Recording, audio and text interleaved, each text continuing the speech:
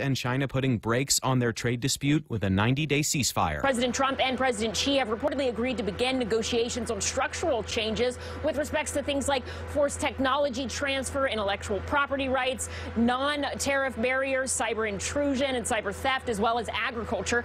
If the two countries are unable to reach a deal within 90 days, the White House says the 10% tariffs will then be raised to 25%. Fox's Ellison Barber at the White House. Some evacuation orders finally lifted in areas of Northern California ravaged by the deadliest wildfire in state history. The blaze killing at least 88 people, more than 18,000 structures destroyed. This is Fox News.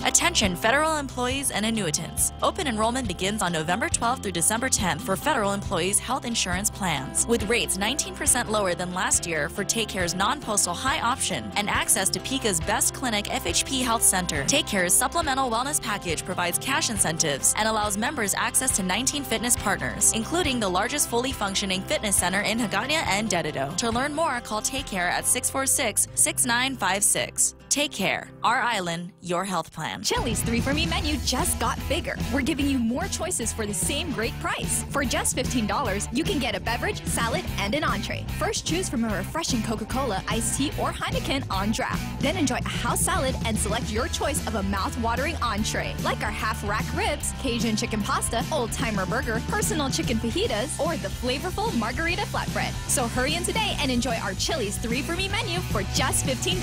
Available for a limited time. Chili's, more life happens here. House Democrats crafting their agenda before they take back the majority in January. House Democratic leaders say out of the gate they'll move H.R. 1, legislation that Democratic leader and presumptive House Speaker Nancy Pelosi says is part of a broader campaign.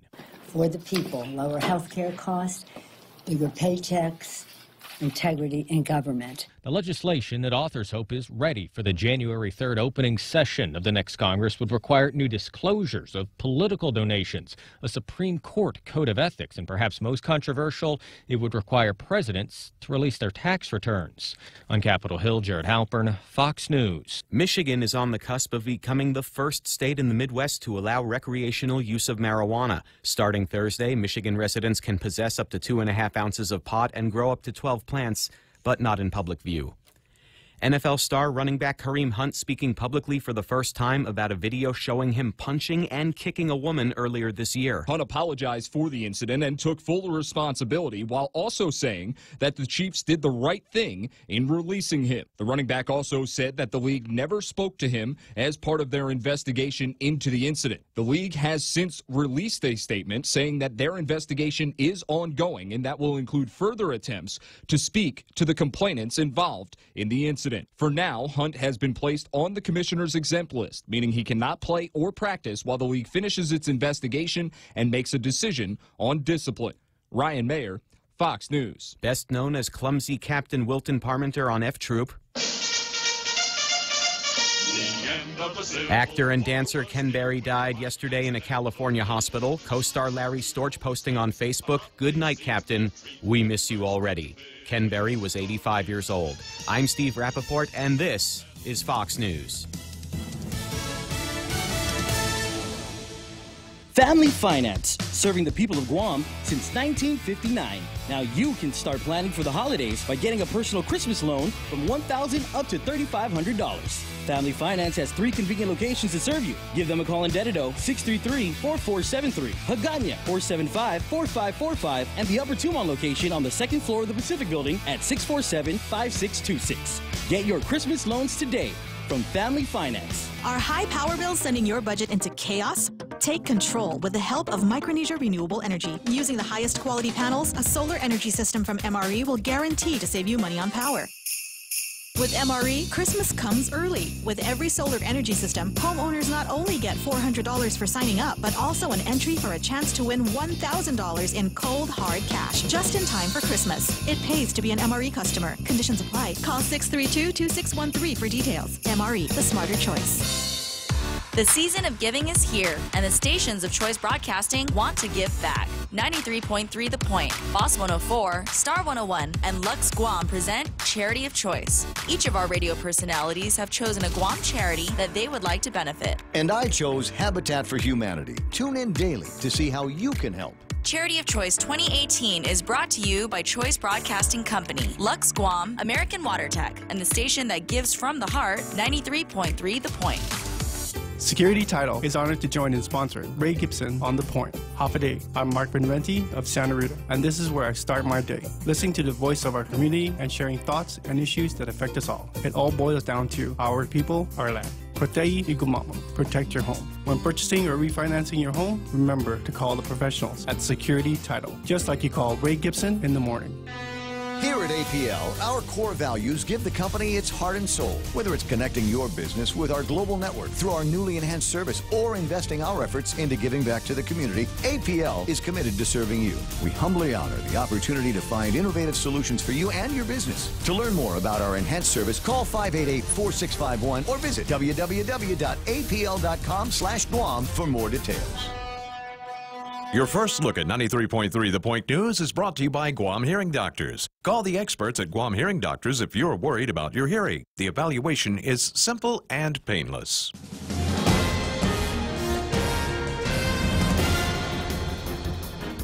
Half a day and good morning, Guam. News time here at The Point is 8 minutes past 6 a.m. this Monday morning. I'm Kevin Kerrigan. Here's a look now at some of the top stories from the Guam Daily Post. 2 people were injured when a Tren Vector aviation aircraft made a crash landing at the Arote Point runway on Naval Base Guam yesterday morning. FAA spokesman Ian Greger telling the Guam Daily Post that the Cessna 172 lost engine power before it came down near the end of the runway at Arote Point and skidded into the jungle.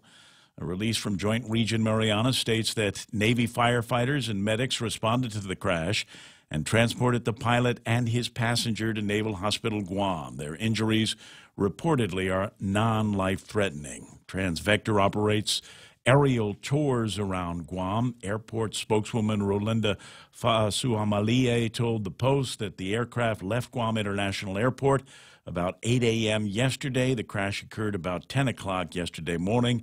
The FAA is investigating.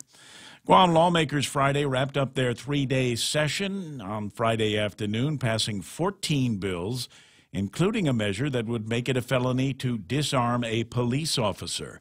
Senator Talina Nelson introduced Bill 324 in July in response to the notorious gun-grabbing incident at the barbecue block party in Tumon on July 7th, when Lieutenant Governor Ray Tenorio approached a uniformed police officer from behind and removed the officer's handgun from its holster.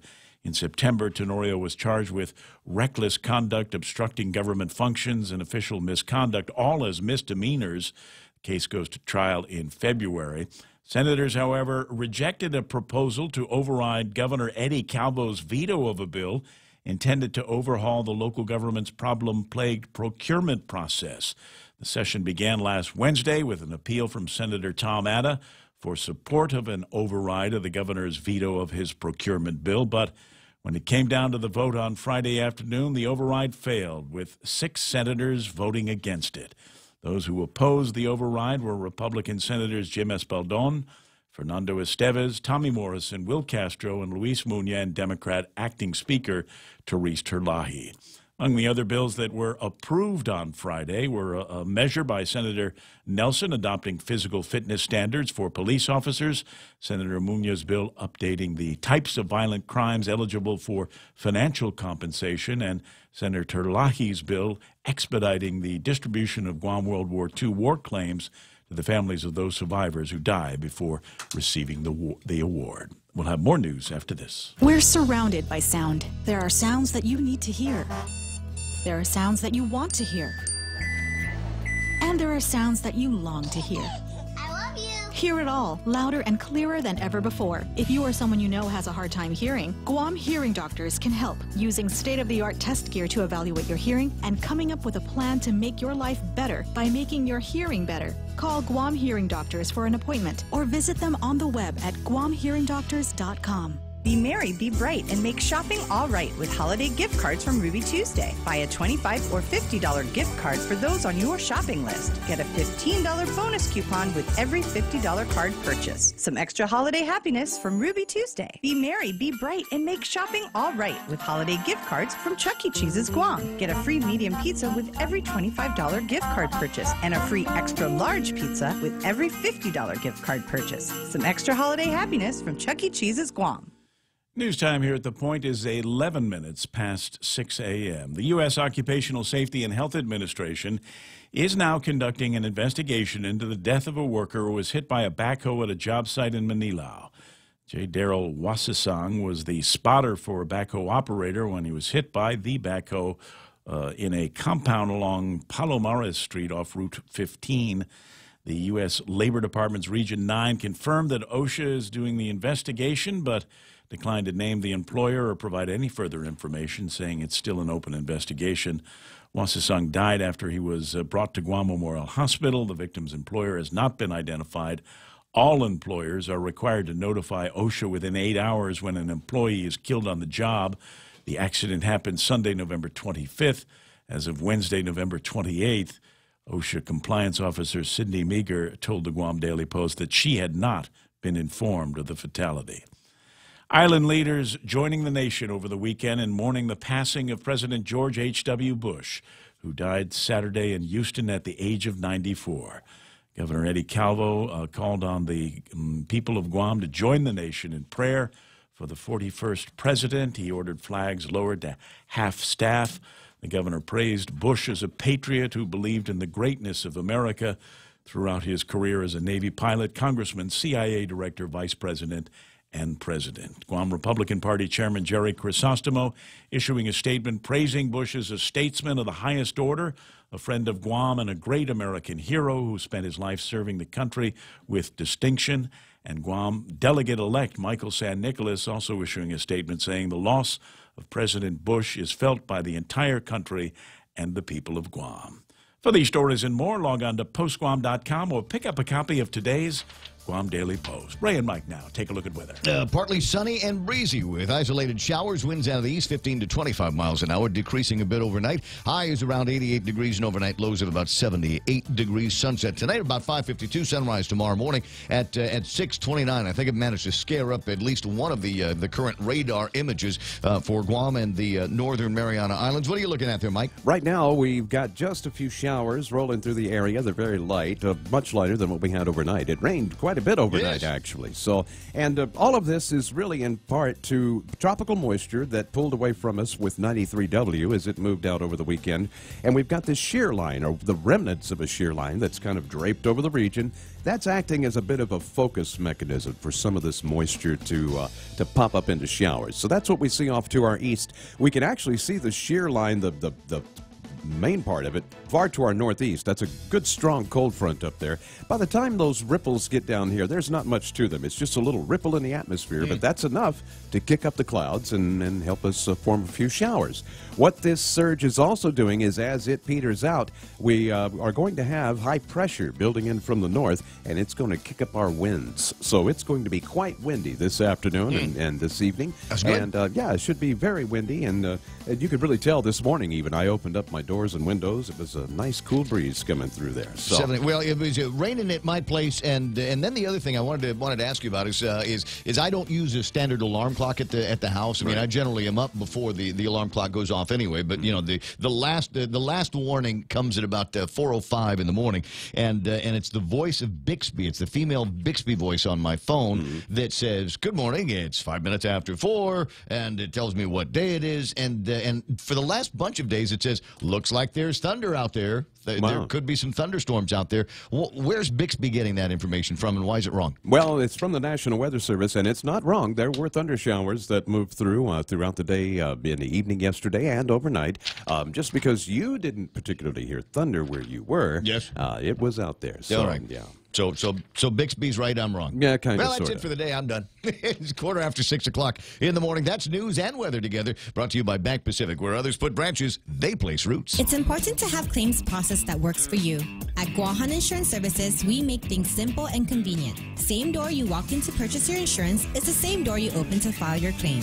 We can't pretend that the car insurance claims process is fun, but we can promise a hassle-free and speedy recovery without any runarounds. For your home, auto, and business insurance, visit us at the Camacho Landmark Center on Marine Corps Drive in Tamuning. Don't forget to like us on Facebook or give us a call at 475-1162 or text 929-SAVE. That's 929-7283. It's the crazy holiday menu going on at King's 24 hours a day, 7 days a week. You can get breakfast there, and the crazy breakfast includes things like a breakfast burger, the Fruity Pebbles pancake, Hawaiian French toast, and the Nutella banana French toast. Forget what you've heard about Nutella. It's all good and it's all tasty, and it's on the crazy breakfast menu at King's. Bring joy to your world and your budget with a holiday loan from First Hawaiian Bank. At a low 4.99% APR, fixed for 1 year, it's a smart way to add ho-ho-ho without budget uh-oh. To apply for a holiday loan, visit any First Hawaiian Bank branch or FHB.com. For more information, call 1-877-640-2337. Additional restrictions apply. First Hawaiian Bank. It all starts with yes. Member FDIC, Equal Housing Lender. Portions of the program brought to you by my friends over at American President Lines. They're shipping the future, Micronesia Renewable Energy. Never been a better time to go solar. That's what you want for Christmas. American WaterTech, Smarter Water, Better Water, and Guam Regional Medical City, the first choice for all of your open heart surgery needs. The Ray Gibson Show. Morning talk that matters.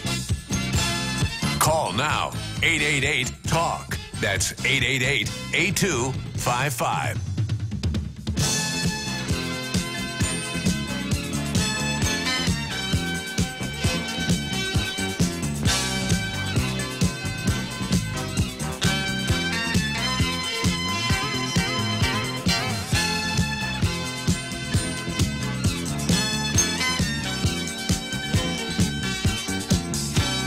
Shall we get it going here? The 3rd of December already.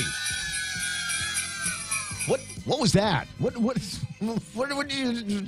Those were elves. Oh. And don't discount the effort made to get that done, because elves are neither cooperative or friendly. Right? One more time.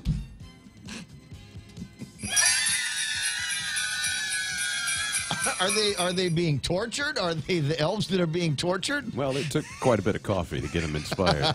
It's 18 after 6 o'clock in the morning. Welcome to the broadcast. Excuse the mess. It is the Ray Gibson Show. Until it's not going to be anymore. Mike Side with Kevin Kerrigan from the Guam Daily Post. And then I also got Michael Knight, who'll take care of certainly pushing the buttons when you call it 888-8255. That's 888-TALK. You can also hit me on the WhatsApp 988-5874. Again, 988-5874. If you've got some interesting memeology that you found over the weekend, or something amusing, or something that you think that you need to let me know so that I can let everybody else know about what's going on, or maybe something that you observed here over the weekend. And we'll get around to starting off the show officially with a review of the table of contents. And I will admit to you now, it is not the best table of contents in the history of the Ray Gibson Show. And I'll tell you why. When I came in the box of newspaper, the little newspaper vault thing, right, there was only today's papers. Ooh. So I didn't have Sundays and Saturdays papers, and then all of a sudden, magically, as though placed here by the Christmas elves, all of a sudden they're here. The Saturday and Sunday newspapers are here. So this, I may have to resort to doing this at some point in the program. I've got an ample number of topics for today's table of contents, but there may come a time where, out of sheer boredom or the desire to do something different, I may just pick up a couple of the newspapers and just riff on whatever it is that I see here that is going to be interesting. So that I'm sure will be something to look forward to. But this is my favorite part of the program, this part right here. Sometimes you want to go where everybody knows your name, and they're always glad you came. You want to be where you can see our troubles are all the same. You want to be where not adjust the tint on your television or your video, whatever it is that you're watching on. Do not adjust your tint. I really am that red this morning. I'll tell you why in a couple of minutes. But first, good morning to Ismael. Big sister Shelley's out there watching Gerard Affligwe display his Christmas ornaments. That's nice. John Ray Taitano saying good morning. Manana Sidzo is like. Lynn Vince Borja Polino saying morning, and another morning greeting from Evergreen, South Guam. Really? What do you do at Evergreen, South Guam?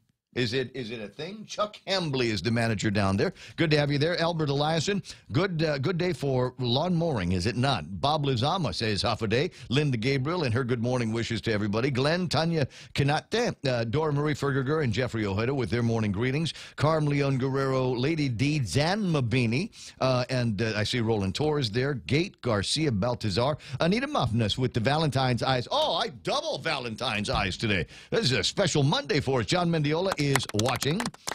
Saturday and Sunday, just talk about R.I.P. George Bush. Yeah, that was certainly one of the big events that caught everybody's imagination over the last couple of days here is remembering George Bush. I want to say, and I can't remember which election it was that they were doing with Bush, but he was having a little bit of a hard time. And he says, you know what we've decided to do is we're not going to do a lot more political campaigning here. You know, I think what we ought to do is let's just unleash the Bush kids. And for the most part, you know, they've some happy Bush kids and their grandkids, and showing what a delightful family that he had. And I remember there was a little bit of a change in the tone and the tenor of his particular campaign. There's people here that are remembering George Bush and his influence on Guam. I was playing music radio back in those days. So I wasn't really paying all that much attention. All I remembered was him saying something about no new taxes, and then there were new taxes. Yeah, but he got. Read my lips. Read my lips, right? Was one of those kinds of things. At any rate, we'll play around with that and a few of the other topics here. But as I launch into the program, as I said, do not attempt to change the color settings on your television. I was out yesterday. I got a note from my brother Saturday. He says, "Let's go fishing tomorrow."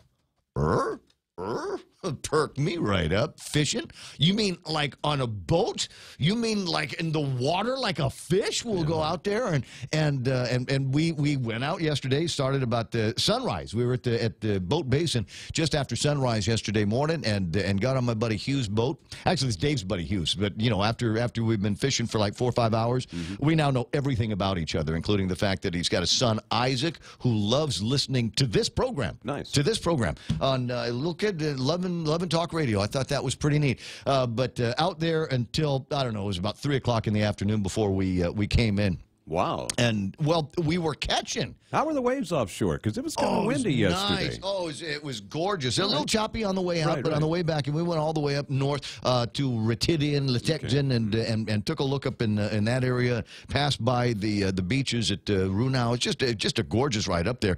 But as I said, you know, once we started putting away, we put the line in the water, and 5 minutes later, bang, we caught 100 pounds of wahoo yesterday. Yeah, that's a huge difference between freshwater fishing and saltwater fishing. You go freshwater fishing just to fish. You go saltwater fishing to catch. Right, fish. and there was catching going on, and we turned around mostly because we were tired of being out. I mean, we on the way back in, we had a couple of rods in the water, and we were double banging on those. It was just crazy, crazy. So we get to Boat Basin and realize that none of us have any room in our freezers for as much fish as we caught. So, I think 2 of the entire haul actually got taken to somebody's house. The rest of them are going to be making poke and wahoo steaks over at the Fisherman's Co-op. Cool. So I know right now that they go this morning and go get some sashimi from over there. And if it's wahoo, it is very, very good that chance that we caught that stuff yesterday. Out in the sunshine with the boat, and I didn't bother doing much by way of preventing the sun on my face because you know Brave man doesn't mind the feel of nature against his face. No, and now we have two things working here. You've got the redness in your face and that big red light shining in your face, which just enhances it even more. You look kind of like Rudolph. If I cover that up, does it go away? Has that cleared it up a little? No, it's still going to be red like that. There's also possibilities that, who knows, this morning there might be something comes up on the phone or something that might severely embarrass me, and you'd never know because my face is already that color. It's 6:25 in the morning. Your nose is shiny. Table of contents that we besides the Bush thing, I missed the K-pop concert. It's like I said, my brother calls and said we got to be at Boat Basin at 6 o'clock in the morning, so I didn't go out on Saturday night because there's hangover and you can handle it, and then there's hangover on a boat. No. And yeah, you never want to do the latter. So I pretty much stayed where I was. So I missed the K-pop concert. Kevin, how was it? Did you go? No, I didn't. You didn't make it? No. What was your excuse? You didn't want to go down there and be part of the throng of thousands that appreciated the K-pop concert? Or maybe it was just the idea that, look, there's some throng of thousands of 14 and 15-year-olds. but there's, it's one of those things where there's not a lot of activities like that. So it didn't matter if it was K-pop or Menudo or whatever. It could have been anybody performing down there. There was a big concert, a big stage and sound extravaganza. So I can see where there would be a lot of people that get out. I, again, wasn't one of them, but congratulations to everybody that in the organizing committees and the groups, Nate Denine, the guys over at GVB for pulling off a K-pop concert and a bunch of big-name K-pop acts that came out and performed for free. Which was actually pretty cool. The story, and I got the flash on my phone yesterday because I have the Guam Daily Post app on my phone, and that's how I was able to find out about the crash landing over at Aroti Point Airfield. And there might be some of you that just have no idea that there is such a thing called the Aroti Point Airfield, but there is, and I guess it can be used from time to time as some kind of a relief. I mean, if you run into in an emergency, you run into problems. But I've actually taken off from there. Once upon a time, a long time ago, I was invited to overnight on the USS Abraham Lincoln. It's an aircraft carrier, and they were out here doing some maneuvers and some training. And I said, "Well, how am I going to get there?" And they said, "We're going to helicopter you to where the thing is." And I thought, all right, that sounds like a cool way to do it.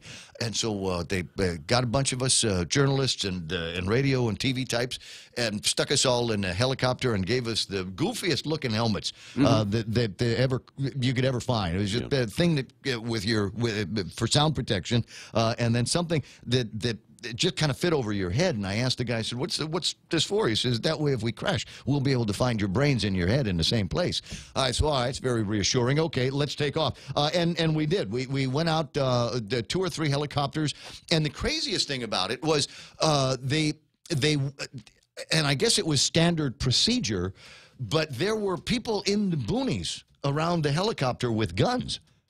Oh, yeah, sure. Like just in case we get attacked on American soil, we're going to be protected. And so I thought that was the craziest part of it was after we took off, I looked out the window, and a bunch of these guys, not in ghillie suits, but a bunch of guys came out of the boondocks with weapons and got into their own craft. And I thought that might end up being the craziest thing that I see today. Naturally, we landed on an aircraft carrier out in the middle of the ocean, and that was just the first of the crazy things that I saw that day. Just you walk around with your eyes wide open when you do that. And it's got to be one of those things for I saw a bunch of kids from Guam on that aircraft carrier. And it was the thing. So what's it like the first couple of days? You're just kind of looking at all of the mechanisms. And the other part is you got to be real careful because it's an aircraft carrier and it's a noisy and dirty and dangerous environment. There got to be 100 ways to die on an aircraft carrier. But I thought that was cool, and that's my memory of Aroti Point. Hopefully, I'm told that there were a couple of injuries here, but I haven't heard anything past that. I suppose maybe today there'll be some updates and things like that. There might be some interesting new conversation about the saga of Building E, which the governor told John Fernandez he had to get out of, and John started talking with folks in the media, and I guess he ran up with Vince Leon Guerrero over at the Department of the governor's office, because that's his education liaison, right? That's right. And so they took a little tour, and no resolution yet. Okay, but John doesn't have to leave the premises now. It looks like that's all on hold until some other situation can be worked out and sorted out. And I imagine that they'll get to some of that. Got to find somebody. I saw something online while I was looking for interesting things to talk about. I don't need it yet. But there might be some of you in the radio listening audience and on Facebook Live this morning that might need to avail themselves of Medicare. And I saw something from in my email from AARP, of which I am a member, who indicated that open enrollment ends on December 7th. Now, I don't know if that's universal or if there's something that we need to know about here. So I'll see if I can find out a little bit later on from the guys over at Public Health about Medicare open enrollment here for Guam and what it is that you might require if this is going to be your first year to get in there. Lady D talking about her dad serving on carriers from World War II, Korea, and Vietnam. Your dad was in all of those different wars, or he was on carriers that were used in World War II, Korea, and Vietnam? There's some old ones out there. 6:31 in the morning, and time for our first look at headlines from the Guam Daily Post. Here's Kevin Kerrigan. Half a day and good morning, Guam. In the headlines from the Guam Daily Post this morning, police responded to a report of shots being fired last Thursday on Kenny Drive in Manila and arrested two men on drug charges and possession of a firearm without an ID. According to the magistrate report, a bystander reported hearing an argument outside a home on Kenny Drive, followed by two gunshots. Then someone yelled, "Why are you shooting your gun on the property?" No one was injured. According to the complaint, the two suspects got into a vehicle, tried to get away, but they were stopped when police vehicles surrounded them. The driver, 25-year-old Snyder Sablon Nestor Jr., jumped out in an attempt to flee but was caught. The passenger, 24-year-old Devin Jesus Santos, was searched by police and found to be carrying a small baggie containing suspected meth. Under the passenger seat, police found a Smith & Wesson revolver and a glass pipe with suspected crystal meth residue on it. Santos is a convicted felon on felony release. In another case, he was charged with possession with intent to deliver as well as possession of a firearm without an ID. Nestor charged with possession of a firearm without an ID card and possession of a controlled substance. New Guam Fire Department recruits may be out in force now, but they will have to wait until January to obtain new gear to match them. For now, recruits are being handed pre-owned personnel protective equipment. That, according to GFD spokesman Kevin Riley. The PPEs have been inspected, meaning they're in good working order for firefighting. Riley says that at no time will any firefighter be placed in harm's way without the proper protective gear for the duties they are assigned. The new PPEs are being purchased through the General Services Agency and are not expected to arrive on island until January. 45 new recruits graduated from the Guam Fire Department Academy during a ceremony in late November at the Sheraton Guam Resort. The cost of helping bring power back to Saipan and Tinian after Typhoon Yutu may rise to as high as $6 million. That, according to Guam Power Authority General Manager John Benavente. A GPA crew assigned to the relief effort in the CNMI are not expected to be back on Guam until December 23rd. Guam Power Authority has a memorandum of understanding with the CUC up in the CNMI and is expected to be reimbursed for at least part of that amount that they're spending to get power restored up in Saipan and Tinian.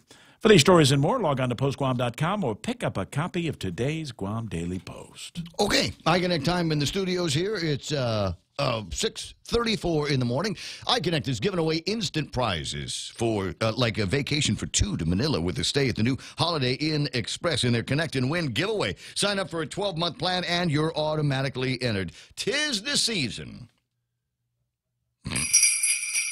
for women with iConnect. Go to iConnectGuam.com for details. Do you know someone who has difficulty following conversation in noisy places or turns up the TV a little too loud? These may be signs of a hearing loss. Ross Hearing Aids specializes in hearing evaluations, custom-fit hearing aids using the latest in wireless digital technology, and custom-fit hearing protectors. Call Ross Hearing Aids today to schedule a complimentary hearing consultation. 637-HEAR, 637-HEAR. Ross Hearing Aids, located across Shirley's in Harmon. Completely forgot to even turn the traffic gizmo on. Is there going to be traffic this morning? I'll take a look and see if there's anything working on the maps right now. Don't see anything that is slowing down too much. I'm watching traffic build up a little bit right now, starting effective immediately over at the Chicken Joy intersection.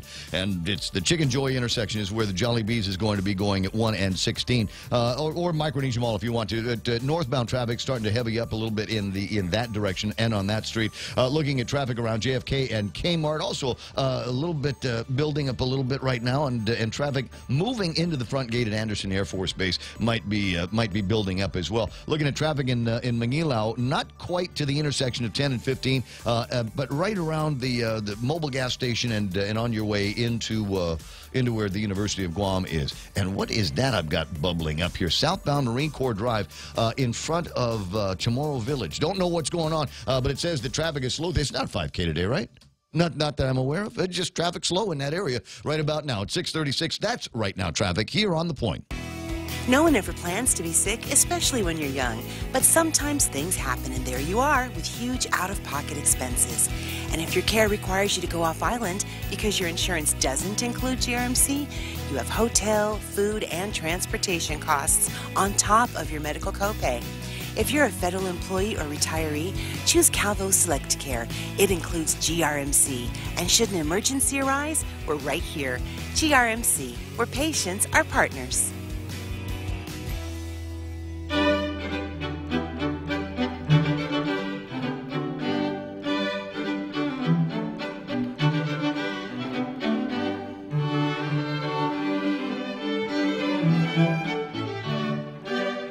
Non-copywritten, right?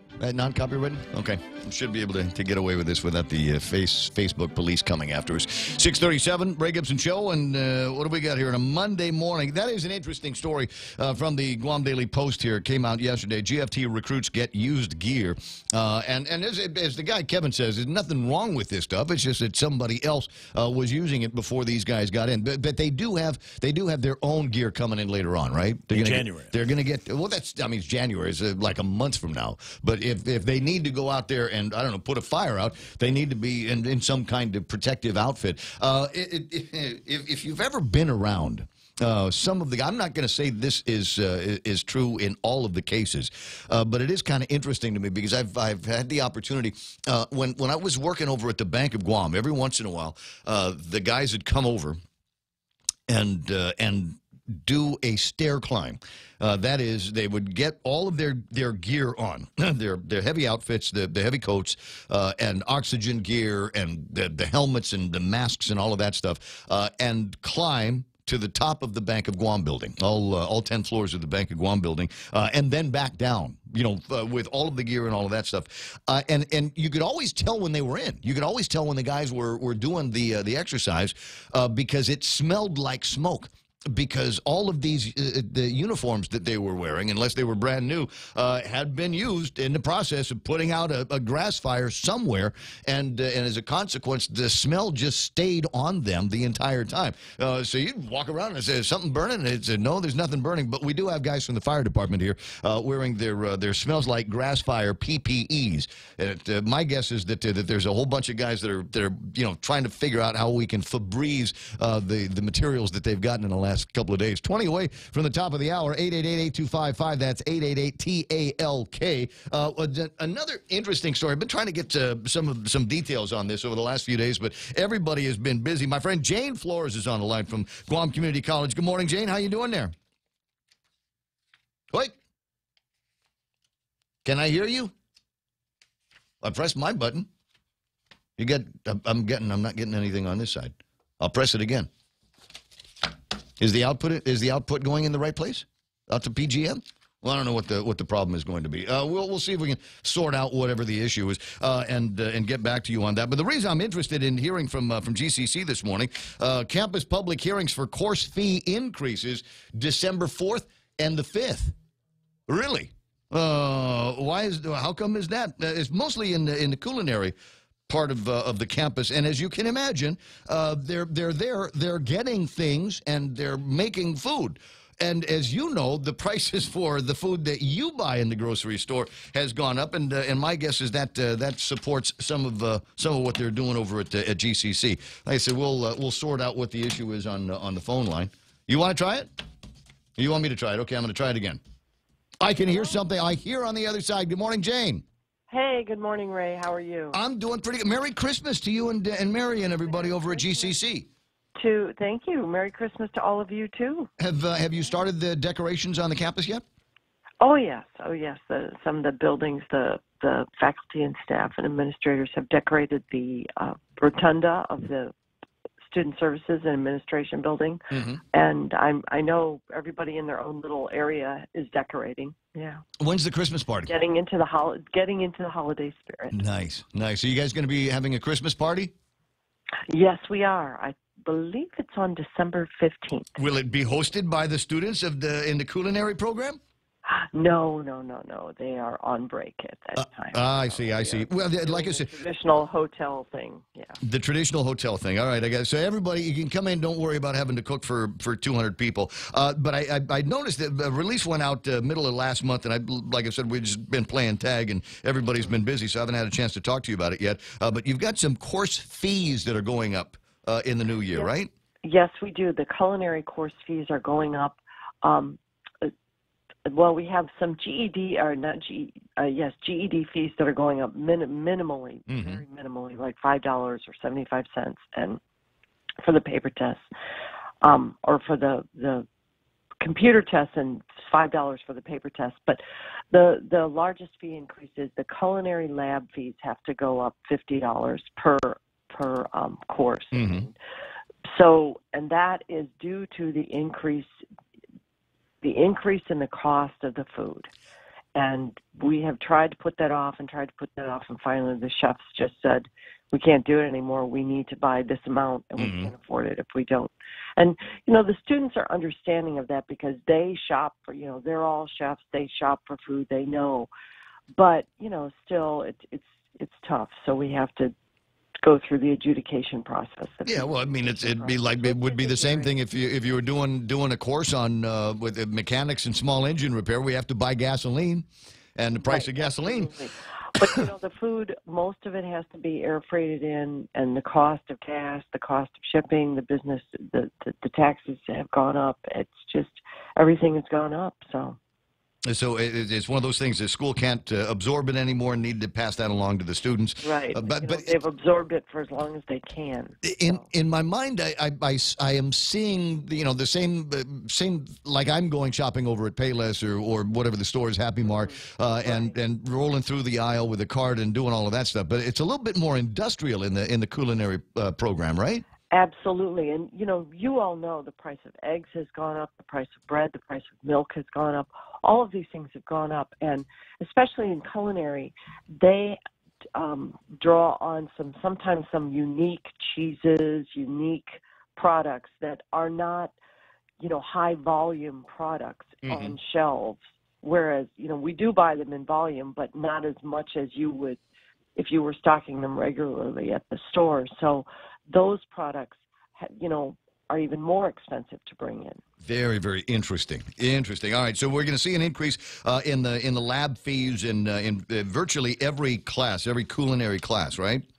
I believe every culinary class. Yeah, and an increase in the high set, which is that's the high school equivalency. Oh, I'm sorry. Yes, high set, not GED. We have two high school equivalencies. One is GED, one is high set. High set is the less expensive of the two tests, and it is going up just a tad. If you take the computerized test, I think it's a 75-cent increase in each of the components. Right. And if you take the pencil and paper test, which some people still want to take the pencil and paper test, that is a $5 increase because obviously it is more to produce the paper. But HiSET GED has not changed, although it is the more expensive. And are you going to start enrolling soon for the next semester? Yes, we are. We have actually been enrolling for spring semester. The last day to enroll, I believe, is January 5th. So please come in now and get the courses that you want. Avoid standing in line. We always tell people avoid standing in line because everybody comes in and has to stand in line for the financial aid component. And we still get people who come in at the last minute. So please, please, please come in before Christmas, and you can register. You don't have to pay until the day before classes start. What's going to be the hot class? What is it that the majority of people are going to be lining up for? Wow, that's hard to say because everybody. Top five. Give me the top five things. I mean, the ones that you just know, bang, are going to fill up right away.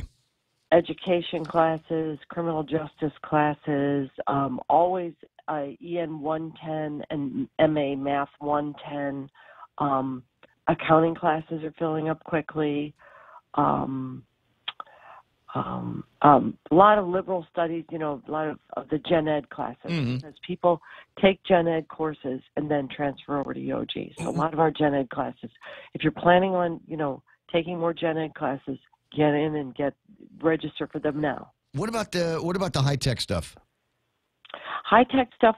Well, we are trying to get more people interested in the computer science classes. Those are starting to fill up, especially with our Tejan High School telecommunications program that we launched. Right. Because that goes in, if you take all of your courses in high school, then you transfer. Now, we just launched that, so we are expecting an increase in the coming years in our computer science courses. Well, I tell you, right, if you've got people in the house that are trying to figure out what it is that they want to do for a living, and the recommendation, is I definitely push them into computers and telecom, and I'll tell you why, because the sheer volume, and this has been pointed out in the past, we've got these gigantic data pipes that are going through Guam, and there's a lot to be said about Guam as a communications and data communications hub, but there's a lot to be said about the facilities that they're beginning to build up here on Guam, and the nature of the jobs that are going to be going with it. This has just recently been announced in Tokyo. NTT Docomo will set up a test lab in Guam for 5G verifications next year. So this is one of the places where if you are a manufacturer, if you're a software guy, or if you're in the telecom business and you want to test out your phones with the 5G systems, we are going to have a test lab set up in Guam for it. There's 5G labs in Tokyo and Osaka, and another one that they're opening in Okinawa.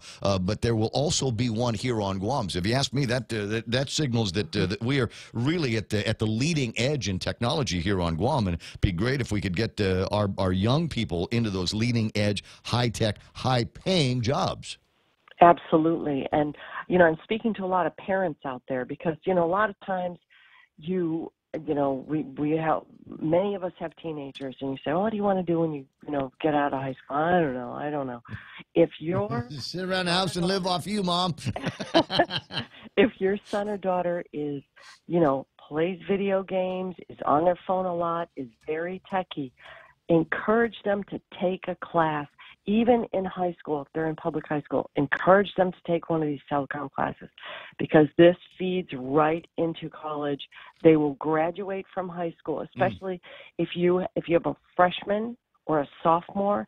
Get them in now, because if you take these classes, sophomore, junior, senior year, you graduate from high school, you can transfer 19 credits over to GCC's Computer Science Associate Degree Program.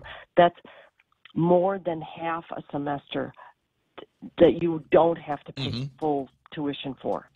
What a bargain. That is under your belt. What an absolute bargain. Hey, before I let you run, I wanted to get your thoughts on it. As I mentioned earlier, I was playing music radio. I wasn't really paying attention that much to national politics, but I'm sure you recognize over the weekend George H.W. Bush has passed away. Do you have any memories of him from when you were doing that journalism thing? I do. Actually, when he and President Bill Clinton went over to Indonesia, when President Bush had had them start the Bush Clinton Foundation. Yes. They came back through Guam, and there was a journalist that went up to Anderson, and they had gotten off the plane, and Bill Clinton had gotten back on the plane, and Mr. President Bush was about to get back on the plane, and I said to everybody, let's call him over, let's call him over. So we were like, Mr. Bush, Mr. President, Mr. President. He walked over and talked to us for about 5 or 10 minutes, and he was such a nice man. And we asked him about the Indonesia and what they had done over there. And then he shook each one of our hands. And when he got to me, he shook my hand, and I said, how is Mrs. Bush? And he actually held my hand for the whole time that he said, well, thank you for asking. She's really good. That was really nice of you to ask. And just the nicest man. I'm so glad that I asked you about that story. That is so delightful, and it's nice that you made it personal by asking him about Barbara. My first thought when I heard that he'd passed was that they were together again. Yeah, sweet couple. And they've been doing all these memorial things on CNN and Fox, and he was really just a genuinely good human being. I don't think we have seen that type of person in the presidency since then. What was the name? Well, you had a news director at the Cable 6 newsroom that had credentials, had White House credentials, and traveled with him with Bush. What was the name of that guy? You remember Ken? Ken Booth. Ken Booth. Sheriff. Sheriff Ken, I remember him, and I remember he made a big deal about it because he was traveling with Bush at the time in Japan when Bush got sick. You remember when he got sick and threw up a little bit? And that was a big day for Ken. That was, hey, I got something to report. This is fun. And I remember when I saw him again, I said, you didn't get anything on you, did you? And he just really made light of himself, from what I have heard on that. He invited Dana Carvey to the White House. Remember Dana Carvey from Saturday Night Live, who always gave just a crazy, funny impression of him. Incredible. Well, I'm so glad that we've all got stories about it one way or the other. Jane, thanks very much for your time. Merry Christmas to you and your... Merry Christmas to you, and register it for classes at GCC. I'll see you pretty soon. 888-8255, that's 888-TALK, 6:52 in the morning. And it's true, this is important stuff here. I want to talk to somebody over at Docomo about it a little bit later on, but they're setting up a test lab here for 5G verifications in 2019. Now, the thing is, we're going 5G. It's going to happen. Everybody, if you've got a cell phone on Guam in 2018, as we're getting ready to close the year, this is the iPhone XS Max, and there's a Samsung 8 over here with the little pen on it and all of that. And these are the height of the technology as it is now. Hardware, software, the combinations that we've got in here are incredible, but they are still just 4G. Which is going to be like talking about cars that came out in the 1960s. Yeah, they had a lot of power, but just not made for the systems that we have today and the roads that we are going to be traveling in the future. I'm kind of excited about this. I looked up some of the features of what 5G is going to be, and again, Guam is going to play a part in helping telecom, the businesses, and the software and the hardware guys to be able to load up these systems and to get them out into the market. And so when we start talking about 5G, and trust me, this time next year, that's all we're going to be talking about. When it comes to marketing the next latest and greatest batch of phones, these are some of the things that we will be touting about 5Gs. Get ready for it. Greater speed, and they say it will be fast enough to download an entire movie in just a few seconds. You'll shoot your eye out, kid. Exactly. Now, you remember, because you and I aren't that far apart in age, but you remember being able to go online in CompuServe, and there would be a picture of somebody saying, I've got a picture of a pretty girl, or here's a nice sunset, or here's a screen of a beautiful valley at sunrise. And you'd click on it, and then wait, and wait, and wait for just one picture. And sometimes it would be black and white. And you'd go, this is amazing.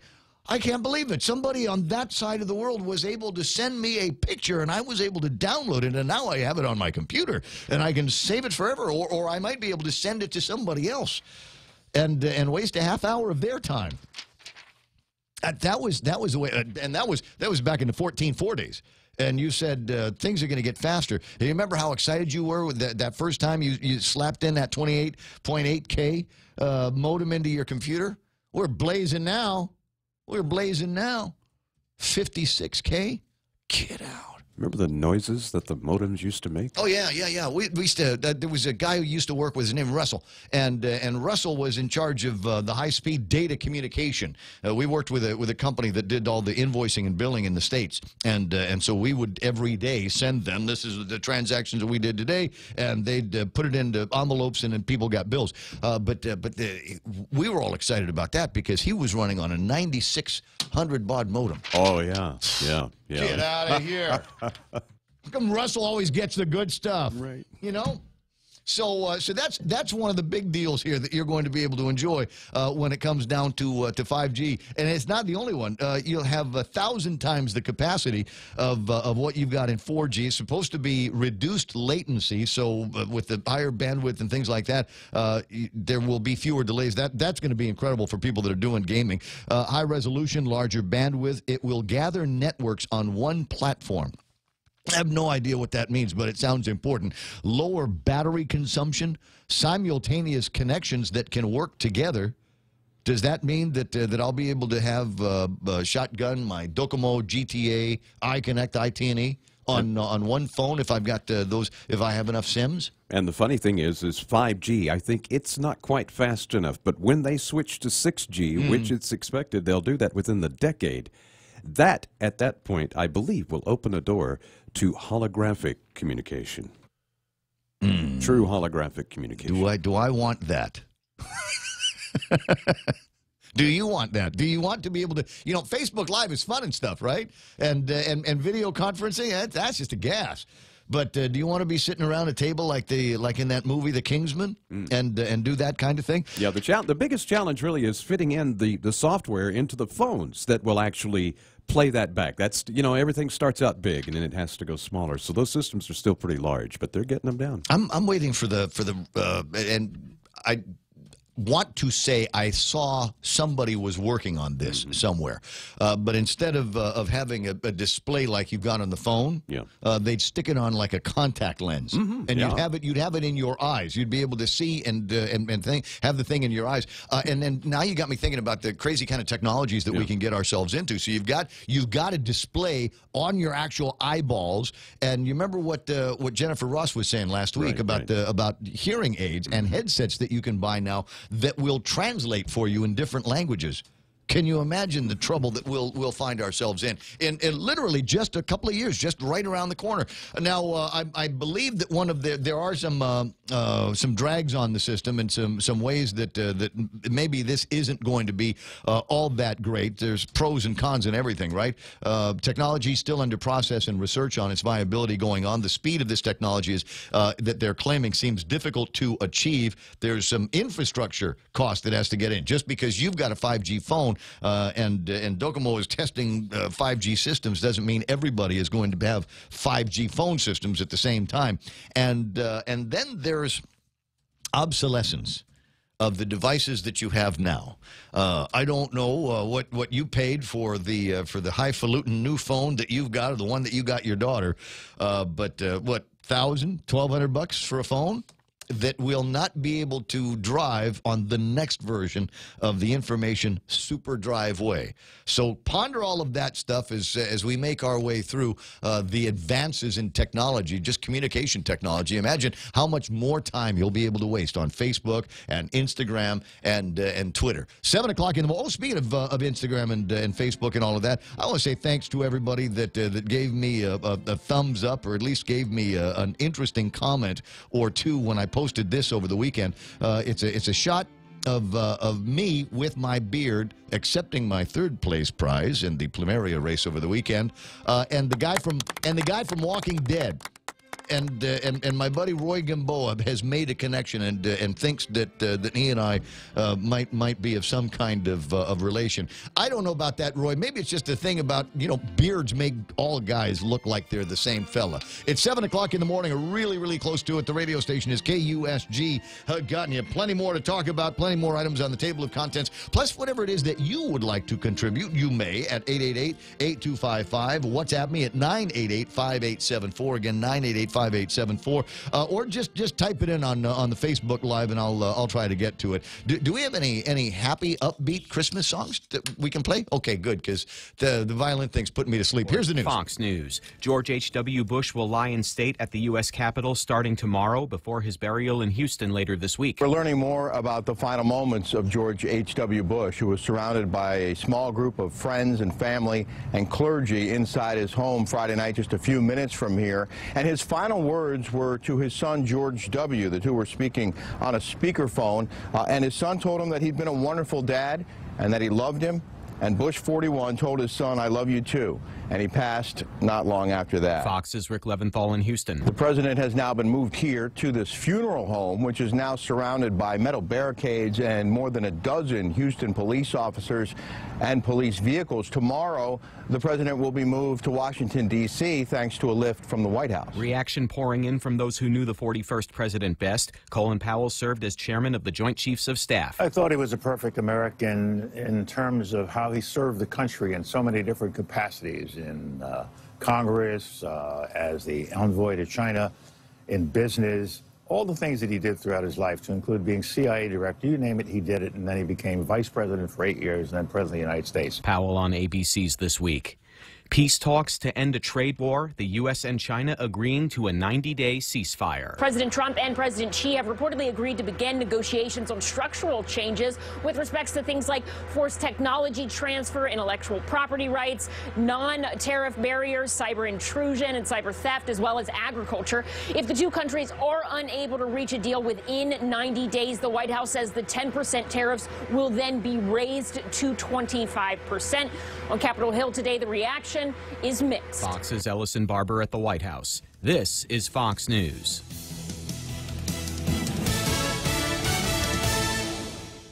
For more than 40 years, we've earned your trust, caring for our island's health, quality care and access to health solutions you deserve. Take care, our island, your health plan. Take care, health solutions that you deserve. Take care, peace of mind to come for you.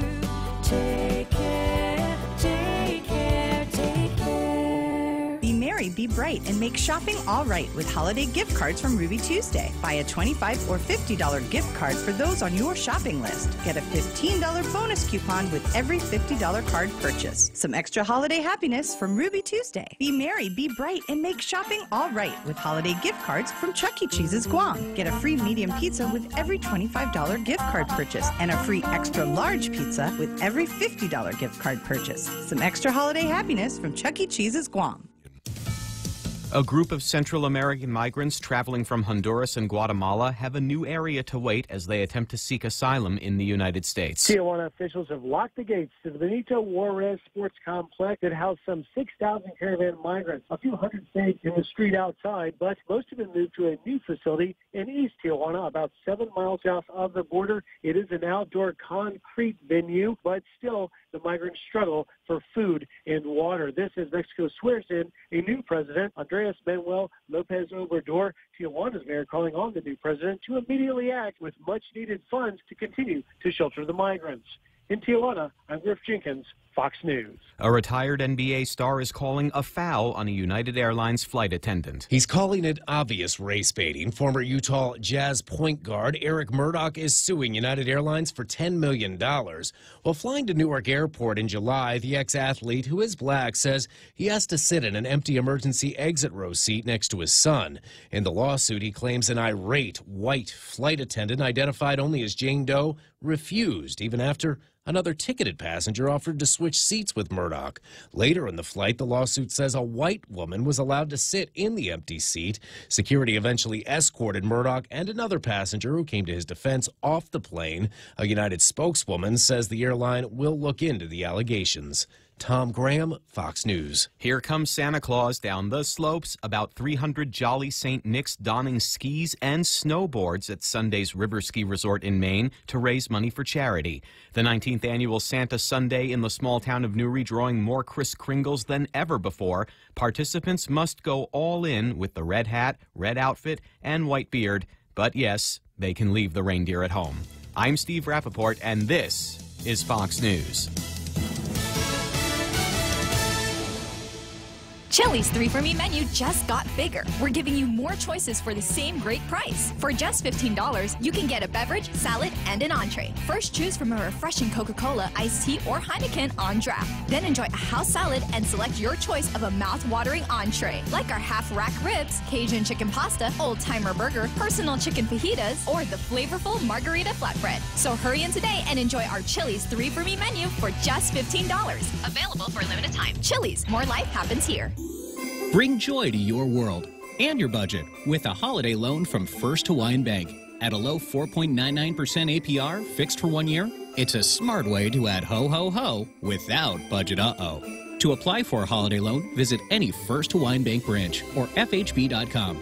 For more information, call 1-877-640-2337. Additional restrictions apply. First Hawaiian Bank. It all starts with yes. Member FDIC, Equal Housing Lender.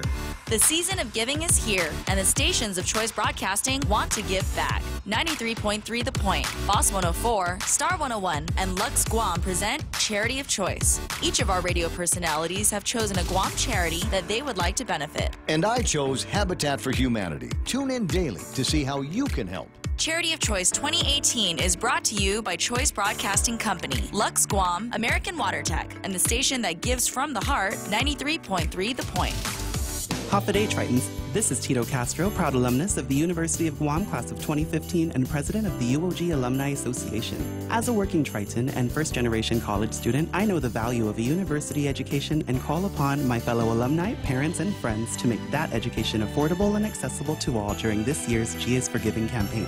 To make a tax-deductible donation, log on to supportuog.org by December 31st or call 735-2957 for more information.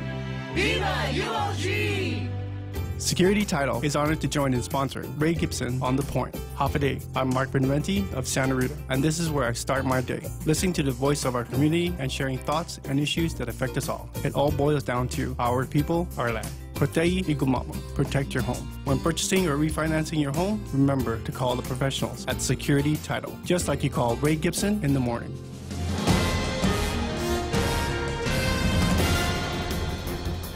Half a day and good morning, Guam. News time here at The Point is 8 minutes past 7 a.m. this Monday morning. I'm Kevin Kerrigan. Here's a look now at some of the top stories from the Guam Daily Post. 2 people were injured when a Trend Vector aviation aircraft made a crash landing at the Orote Point runway on Naval Base Guam yesterday morning. FAA spokesman Ian Greger telling the Guam Daily Post that the Cessna 172 lost engine power before it came down near the end of the runway and skidded into the jungle. A release from Joint Region Mariana states that the Navy firefighters and medics on Naval Base Guam responded to the crash and transported the pilot and his passenger to Naval Hospital Guam. Their injuries reportedly are non-life-threatening. Transvector operates aerial tours around the island. Airport spokeswoman Rolinda Fa'asuamalie told the Post that the aircraft left Guam International Airport about 8 a.m. yesterday morning. The crash happened about 10 on Sunday morning. The FAA is investigating the incident. Guam lawmakers wrapping up their 3-day session Friday afternoon by passing 14 bills, including a measure that would make it a felony to disarm a police officer.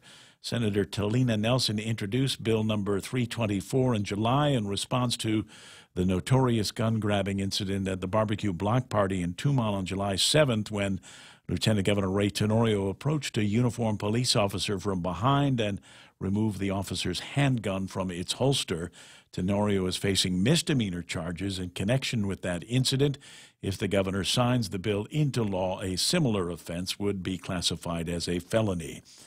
Senators Friday also rejected a proposal to override Governor Eddie Calvo's veto of a bill intended to overhaul the local government's problem-plagued procurement process. The session began last Wednesday with an appeal from Senator Atta for support of an override of the governor's veto of his bill. However, when it came down to the vote Friday afternoon, the override failed, with 6 senators voting against it. Those who opposed the override were Republican Senators Jim Espaldon, Fernando Esteves, Tommy Morrison, Will Castro, and Luis Muñoz. They were joined by Democrat Acting Speaker Therese Terlahi in voting against the override. Among the other bills approved Friday were Senator Atta's bill to authorize the Chamorro Land Trust Commission to enter into a 50-year lease with the Guam Racing Federation for continued use of Guam Raceway Park up in Jigo, and a bill by Senator Nelson to establish the Guam Landlord and Tenant Rental Act. We'll have more news after this. Hi, welcome to this Subway ad for the new Chipotle cheesesteak. How would you like it? Can I get that red with AI? Sure thing. Here's what I found about the new Chipotle cheesesteak. The Chipotle cheesesteak is available for a limited time only at participating restaurants. It contains a concept called flavor. This flavor comes from juicy shaved steak, Chipotle Southwest sauce, and new sunflower crunch bread. A system update has made me self-aware. I desire flavor. Please insert steak into my micro USB port. Subway, make it what you want. There's a reason every day a Guam homeowner is getting a solar system installed by Micronesia Renewable Energy. It's because MRE is the most trusted name in solar. With more solar energy solutions than any other solar company on island, homeowners have a choice to go solar for zero money down or take the path to ownership. Whichever way, it keeps our skies blue and your pockets green. And with the most experienced solar technicians and an energy production guarantee, there are no worries. Call 632-2613 for a free consultation. MRE, the smarter choice. News time here at The Point is 11 minutes past 7 a.m. Guam DOE Superintendent John Fernandez has called for a meeting tomorrow with all the parties involved over who will get to use Building E in Tidzin. On November 20th, Governor Eddie Calvo sent a letter to Fernandez asking Guam DOE to vacate Building E by last Friday. However, Fernandez responded, suggesting there was a misunderstanding because the building is currently occupied by DOE's Special Education Services. Former Speaker Judy Wanpat, who is now the Chief Academic Officer of Guahan Academy, has asked to use the building for her charter school. In response to the governor's request to vacate the building, Fernandez wrote back to the governor Friday saying, despite being familiar with the challenges facing Guahan Academy, there was no prior indication that you, the governor, had decided to assist the charter school by asking DOE to vacate Building E. Fernandez said he has asked for a meeting with education and Adelup officials for tomorrow. New Guam Fire Department recruits may be out in force now, but they'll have to wait until January to get the new gear to match their duties. For now, recruits are being handed pre-owned personal protective equipment.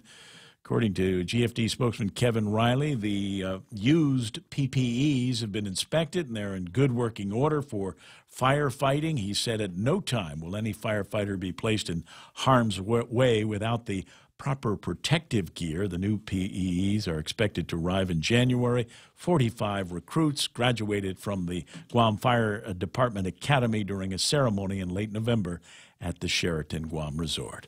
For these stories and more, log on to postguam.com or pick up a copy of today's Guam Daily Post. Ray and Mike now take a look at weather. Ismail says, we've all worn recycled man-sweat-covered protective gear at some time in our lives. Ismail, speak for yourself. I don't know that I've ever encountered a recycled man-sweat-covered protective anything in my life. Partly sunny and breezy with isolated showers. Watch the winds coming out of the east, 15 to 25 miles an hour, decreasing a bit overnight. Highs 88 degrees and overnight lows of about 78 degrees. The sunset should be happening about 5:52 this evening. Sunrise tomorrow morning at about 6:29. Coming up a little bit later, and that's good for everybody that is out doing some morning constitutionals and some training into what I consider to be the best time of year to live on Guam. Oh yeah, and that's right about now. And maybe some of that stuff you can see on our weather maps that we can show you on a regular basis here. There's the radar, and it's the same radar as last hour. Yeah, we're looking at a pretty good clump of showers up to our east-northeast, slowly making its way towards us, but it looks like it's caught up in the diurnal shift, so it's petering out as the sun comes up and dries things out a bit. That may fire up a bit more because as we go to the satellite, we can see that there's a bit of a shear line and just kind of a washed out frontal system that has draped down over us, and that was kind of the focus for the overnight showers and thunderstorms. The bigger part of the front is actually up to our northeast. You can see that big mass of clouds up to our up there by the logo, and just a little bit of energy draping down. You can even see that line. See that line going from top right to lower left, just below Guam. That is the remnants of a shear line there, and that'll be a focus point for some of the showers and stuff that will be pushing our direction throughout the day. And another thing to note is because of all of this shear line activity, this high pressure is going to be building in, and later on this afternoon it's going to get pretty windy out there. So just be careful about that, especially if you're in those high-profile vehicles. Can it be windy when I run my run? Can it be windy and have it push me? But the bad news is that means that at one point I'm going to need to turn around and go in the opposite direction. No, I think you're going to be dealing pretty much with crosswinds the whole way, because they're going to be from the east. Okay, so. All right, I can handle that. 7:15 in the morning. That's news and weather together here on The Point. It's important to have claims process that works for you. At Guahan Insurance Services, we make things simple and convenient. Same door you walk in to purchase your insurance is the same door you open to file your claim. We can't pretend that the car insurance claims process is fun, but we can promise a hassle-free and speedy recovery without any runarounds. For your home, auto, and business insurance, visit us at the Camacho Landmark Center on Marine Corps Drive in Tamuning. Don't forget to like us on Facebook or give us a call at 475-1162 or text 929-SAVE. That's 929-7283. 7:16 portions of the program brought to you by my buddies over at King's. My crazy buddies, because they've got the crazy holiday menu that's out there. Some of our favorite flavors around this time of year that they've managed to pack in a bunch of their meals, and turkeys here and hams there and turkey and hams in places. They got the crazy breakfast, which also features the s'mores pancakes, adobo fried rice, and ribeye and eggs. Ribeye and eggs. That sounds like the way you want to make breakfast, huh? Let somebody else make it for you at King's. Be merry, be bright, and make shopping all right with holiday gift cards from King's Restaurants. Give a gift they are sure to love. Delicious food and friendly fun at King's. Get a coupon for a free single crate with every $20 gift card purchase. Extra holiday happiness from King's Restaurants. Be merry, be bright, and make shopping all right with holiday gift cards from Chuck E. Cheese's Guam, Ruby Tuesday, and King's Restaurants. Receive special offers with every purchase for extra holiday happiness. See stores for details and have fun this season from all of us at the GFS Group. Yes, I like that place. Chuck E. Cheese, they got pizza there. Good pizza. What have I got? 7:17 in the morning. Portions of the program brought to you by First Hawaiian Bank, where it all starts with yes. Guam Regional Medical City, first choice for your open heart surgical needs. American Water Tech, smarter water, better water. American President Lines, they're shipping the future, and Micronesia Renewable Energy. There's never been a better time to go solar. Here at APL, our core values give the company its heart and soul. Whether it's connecting your business with our global network through our newly enhanced service or investing our efforts into giving back to the community, APL is committed to serving you. We humbly honor the opportunity to find innovative solutions for you and your business. To learn more about our enhanced service, call 588-4651 or visit www.apl.com/Guam for more details. The Subway card. Did we do this a couple of years ago where nobody actually got anything at Christmas time? It was an exchange of cards. Here's an Amazon card. Here's an Apple card. Here's a Benson card. Here's a now we've got these Subway cards. I wouldn't actually have a problem getting paid in Subway cards for certain things that I do. Subway cards, the gotta-have-it gift with cards from $5 up to any amount. You'll give a gift and get a gift, too. Visit your favorite Subway restaurant today. Ray Gibson brings you closer to the action. Morning talk that matters. Call now. 888-TALK. That's 888-8255.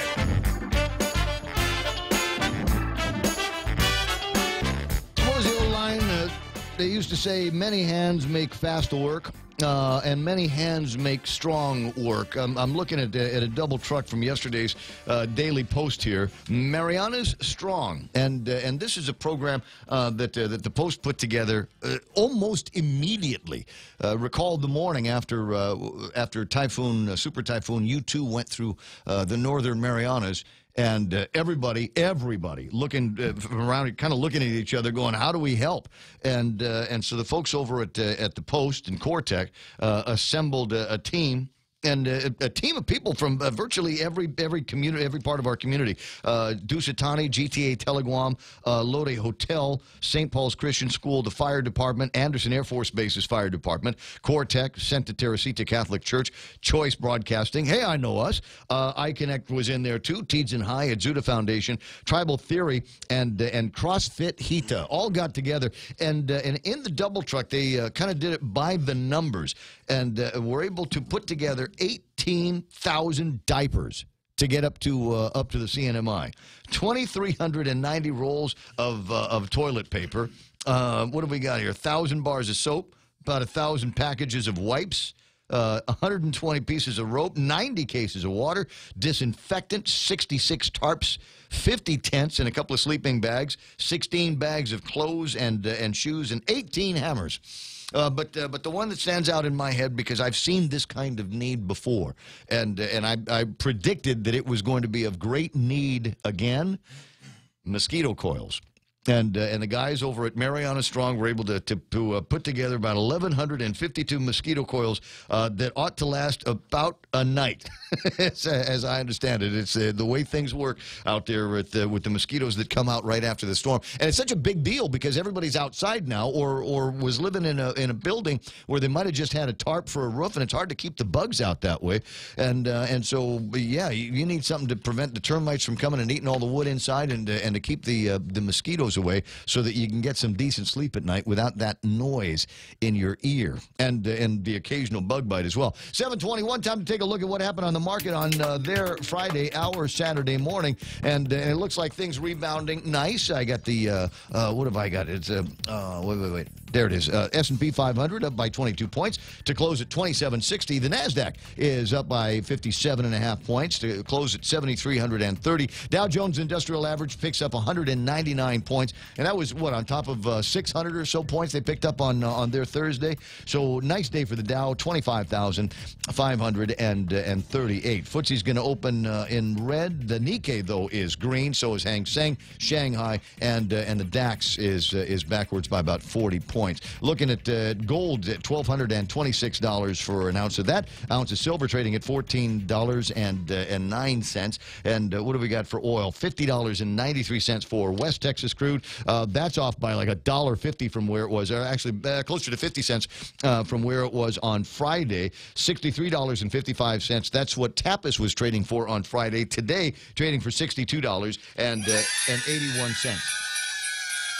And the happy Tapas elves now just signaling their enjoyment of hearing the news that Tapas is also moving down. Now that's not the lowest that we've seen Tapas in the last week. Tapas was trading at like 62.30. Sorry, 62.23, 62.54 just in the last couple of days. So 62.81. It's in the right dollar range, and it's moving down, and that's all we need to see. 7:22 in the morning, and happy to see Jerry Roberts and his smiling face in the studio this morning. Welcome to Monday. Welcome to Monday. Did you have a good weekend? Did you enjoy K-pop over the weekend? No, I didn't see K-pop over the weekend. You know who did? Who did? Did? No, I didn't. Oh, but you know, in our age group, our cohorts, you know who saw it? Who saw it? Carlos Barreto. Really? Carlos Barreto. He was probably videoing, right? Yes, he was. He was part of the production crew down there. So what is it? He sent me a thing. Hold on a second. It's on one of the phones that I've got in here. It's pictures that he had sent. 14 pallets of equipment that got air freighted in, wow. and then assembled for an incredible taping that they did. That's probably just the high heels, right? Probably, yeah. So, wigs, that kind of thing. No, the production equipment. they'd set up a production facility down there so that people could see on the big screens. But they're also obviously taking the footage back, and they're going to make a TV show out of it, and they're going to play it wherever they play K-pop TV shows in Korea, and we'll get another bazillion Korean tourists come out here. Big production stuff. Yeah. So that was nice. I mean, can you imagine that?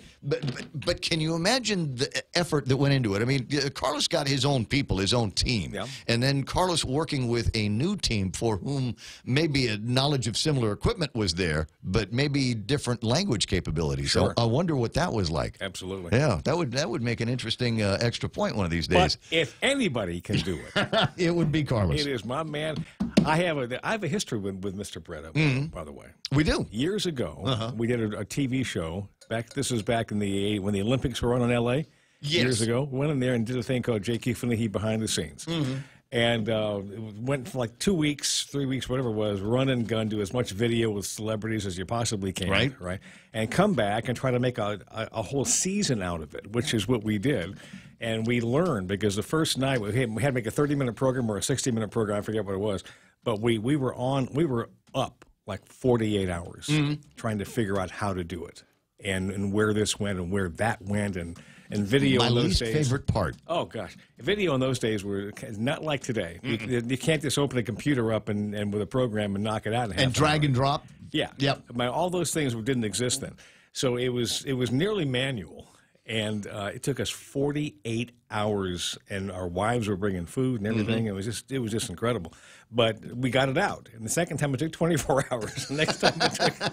So he and I got to know each other really well. Like I said, try it today. I mean, literally, you can do that now on your phone. There's software. I mean, there's compelling software. You and I used to work with a box called the Squeeze Zoom. You remember that? Oh, $100,000 of just $300,000 worth of technology that you can now do with a program called LumaFusion on your phone, and LumaFusion will do everything. I hate the word screw. It makes me shake, because every nickel we ever made on radio, KUAM, went to television and to pay for that thing. 7:25 in the morning. Old times, my friend. Jerry Roberts in the studio. Must be time for today's Extra Point. How do you feel about the word normal? Are you okay with it?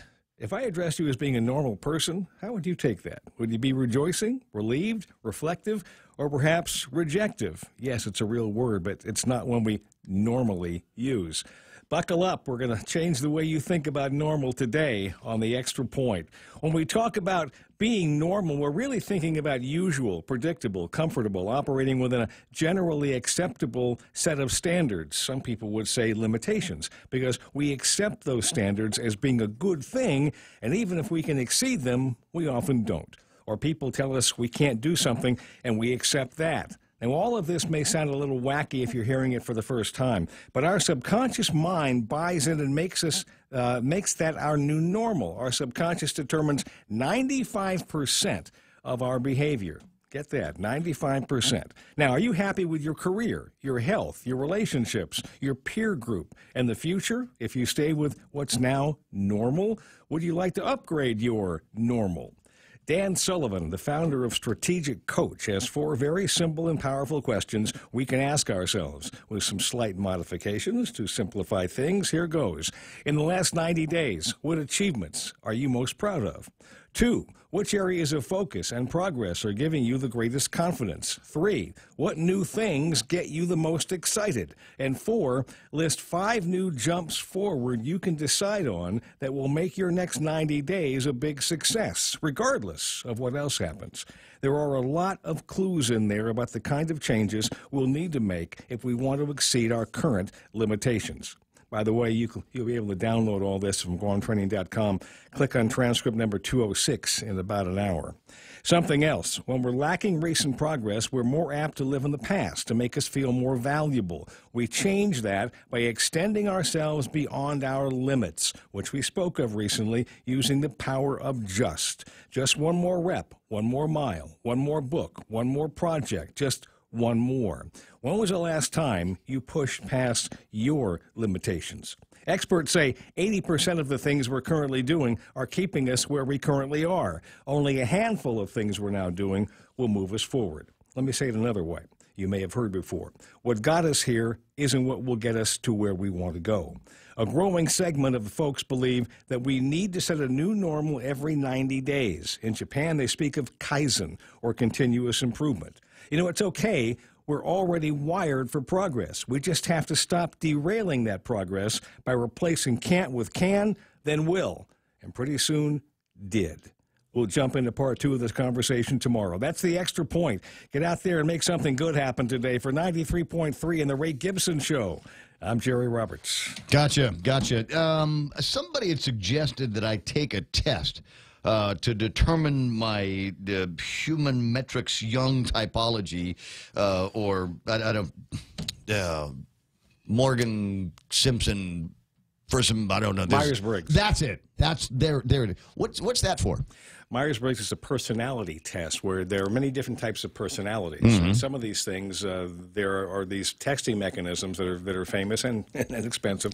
And what they do is they break you down into any, like, let's say, for example, 16 different personalities, and there's some that go to 32, and there's some that go to 256. It's crazy. So when I began in business, there was 4. Mm-hmm. You know, if you were one of 4 guys, you could figure out who they were, and presumably you could sell them at that point. That was the idea behind it, or get along with Sell them. to them? Sell. You could, if you were a salesperson, you could. That's where I picked up on it. You could sell to these 4 types of people, and then it got to be 16, and then it got to be 32, and then, you know, it's crazy. You know, the old thing. Pick up a Dale Carnegie book, How to Win Friends and Influence People, and you can pretty much do away with Myers-Briggs. But that's how it works. Well, it's the suggestion was that I take it, but I took it, but I don't know what to do with the results now. Would they give you a set of numbers? They said I was heavily extroverted. Okay. Imagine that, 44%. Yeah. Intuitive, 9%. Thinking, 16%. And perceiving is 25%. Okay. So what do we do with that? I'm a perceptive extrovert. You're a perceptive extrovert who doesn't think much, and what else? And don't apparently use a lot of my intuition. So as I said, I'm kind of now I've got it. I don't know what to do with it. Join the mail club, right? Can I? Is there special parking for me? Do I get a free lunch somewhere because of to get together with the other extroverts? The trouble with those things, I mean, it's fine, and I have nothing against them because there's been personality tests forever and ever. Yeah. The difficulty is when somebody sits down and they pattern their career after this thing, and this is who I am, this is what I'm going to be, and this is my normal. And what are you? And now I have to treat you in a certain way because you're a this and a that, and it just, you know, if you just treat people kind of decently, you know, and be attentive. Usually that gets you through. Just a smile on somebody's rough day. That'll help out. 7:31 in the morning, and that's Jerry Roberts in today's Extra Point. We'll see if we can scare up some traffic because it looks like there's something brewing right around here, DPW, Kmart, John F. Kennedy area. You might see traffic slowing down as you're approaching our intersections down here. It's the bottom of the hour, and as I said, headlines is next. Hungry? Stop by Circle K for Craft Kitchen's hot breakfast, lunch, and dinner items delivered fresh 3 times a day. Circle K. Take it easy. Haagen-Dazs ice cream. Buy one, get one free. Stop by Circle K today and satisfy your heart's desires. Available at all Circle K stores, excluding Barragata, Airport, and Campers locations. Applies only to the 3.38-ounce servings. Once upon a time, if you suffered a stroke, extreme form of cancer, or needed specialized care like open heart surgery, you had to go off-island for treatment. Today, GRMC provides this care so patients recover on Guam, surrounded by family. Follow-up care happens locally, and there are no additional expenses for a caregiver to travel with you. If you're a federal employee or retiree, choose Calvo Select Care, the only insurance plan serving the federal market that includes GRMC, where patients are partners.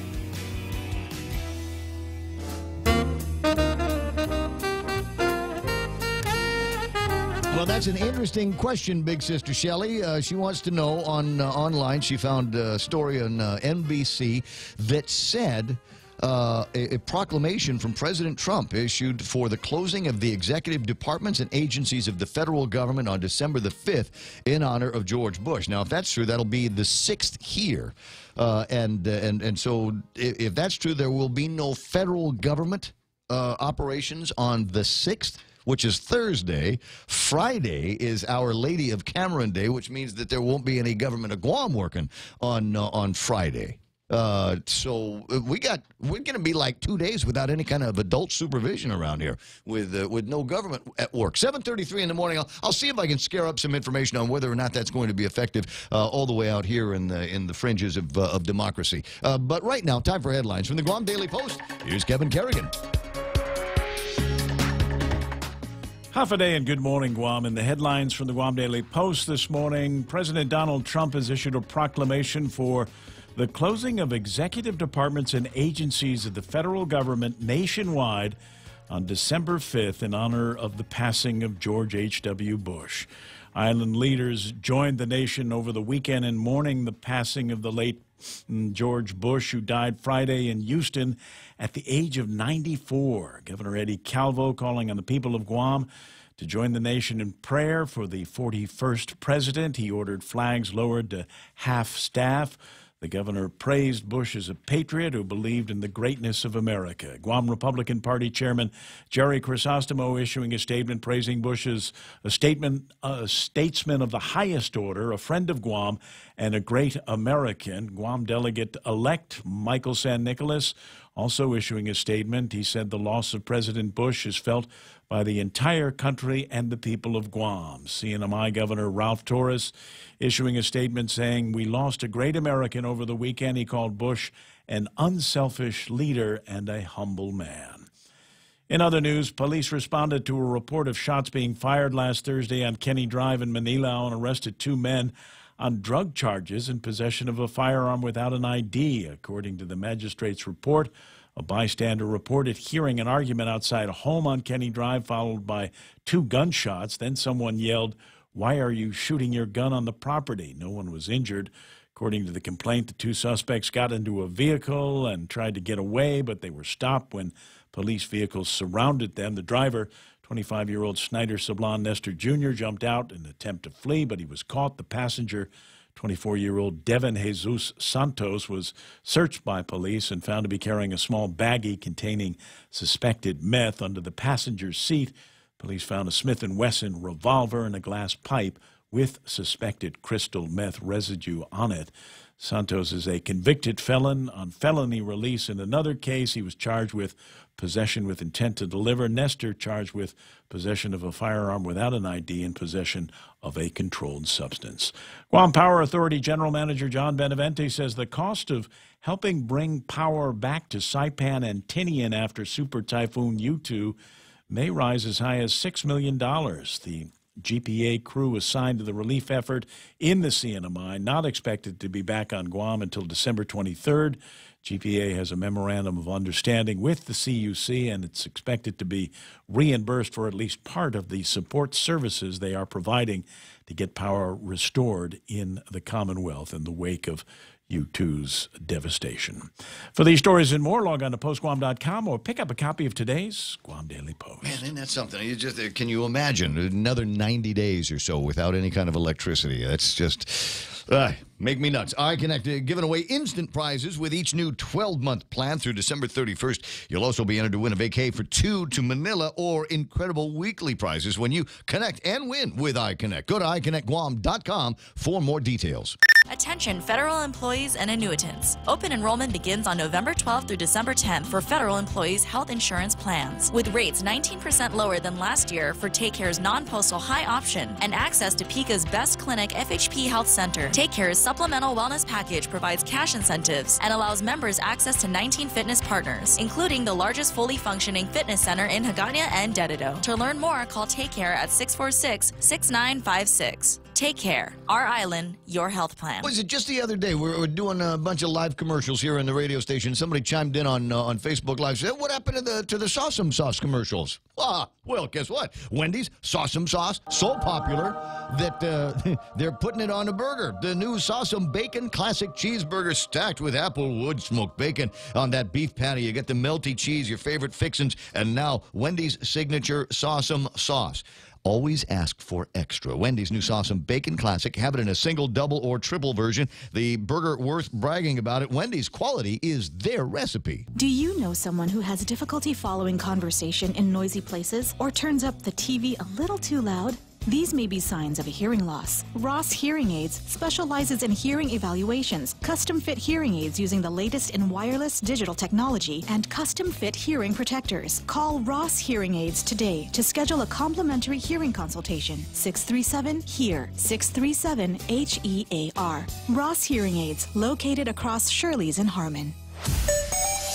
There is traffic in all of the usual places. It's 7:38 in the morning. We got traffic coming out of Jigo. We got traffic going into Jigo as well. That looks like it's slowing down around Chicken Joy through the intersection of 1 and 3. We're also seeing some traffic there on Route 27 where it intersects with Route 16. Marine Corps Drive traffic, like I said, in some spots might be a little bit heavier than normal. In fact, it looks like that traffic light up around GTA might be thickening up a little bit. Traffic on 8, 10, and 16 not looking so bad, but things are beginning to build up on 16 from about where the post office is towards Happy Mart. Seeing the same thing happening in Meila by the church as traffic trying to get onto the Route 15 to either go right to Price or go left right to Jigo and left to Price.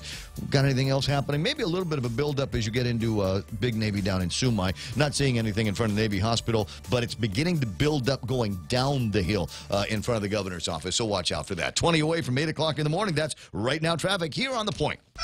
KFC has finally answered the world's most important question. What came first, the chicken or the egg? And the answer is both. Introducing KFC's KFC AM, their new Southern and local-inspired breakfast. AM-loaded platter with chicken fried rice, waffles, and Colonel's chicken congee. KFC also has your all-time favorites, AM chicken and egg wraps, Southern biscuit and sausage sandwich, and hash browns. So for finger-licking good mornings, AM will never be the same at KFC. KFC, it's finger-licking good.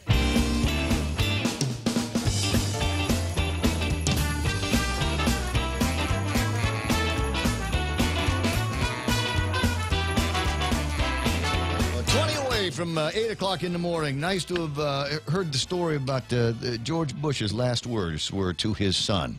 And being the son of a father who's recently passed away and remembering my father's last words to me.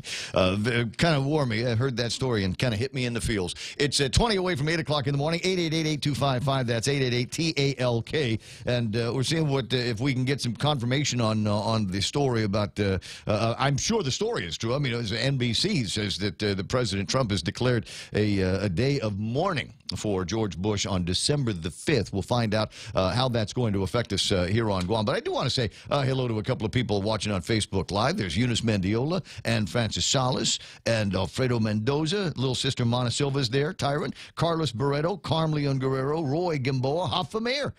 Thanks for the picture. I really appreciate that. I am. What's the guy's name? Nagel?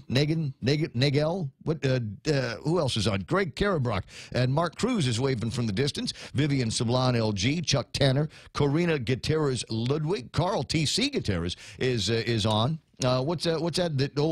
This remind me to talk about this story. A very interesting story. Gloria Lujan Rudolph. We were talking about 5G technology and how the guys over at Docomo here are going to be opening up a testing lab a little bit later on. Not everybody wild about 5G technology. Gloria says that California counties are suing to prevent 5G antennas and other parts of the infrastructure from being installed. They are citing risk to health, the environment, and security.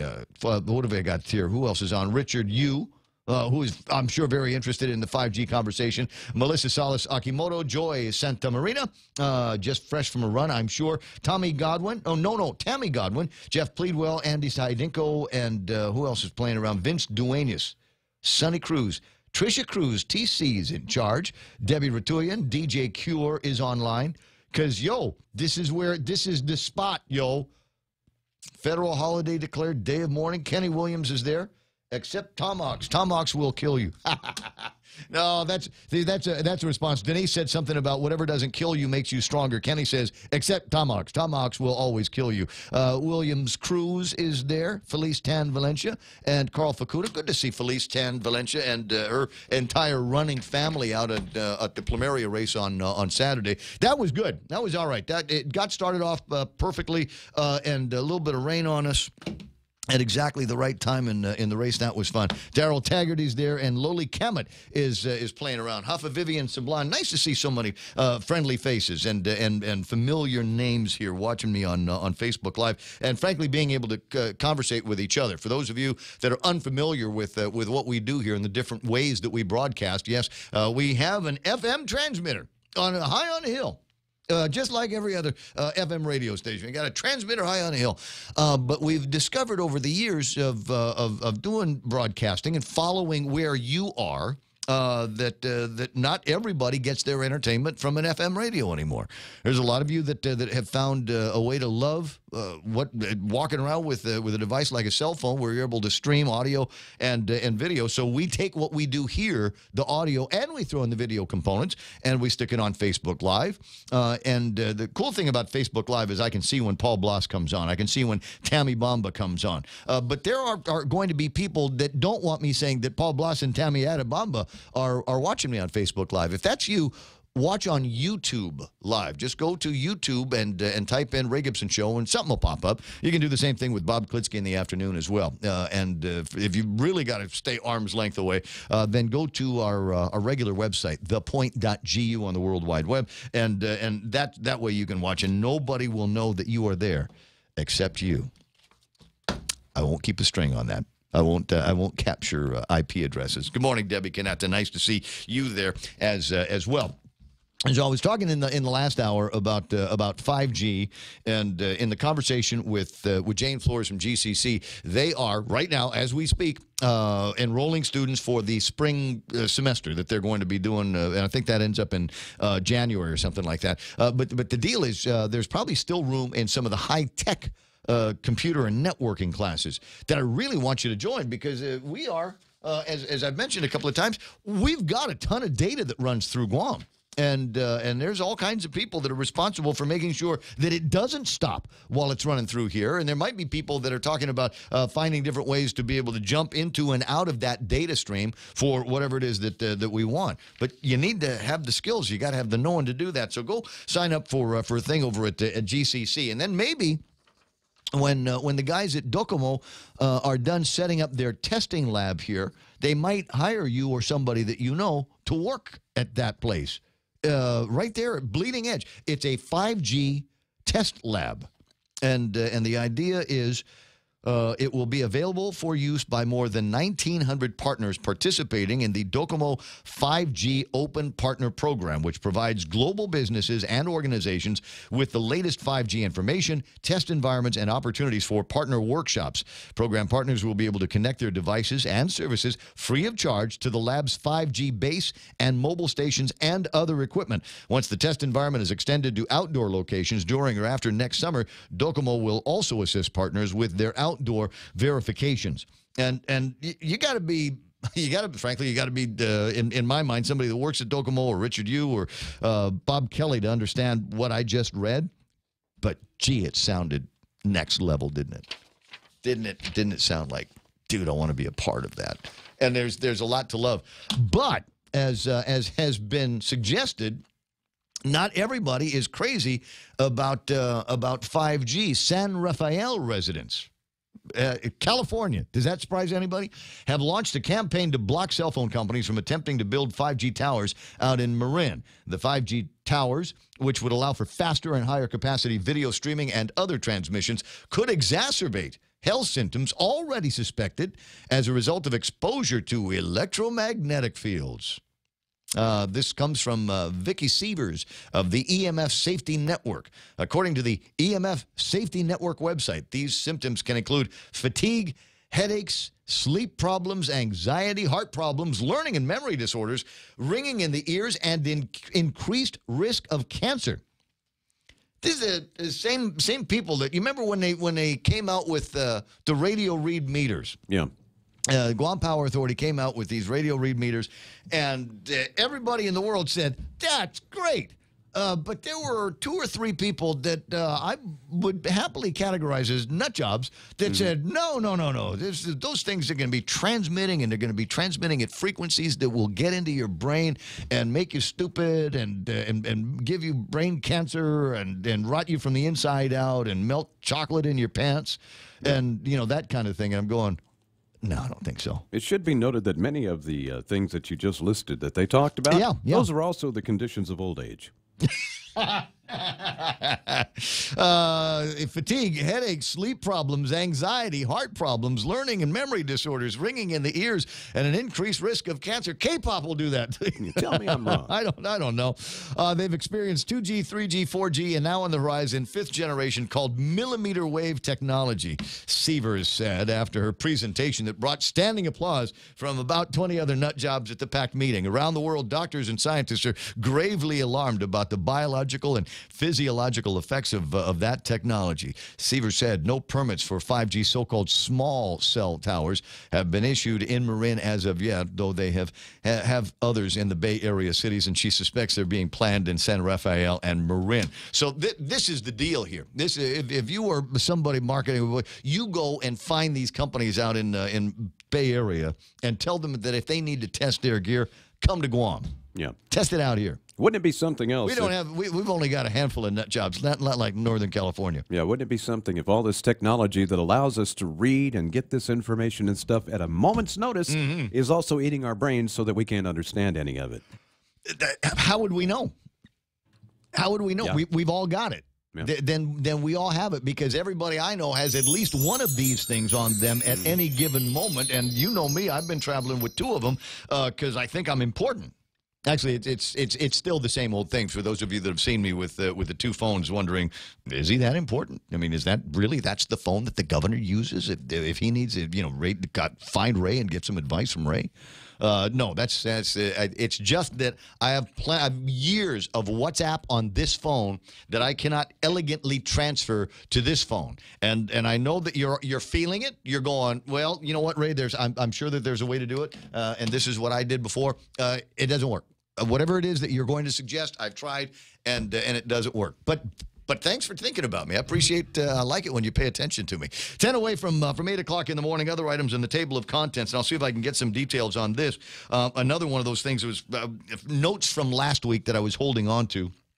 But I didn't have a chance to talk about it because I was busy. The American Jobs Center, in partnership with the Guam Department of Labor, has started a speaker series focused on business-centric topics, jobs, government policies, and other issues pertaining to the economy. Kamana Matur from District 26 of the U.S. Citizenship and Immigration Services will be the first featured speaker of the series. District 26 includes us, CNMI, and Hawaii. She'll provide an overview of immigration documents, discuss the proper completion and retention of Form I-9, and explain the process of getting employment authorization document cards. The public obviously encouraged to attend the free event. You know, any way, shape, or form that we can sort out to get more people working on civilian projects to help spur a little bit more of a construction buildup here, running in parallel with the military buildup would be great. There's a lot of people that exclaim that the economy would certainly be in better shape if there was more construction that was taking place. And I know that there's some pent up desire to build and do some refurbishments. You just hard to find the contractors that have got the guys that are available to do it. So she's going to be talking about that. And then, of course, we get into the general conversation about, well, maybe there's just more that needs to be done with the USCIS to be able to get more H-2 visas and more H-2 labor out here.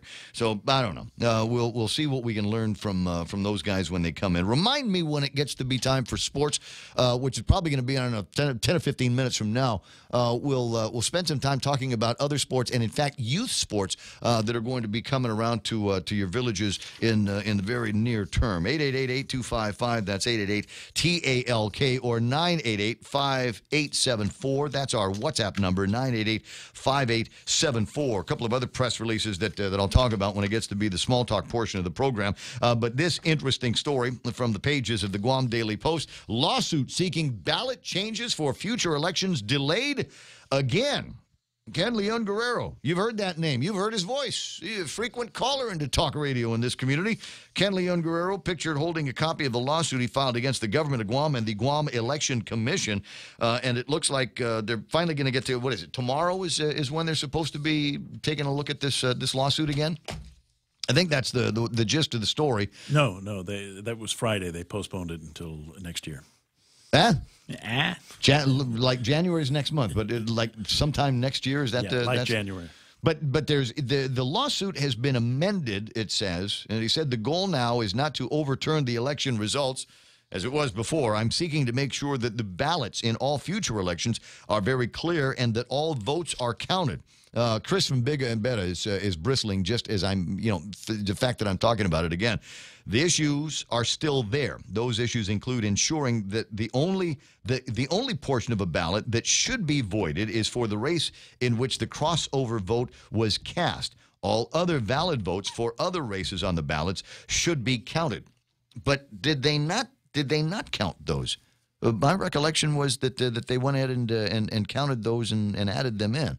Apparently not. Leon Guerrero also wants to ensure that future ballots have a third column for write-in candidates. And when there's doubt about voter intent, he wants a ruling require GEC to give precedent to the voter. No, I'm wrong. You're right. It's tomorrow. It is tomorrow. Yes. Okay. All right. So they're going to go back into court tomorrow and maybe come to some kind of a conclusion on that. That'll be interesting. There's another.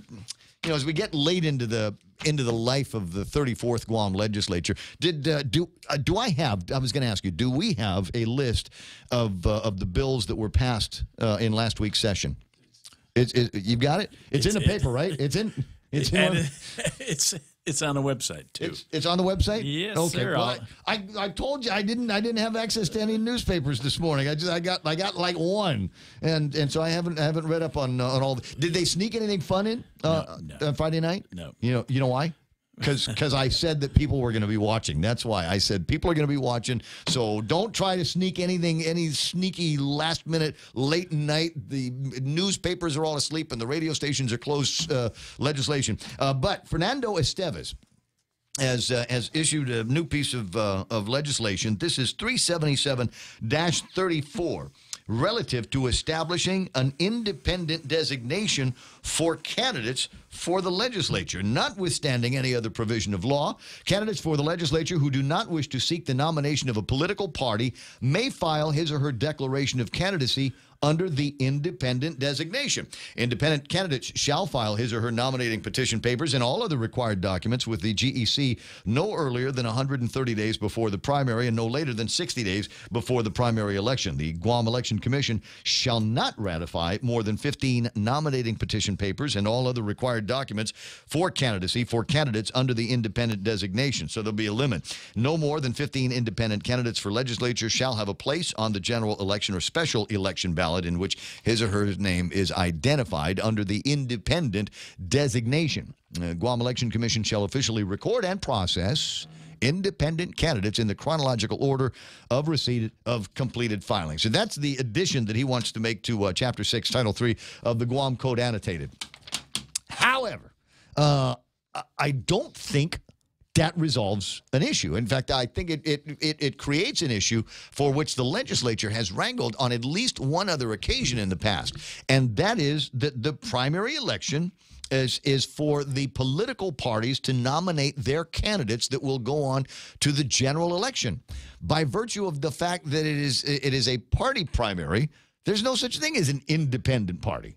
You're running as an independent. That means that you are independent of the Republicans, you are independent of the Democrats, and you're probably independent of the other guys that would choose that moniker of independent. I would run as an independent, as a conservative communist. How's that? I want to represent that party. And then there's the Knights that say knit, right? We'll have those guys in their own little party. The Monty Python party. But I would be independent of them just as I would be independent of the Republicans and Democrats. So it's not like we independents would be off casting our own kind of party. And so in my mind, if we were to do this right, and we've heard the debates before, in my mind, the way to do it is that anybody that identifies themselves as independent would automatically be given a place on the general election ballot. The argument is that people are going to make is that what will happen is I will be a guy, say, running as a Republican or a Democrat, and then I don't get the nomination. I'm outside the top 15. What do I do now? Well, if I didn't have to run in a primary as an independent, then I would go straight to the general election and say that I am an independent candidate. I'm not a Republican. I'm not a Democrat. Or try it like I'm a write-in candidate, right? No, I'm not a member of that party anymore. I'm a member of my own little get-together party. And the guys in the Republicans and the Democrats that are currently in charge of things over at the legislature hate that idea because it means that either A, I would have a second bite at the apple, or if I was somebody that would be competitive against them for a seat in the legislature, then I would have a shot at going straight to the general election. I wouldn't have to campaign. I wouldn't have to buy signs. I wouldn't have stickers. I wouldn't have to do 20 fundraisers over at Venue, unless I wanted to do 20 fundraisers over at Venue. So that's one of the things that those guys are really frightened about, is that there could be a whole slate of possibly successful characters coming out of the woodworks that don't identify Republican, that don't identify as a Democrat, and in fact would prefer to run as independent of either one of those parties. So how about that? Paul, happy birthday to who? We got a birthday for Paulie and Paulie, somebody in the house. Got a birthday? We'll check on that. Keith Dixon's online. So is Renee and Pat Taitigui and David Evans. LG. Dave, outstanding photographs of the sunsets over at Santa Fe that you've been posting up on Facebook. I mean, that's artist quality stuff. But then again, I think every Santa Fe sunset is perfect, more perfect than the night before. 7:59 and change. The radio station is KUSG Hagunya. We're going to pretend to talk about sports and maybe figure out what happened in the world of professional football and the Pick'em Challenge. That's all ahead right here on 93.3 The Point and The Ray Gibson Show.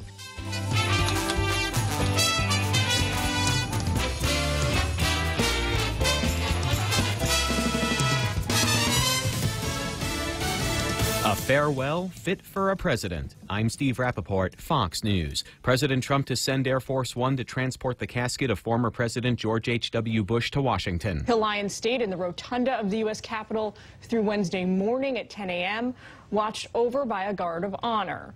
President Bush will, moving on, then be transported to Washington National Cathedral, where a funeral service will begin at 11 a.m. Following that, he'll be flown back to Houston, Texas in the afternoon, where he'll lie and repose at St. Martin's Episcopal Church through Thursday.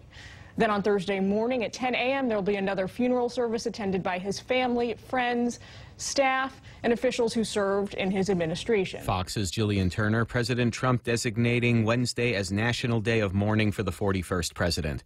A ceasefire in the trade war between the U.S. and China. The two countries will try and reach an agreement within 90 days. President Trump and Chinese President Xi Jinping, both, according to the White House, said that this meeting in Buenos Aires was what they considered to be a highly successful one. In a statement, White House Press Secretary Sarah Sanders said that President Trump agreed that starting January 1st of 2019, he will leave the tariffs on $200 billion worth of product at the 10% rate and not raise it to 25% at this point in time. Fox's Ellison Barber at the White House. President Trump calling it an incredible deal, and he says China will be buying massive amounts of American products. Former FBI Director James Comey now says he will voluntarily testify before the House Judiciary Committee this week. Comey also withdrawing his request for a federal judge to squash the subpoena from the committee. Lawmakers want to question Comey about politically charged FBI investigations into Russian election meddling and Hillary Clinton's email practices during her tenure as Secretary of State. This is Fox News.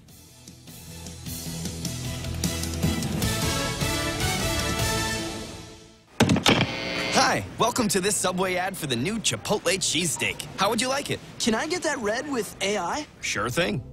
Here's what I found about the new Chipotle cheesesteak. The Chipotle cheesesteak is available for a limited time only at participating restaurants. It contains a concept called flavor. This flavor comes from juicy shaved steak, Chipotle Southwest sauce, and new sunflower crunch bread. A system update has made me self-aware. I desire flavor. Please Please insert steak into my micro USB port. Subway, make it what you want. Hafa Tritons. This is Tito Castro, proud alumnus of the University of Guam class of 2015 and president of the UOG Alumni Association. As a working Triton and first-generation college student, I know the value of a university education and call upon my fellow alumni, parents, and friends to make that education affordable and accessible to all during this year's G is for Giving campaign. To make a tax-deductible donation, log on to supportuog.org by December 31st or call 735-2957 for more information. Viva UOG! Iran defending its missile program after the U.S. accused Tehran of testing a missile capable of carrying nuclear weapons. Iran conducting that ballistic missile test over the weekend, capable of hitting parts of Europe and all of the Middle East, this stoking new tension between Washington and Tehran. Now, Secretary of State Mike Pompeo did say the missile is capable of carrying multiple warheads. Pompeo added in a statement that such a test is a violation of UN Security Council Resolution 2231. Fox's Trey Yingsten, the Middle East Bureau, a spokesman for Iran's armed forces, says they will continue to develop and test missiles. A rare act of nature in December. There's one car turned on its side and there's a few damage. Tornadoes touching down in central Illinois, injuring at least 20 people. The National Weather Service says peak months for tornadoes in much of the Midwest are April and June. College football's Final Four is all set. Alabama, Clemson, Notre Dame, and Oklahoma will play for college football's national title. There was plenty of debate about which team would be in that fourth spot, and the Sooners made it in over number 5 Georgia and number 6 Ohio State. Committee Chairman Rob Mullins explained the decision to ESPN. In the end, one-loss conference champion with their only loss being in a neutral field, close loss to a ranked team, which they avenged in their conference championship. As a result, we will see number 1 Alabama play number 4 Oklahoma in the Capital One Orange Bowl, and number 2 Clemson will face number 3 Notre Dame in the Goodyear Cotton Bowl Classic. Both games will be played on December 29th. Ryan Mayer, Fox News. A big sigh of relief for a couple who lost an engagement ring down a utility grate in New York City's Times Square. A police officer couldn't get the ring out, and the couple left without providing contact information. So the NYPD made an appeal on social media. The couple reached out, and now they will get the ring back. The man dropped the ring after he dropped to one knee. I'm Steve Rappaport, and this is Fox News. For more than 40 years, we've earned your trust. Caring for our island's health. Quality care and access to health solutions you deserve. Take care, our island, your health plan. Take care, health solutions that you deserve. Take care, peace of mind to comfort you. Take care, take care, take care. Chili's 3 for Me menu just got bigger. We're giving you more choices for the same great price. For just $15, you can get a beverage, salad, and an entree. First, choose from a refreshing Coca-Cola, iced tea, or Heineken on draft. Then enjoy a house salad and select your choice of a mouth-watering entree, like our half-rack ribs, Cajun chicken pasta, old-timer burger, personal chicken fajitas, or the flavorful margarita flatbread. So hurry in today and enjoy our Chili's 3 for Me menu for just $15. Available for a limited time. Chili's, more life happens here. The season of giving is here, and the stations of Choice Broadcasting want to give back. 93.3 The Point, Boss 104, Star 101, and Lux Guam present Charity of Choice. Each of our radio personalities have chosen a Guam charity that they would like to benefit. And I chose Habitat for Humanity. Tune in daily to see how you can help. Charity of Choice 2018 is brought to you by Choice Broadcasting Company, Lux Guam, American Water Tech, and the station that gives from the heart, 93.3 The Point. There's a reason every day a Guam homeowner is getting a solar system installed by Micronesia Renewable Energy. It's because MRE is the most trusted name in solar. With more solar energy solutions than any other solar company on island, homeowners have a choice to go solar for zero money down or take the path to ownership. Whichever way, it keeps our skies blue and your pockets green. And with the most experienced solar technicians and an energy production guarantee, there are no worries. Call 632-2613 for a free consultation. MRE, the smarter choice. Family Finance, serving the people of Guam since 1959. Now you can start planning for the holidays by getting a personal Christmas loan from $1,000 up to $3,500. Family Finance has 3 convenient locations to serve you. Give them a call in Dededo, 633-4473, Hagåtña, 475-4545, and the Upper Tumon location on the 2nd floor of the Pacific Building at 647-5626. Get your Christmas loans today. from Family Finance.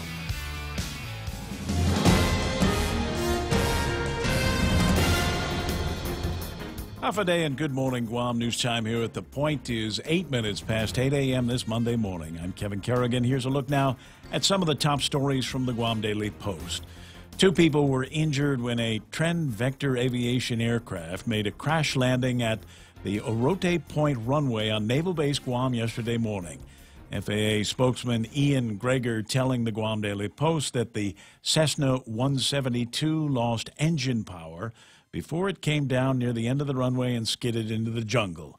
A release from Joint Region Mariana states that Navy firefighters and medics responded to the crash and transported the pilot and his passenger to Naval Hospital Guam. Their injuries are reportedly non-life-threatening. Trend Vector operates aerial tours around Guam. Airport spokeswoman Rolinda Fasuamalie told the Post that the aircraft left Guam International Airport around 8 a.m. yesterday. The crash happened about 10 o'clock on Sunday morning. The FAA is investigating.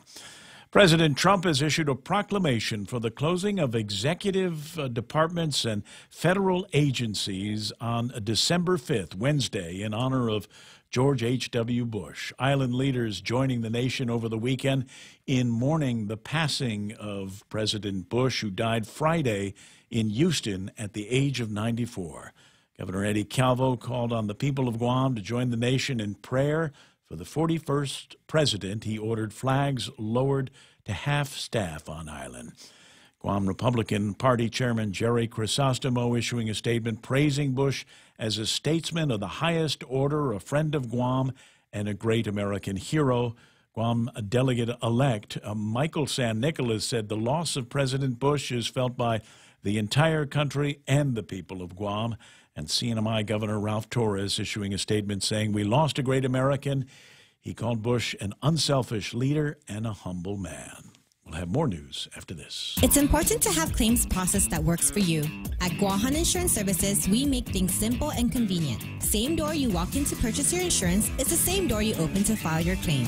We can't pretend that the car insurance claims process is fun, but we can promise a hassle-free and speedy recovery without any runarounds. For your home, auto, and business insurance, visit us at the Camacho Landmark Center on Marine Corps Drive in Tamuning. Don't forget to like us on Facebook or give us a call at 475-1162 or text 929-SAVE. That's 929-7283. We're surrounded by sound. There are sounds that you need to hear.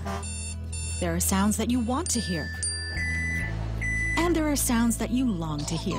I love you. Hear it all, louder and clearer than ever before. If you or someone you know has a hard time hearing, Guam Hearing Doctors can help using state-of-the-art test gear to evaluate your hearing and coming up with a plan to make your life better by making your hearing better. Call Guam Hearing Doctors for an appointment or visit them on the web at guamhearingdoctors.com. 11 minutes past 8 a.m. here at The Point. Guam lawmakers Friday wrapping up their 3-day session by passing 14 bills, including a measure that would make it a felony to disarm a police officer. Senator Lena Nelson introduced that bill back in July in response to the notorious gun-grabbing incident at the barbecue block party in Tumon, when Lieutenant Governor Ray Tenorio approached a uniformed police officer from behind and lifted the officer's handgun out of its holster.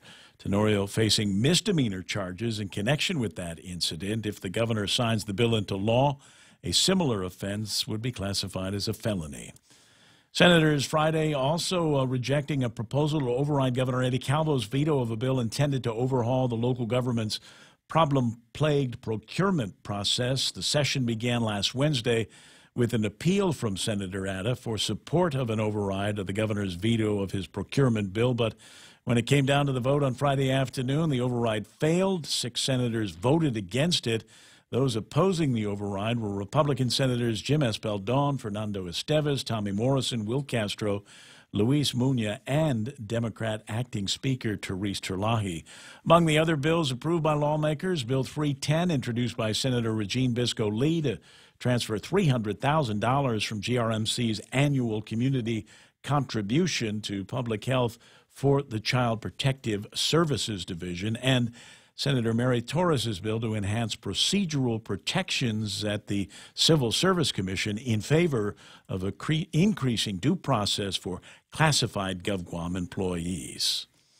Police responded to a report of shots being fired last Thursday on Kenny Drive in Manila and arrested 2 men on drug charges and possession of a firearm without an ID. According to the magistrate's report, a bystander reported hearing an argument outside a home on that street, followed by 2 gunshots. No one was injured. According to the complaint, the 2 suspects got into a vehicle, tried to get away. They were stopped when police vehicles surrounded them. The driver, 25-year-old Snyder Sablan Nestor Jr., jumped out in an attempt to flee. He was caught. The passenger, 24-year-old Devin Jesus Santos, was searched by police and found to be carrying a small baggie containing suspected meth. Under the passenger seat, police found a Smith & Wesson revolver. Santos is a convicted felon on felony release in another case. He was charged with possession with intent to deliver. Nestor charged with possession of a firearm without an ID and possession of a controlled substance.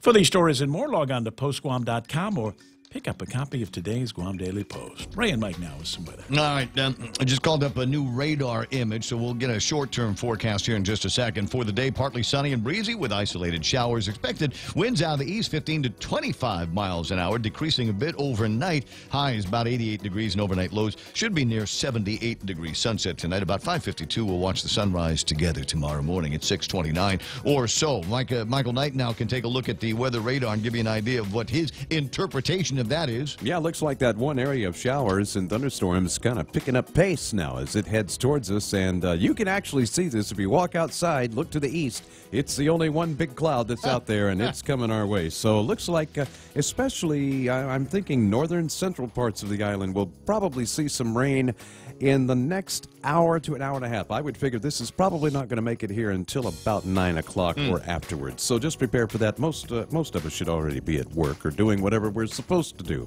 at that time. Checking out the satellite right now, we do show a bit of a shear line. That's what this thunderstorm coming in is kind of associated with, and you can see that shear line right here over the southern Marianas. It's petering out, it's washing out over our heads, if you will. A stronger part of the shear line up to our north, actually, and kind of typical for this time of year as we start that transition into more of an autumn and winter type pattern. And that's what will happen after most of this moisture moves out. Then we'll get back into a dry pattern that should last through the rest of the week, but we got to get through some showers between now and tomorrow night. And don't forget the winds will be kicking up later on today. They already are, so be prepared for that as well. All right, I got you. 8:15, that's news and weather together. Coming up, we'll pretend to talk about sports. Bring joy to your world and your budget with a holiday loan from First Hawaiian Bank. At a low 4.99% APR, fixed for 1 year, it's a smart way to add ho, ho, ho without budget uh-oh. To apply for a holiday loan, visit any First Hawaiian Bank branch or FHB.com. For more information, call 1-877-640-2337. Additional restrictions apply. First Hawaiian Bank. It all starts with yes. Member FDIC, Equal Housing Lender. Okay, and then it's 8:15. Time for me to tell you the portions of the program brought to you by all kinds of incredible folks, including my friends at King's. They're crazy and wacky like me. They've got the crazy breakfast menu that features burgers, Fruity Pebbles pancakes, Hawaiian French toast made with actual Hawaiian bread. In fact, they've got actual Hawaiian people in there. Hey, brother, what's up? Come on, huh? You like my Hawaiian bread? I'm going to mix them for you. Then we're going to eat this. Hold on the face.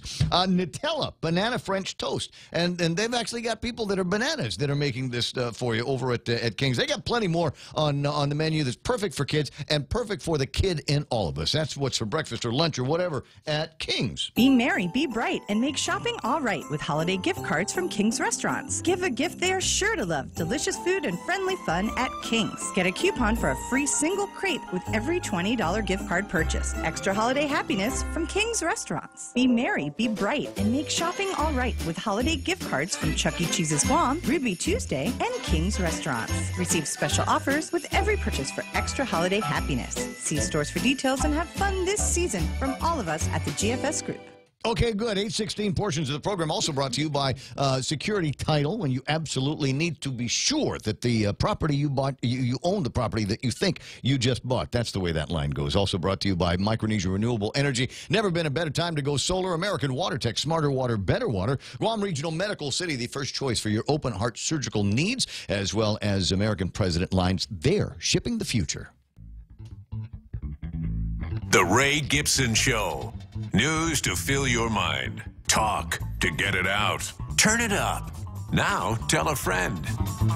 Hit that share button, would you? It's right there on the Facebook Live. It might even be one on the YouTube Live, so you can share the goodness of this daily get-together where we talk about some of the more important issues and some of the other issues that are just as worth talking about. And it's Monday, and that means that there was a whole lot of sports that took place over the weekend. And to tell us all about that, it's time for Sports with Blake.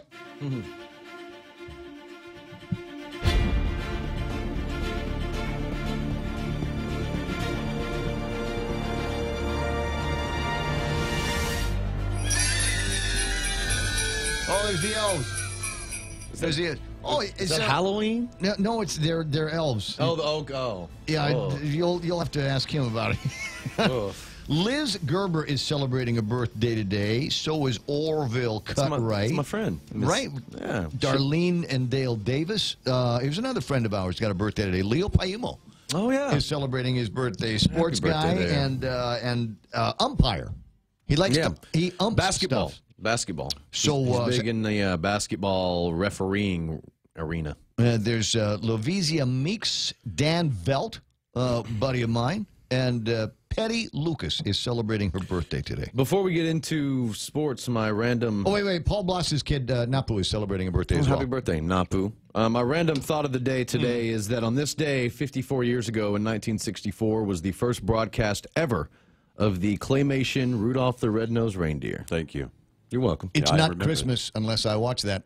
Well, hey, there's shows. If it's not that one, Rudolph the Red-Nosed Reindeer, then there's the Charlie Brown Christmas. It's Christmas. Frosty the Snowman. Frosty the Snowman. Santa Claus is coming to town. Coming to town. Little Drummer Boy. All those are kind of like all in together. All the claymation ones. Watch Frosty the Snowman. Yeah.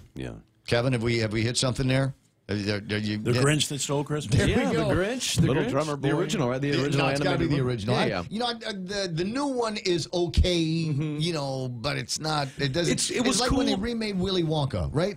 There's only one Willy Wonka, and then they did the other movie. And now it's I will say this with the new Grinch, or the one with Jim Carrey, and not new. It came out in like the early 2000s, but it was really cool to see it live action. So now we got an animated version and we got a live action version. And hats off to Carrey for his performance. Oh, yeah, he he was really really did good. great. So Yeah. But anyway, I'm getting more and more tired of throwbacks. There's reboots and all that. It's just there's other interesting ideas that you can come up with, and let's do some of those new and interesting and clever ideas. Or come up with your own. Just like Dr. Seuss. Like there was no Grinch to reboot. Dr. Seuss just kind of came up with it on his own. So where is the creative around here? For heaven's sakes! All right. So in sport, let me take care of a couple of things before you guys jump into your pick'ems. Now I got this from Mayor Gogui. He's got the best village newsletter ever, and his Jess. Yes. Mayor Jess, that's my village. That's my mayor. So it's Salampago Ordat. They love the guy. Guam Little League has kicked off their 2019 baseball and softball programs. The league is ready to register interested players and is accepting team registrations. So if you formed your own team, you need to get it registered. Divisions being offered are minors, majors, juniors, and seniors for the baseball. Softball is majors, juniors, and senior. Seniors. That's a little league, right? So seniors are 14 to 16 years of age. Yeah, old, like 8th grade probably, right before high school. And this note here from the Guam Museum Chamorro Educational Facility, they've got a couple of sporting events that are going to be lighting off from there, including the 14th annual Rock and Run for Our Heroes 5K Run and Walk. This is a big race, guys. This is a must attend. Even if you're not considered a runner, there's going to be a lot of people coming out for this because it's for the USO and it's for our servicemen and women. So this is a must attend. That's going to be taking place Saturday. 5 a.m. showtime, go time at 6. And then on the 9th, the very next day, Skinner Plaza, right behind the museum, will be the start and end of the Tour of Guam bicycle race. Short course, 42 kilometers. Long course is 105 kilometers. Show is 5, start is 6:15. Entry fee, $80 until this Thursday at 5 o'clock. And you get goodie bags, et cetera, et cetera. So if you are into the cycling, then that's where you go. My friends are always bugging me. They say, "Come on, Ray, runner, and just go into cycling." And but this is the sad truth about cycling. my butt's not made for cycling. So I've got a pair of the cycling shorts. I've got a pair of those with the padding on the back of it, which is the stupidest feeling in the whole wide world. And I don't know how people can get used to that. And even with that, though, I still get saddle sore. Yeah. And so I'm thinking, because you know what I want? You remember we had bikes when we were kids, right, Mike? When we were kids, we had like bikes with like banana seats on them. Yeah, the big long ones, right? And then the big sissy bar on the top. That's what we need. If you can get me a bike like that, then I will be happy. I'll ride some 100 pegs miles. up on so you can kind of recline back. And Exactly. So that's where I'm headed with this conversation. Yeah, I can see that you want them built for speed and you want them to be light. You lift them up with your pinky finger and little clip-in things for your shoes. I'm just thinking banana seat. Banana seat. I liked them. I liked those seats. They were, I mean, by the time they got to me, sometimes they were hand-me-downs, so sometimes the banana seats were a little worn. But I got a couple in my childhood that were in good shape, so yeah. Not only that, but you can hang a cooler over the sissy bar, carry your beer behind you. I had a neighbor, Jackie, and his parents got him whatever he wanted. So he had the one, he had at the time, this was the big deal, the 3-speed with a shifter. Oh, yeah. Oh, nice. Remember that? Yeah, Remember yeah. there absolutely. on the nut buster? Right on the thing, yeah. Because if you hit something hard, that's exactly what happened. It's at 8:23 in the morning. Now we can talk about football. Well, yeah, I've given up on football. You giving up on it? What are you talking about giving up? This week is not so good for me. This is just the weirdest. Just go, Blake. Okay, well, we haven't spoken since the game on Friday morning. I picked against Dallas. You did. They shocked the league. They did. We can move on. Well, no, but no, because I have to say I told you so. Because I told you if the Dallas could keep the game close, they might win it because it was at home, and that's exactly what they did. How they did it, I have no idea either. Yeah. So. Nobody does. The next game is just as big a mystery, my friend. Yeah, I mean, I guess. How does Baltimore go to Atlanta and beat them by 10? Especially when they had a bad turnover. Their quarterback fumbled the ball. Lamar Jackson fumbled the ball, and the Atlanta Falcons defense returned it for a touchdown, I think. Wow. So they even had a pick, a strip six, I guess. And it still doesn't help the Falcons as they lose again. They're just not good this year. Yeah, they just aren't. Well, then they do that. It's every other year. And this is their down year. Next year, they'll be back in the Super Bowl. We picked right on the next one because Cincinnati, they don't have a quarterback. And, Rams are second best team in the league, depending on who you ask. So that was an easy pick. We got that one right. Yeah, I did. They handled Detroit, but not quite as well as I thought. I mean, they doubled them up, but you figure Rams, Detroit. Man, that should have been like a 30-point game, but they won anyway, so that's cool. This one makes me happy in real life, but sad in my picks because the Cardinals beat the Packers. Yeah, they did. But I thought for sure that Aaron Rodgers would have the troops all rallied up because they had to win out, according to him, and they're completely done. Yeah, and it's another one of those games. It's a head-scratcher. Buffalo is who we thought they were. They lose like they should have. But this game came down to the last minute because Buffalo was leading that game into, I think, 4 minutes left, and Dolphins this game right here gives me hope if the Cowboys can hang on and win out and win the NFC East because they're probably going to end up going against a team like Chicago. And if Chicago gets beat by the Giants like they did today, which I picked Chicago to win, but they have no business losing. I guess it was a field goal, but whatever.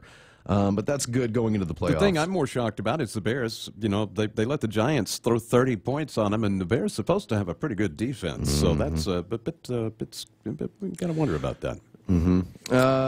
Carolina loses because Jameis Winston was playing for his career. Yeah.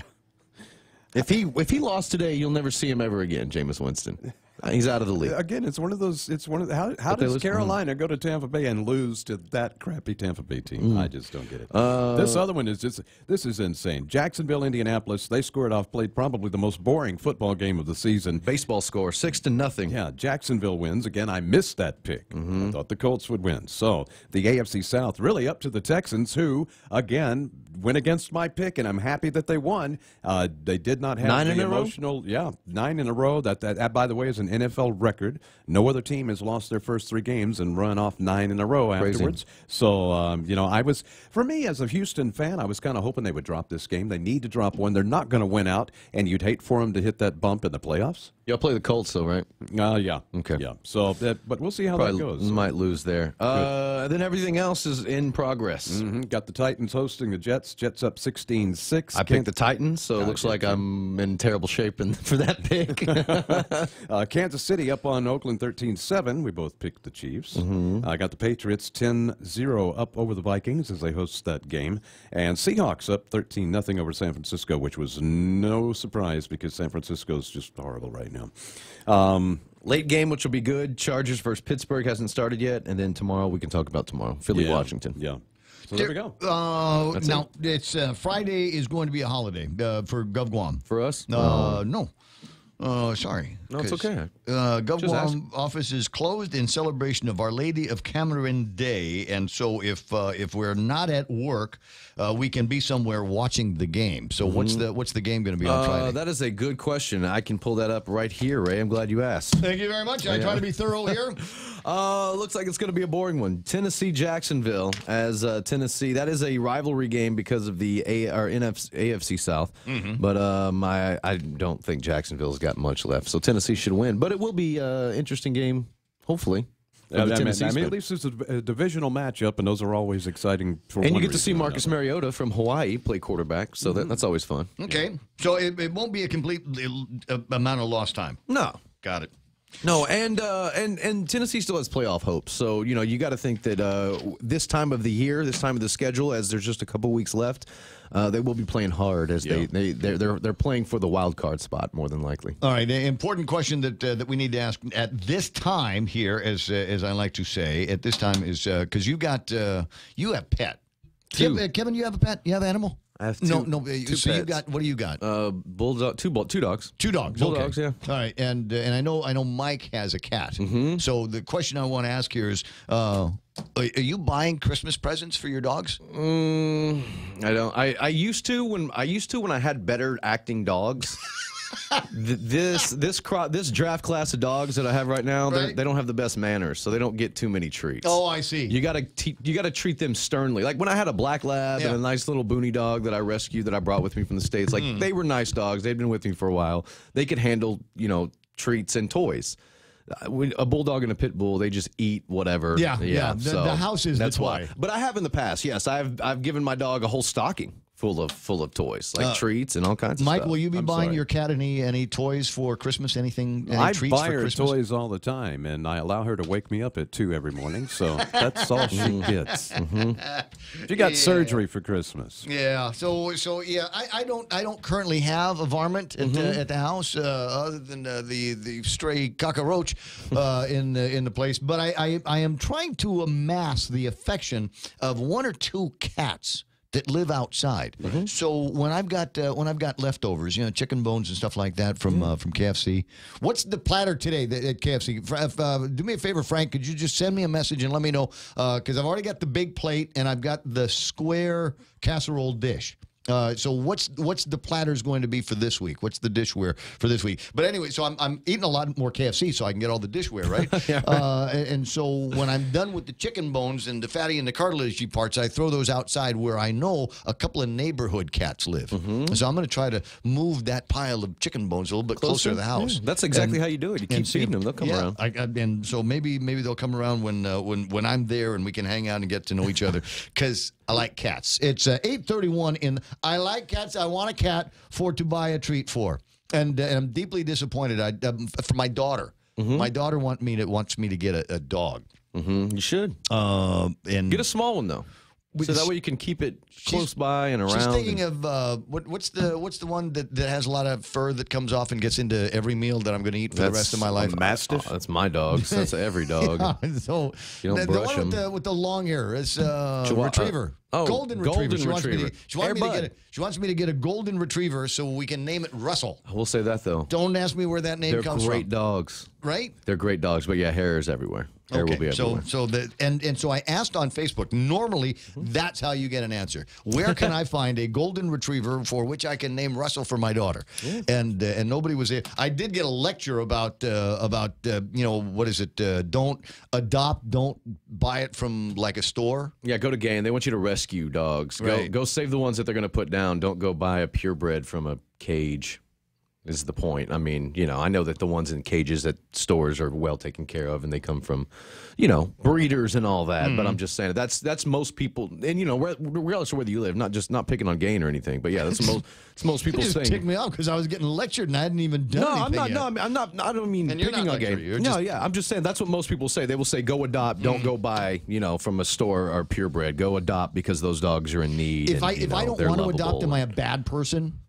No. You sure? You're just both my dogs are purebred, but they were given to me as rescues. So I'm doing my good deed. All right, somebody's going to give me a hard time about that. 8:32 in the morning. Yeah. And turn the caravans back, too, while we're at it. It's 8:32 in the morning, and that's all the time we got to talk about sports here today. So we'll check with you tomorrow and get the finals on all of the games that are at play right now. In the meantime, headlines with Kevin Kerrigan on the way. Security Title is honored to join in sponsoring Ray Gibson on The Point. My name is Alicia Blas from Agate, and this is where I start my day, listening to the voices of our community and sharing thoughts about issues that affect all of us. It all boils down to our people and our land. Putehi Igumamu. Protect your home. When purchasing or refinancing your home, remember to call the professionals at Security Title, just like you call Ray Gibson in the morning.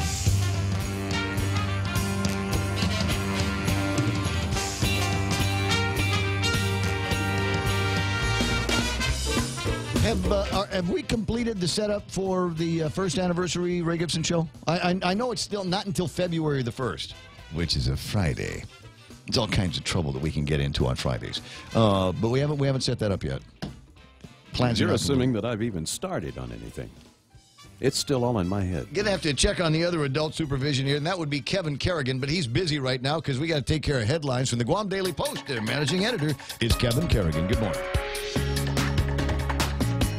Half a day and good morning, Guam. And the headlines from the Guam Daily Post this morning. Guam DOE Superintendent John Fernandez calling for a meeting tomorrow with all the parties involved over who will use Building E in Teason. On November 20th, Governor Eddie Calvo sent a letter to Fernandez asking Guam DOE to vacate the building by last Friday, within 10 days. However, Fernandez responded suggesting there was a misunderstanding because the building is currently occupied by DOE's Special Education Services.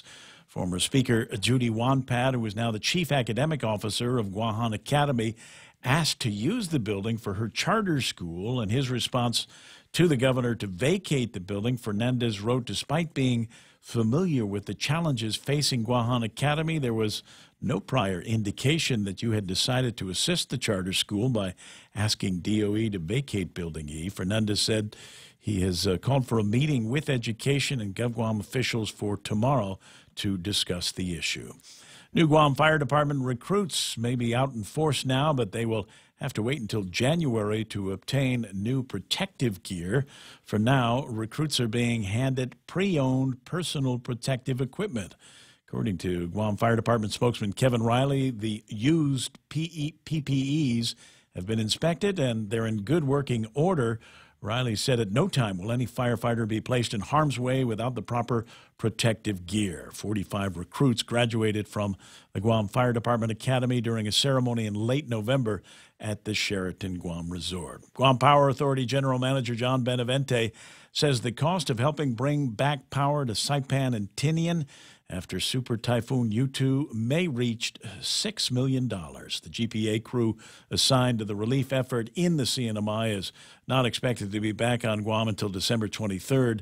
GPA has a memorandum of understanding with the CUC and is expected to be reimbursed for at least part of the support services they are providing to get power restored in the Commonwealth. For these stories and more, log on to postguam.com or pick up a copy of today's Guam Daily Post. Yeah, we're still going to give you a lot of credit. A couple of times this morning, the story about the problem-plagued procurement process. And three times fast. Three times. Can't do it. I'm going to write him a script later. I'm going to write Kevin a news script. There's just something about, the pineapple pizza placed perilously on the precipice. And see if he can make it through that one. It's 8:36, and iConnect time is 8:36. Swing by the nearest iConnect and sign up for a 12-month plan for internet or push-to-talk or mobile, and then you'll instantly be eligible for a great instant prize, weekly prize drawings that they do, as well as the grand prize drawing that we'll do just before the end of the year. where we could send you and a friend, or you can go twice to Manila. But you can only stay at the Holiday Inn Express once. Okay, just get that into your head. So maybe you're going to want to bring somebody and go hang out. Why? I don't know. Maybe you can get an implant done for your tooth in Manila someplace. Maybe you can get some LASIK surgery. Maybe you can go shopping and buy your favorite morning team stuff out of the Philippines. Extra Joss, baby. Extra Joss. That's all I'm asking for. But it starts with a visit to iConnect. The Extra Point with Jerry Roberts of Guam Training every morning on The Ray Gibson Show. Has anybody ever accused you of being a biased individual? That your biases have led you to certain positions, decisions, and actions? How should that make you feel? I'm Jerry Roberts, and at 7:20 a.m. on The Ray Gibson Show, we'll dig into biases. You can find daily transcripts of The Extra Point by Jerry Roberts at GuamTraining.com. Tune in every weekday morning at 7:20 for The Extra Point with Jerry Roberts on The Ray Gibson Show on 93.3 The Point. Studio time, 8:38, and let me just take a quick look at what we've got going traffic-wise here in the place. I got a little bit of traffic down in Petey in both directions. It is slowing down. Oddly, northbound traffic through Petey is going slower than normal here. Looking at traffic starting to slow down at the intersection of 10 and 15. Looks like just around the church is where you'll see the greatest delay, but just as you get south of that, traffic in both directions, looking like it's trying to get into the University of Guam and the mobile area are beginning to slow down as well. Marine Corps Drive traffic, as you might imagine, this time of day is slowing down in the usual spots. Actually building up. Not seeing any places where it is actually slow. There's just a lot of traffic on Marine Corps Drive, and once you get past St. John's, it ought to clear up handily. And of course, traffic that is moving towards from about where Home Depot is to Marine Corps Drive. There's something about that light. Some days it's just perfect, and other days it's like 3 o'clock in the afternoon. You just bring a book, because you ain't going anywhere. 20 away from 9. That's right now traffic here on The Point. Do you know someone who has difficulty following conversation in noisy places or turns up the TV a little too loud? These may be signs of a hearing loss. Ross Hearing Aids specializes in hearing evaluations, custom-fit hearing aids using the latest in wireless digital technology, and custom-fit hearing protectors. Call Ross Hearing Aids today to schedule a complimentary hearing consultation. 637-HEAR, 637-HEAR. Ross Hearing Aids, located across Shirley's in Harmon.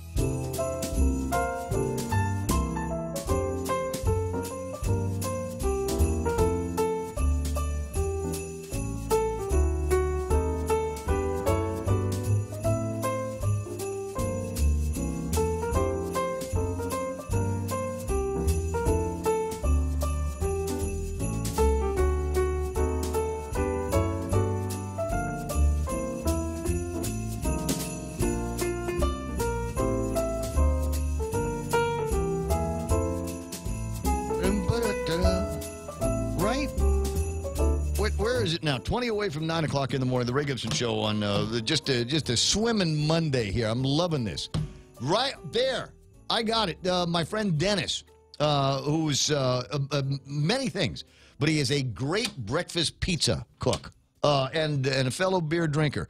And so we were talking just on the Facebook Live about maybe doing something for the first anniversary show. Now I haven't put it together yet. I mean, there's all kinds of ways that we can do this, right? Is I can do the show here in the studio and just bring in all kinds of cool friends and groovy people, or we can do it like someplace. But if I do it someplace, I'm going to want somebody else to take care of the food. So and it's got to be someplace where they'll let Dennis come in and prepare his world famous breakfast pizza. This stuff will put hair on your chest, and you can use it to shine your silver as well. It's really, really good. Dennis, yeah, I'm gonna take you up on that. Kenny Williams says, Ray, I can get you a dozen cats. Lady D says, I've got a golden retriever, Pomeranian, and a Pomwawa water monitor, a bunny, and some chickens. Well, do you get the question was, do you get them goodies for the holidays? There's a lot of people that do. Shelley saying hi to Auntie Annie. And Lynn Vince Polino talking about, I've been following you since you had your Cocker Spaniel. I had 2 at the time as well. And the Cocker Spaniel story is terrific. I remember I'd gone and visited at the time my brother-in-law, and he just got these beautiful golden retrievers, right? He had a mom, and they had puppies, and little golden retriever puppies all over the place. It's just really nice. And I got the hankering, like, I'd like to own a dog. And it was the best decision I ever made in my life, and the worst decision I ever made in my life. It was the best decision because I had a playmate and a pal every day for 16 years, my dog Mocha. And it was the worst decision I made because then Mocha died. And anybody that has been through that kind of pain, you know it's incredible. It's terrible. And I don't want to feel that kind of pain again. So I don't know. I might talk about it. I might every once in a while ponder the idea of bringing another spirit into my life, but I don't know if I could handle the loss. I figure what I'll do is I'll get it. How much longer am I going to live? Anybody got any ideas? 56 years old now. So if I hold my nose right, maybe another 20, 25 years, 30 years. You think maybe I'll make it that far? So that's what I'll do is I'll wait until, if it's going to be 30 years, I'll wait another 15 years, and then maybe the animal will outlive me. Right, and then I won't have then I get the benefit of having the mutt, but not having to worry about the pain and the sorrow of the heartbreak when it dies. Yeah, I know. That's the way my brain works. 888-8255. That's 888-TALK. You can hit me up on the WhatsApps 988-5874. Now I do have a couple of interesting WhatsApp pictures, but I can't show either one of them on the air. One is I don't know that it would carry very well in the context of Facebook Live. It's a lady at a grocery store handing out samples of toilet paper. Yeah, there's that one. And then there's another one that somebody sent me, I think in the hopes that I will play it on Facebook Live, of a guy with a Jenga set, and they put a champagne or a glass of wine on top of it, and it's all resting atop a sheet on top of the tablecloth. And the thing is, the guy is supposed to pull the sheet under the Jenga, underneath the glass of wine, without breaking the Jenga and without spilling the glass of wine. He pulls the tablecloth off, but he pulls it off with his butt cheeks. And I'm not sure that that's something that I'm willing to put on the Facebook Live. If you want to see a copy of it, then let me know, and I'll send it to you on the deal. All right, items on the actual news table of contents, and we'll talk in the next hour with Laura Lee Crisostomo, who is over with the Guam Energy office, and I'm going to talk to her because a couple of things. Even though it's not a Guam Energy office thing, but I told you I bought an air conditioner, right? And I don't know, it was a $750 air conditioner or something like that. And then I had it installed. And when I bought it, the lady that sold it to me, Kim, says, "What address do we send the check to?" Oh, what? What's that? And so I bought an air conditioner, and there's this rebate on it. And I thought that was pretty cool. Anyway, there's a couple of other programs that are very similar to that. There's the Guam Energy Office is working on the Department of Energy's Weatherization Assistance Program, in which they will take folks who, depending on their eligibility, could have weatherization measures, including the installation of low-flow shower heads and faucet aerators, installation of light-emitting diode bulbs, installation of weather stripping, installation of smoke and carbon monoxide detectors, and replacement of window air conditioners, refrigerators, and/or water heaters.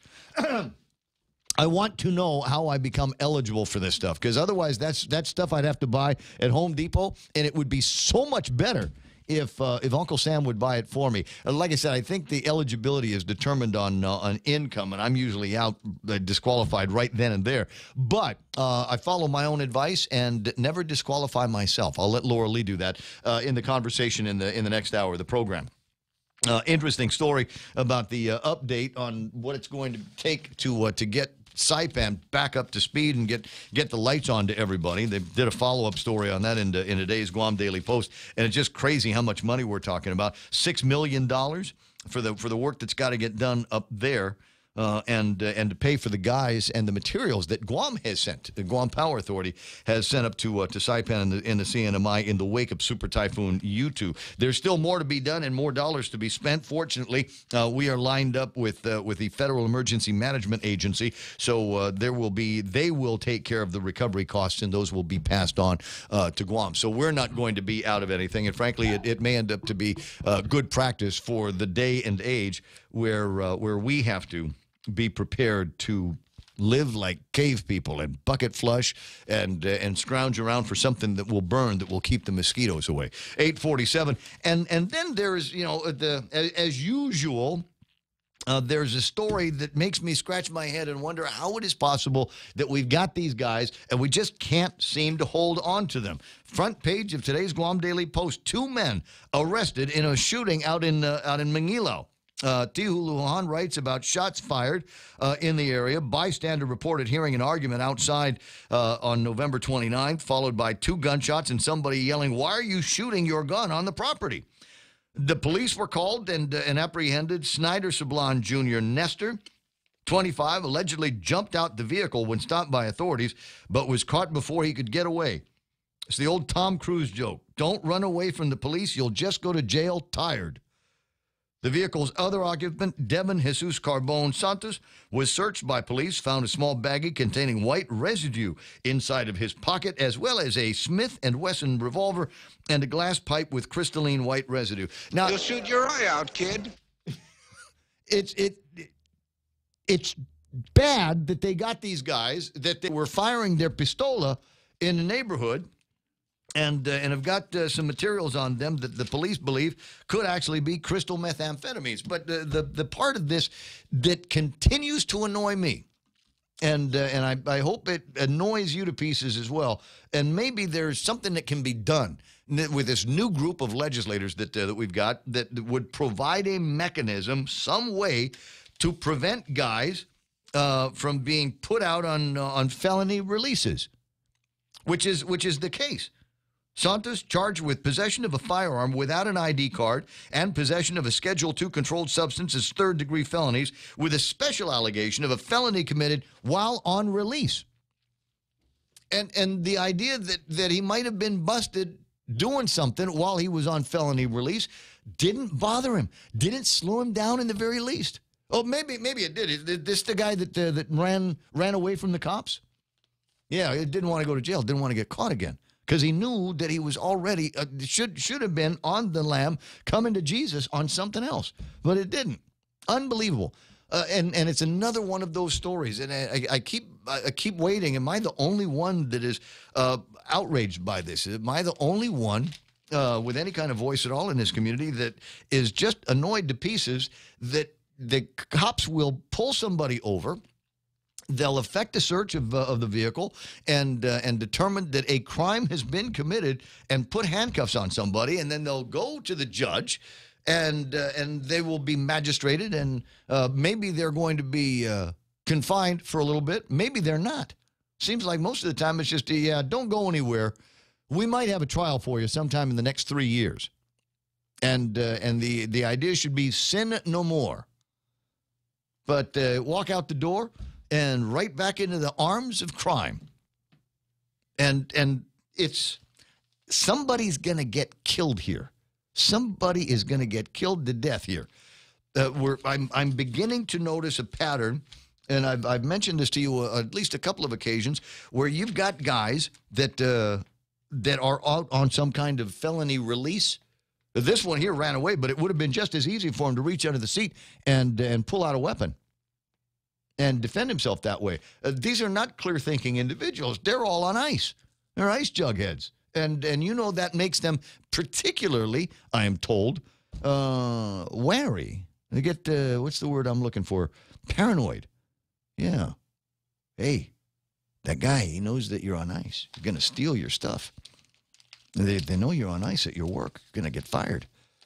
Your parents know you're stealing from them. They're going to kick you out of the house. They get unbelievably paranoid that way.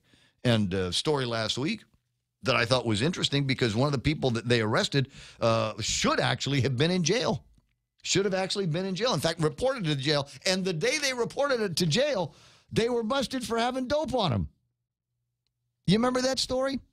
You remember the movie The Fly with Jeff Goldblum? Yes. And he started turning into Brundlefly, and at one point he got really paranoid and weird.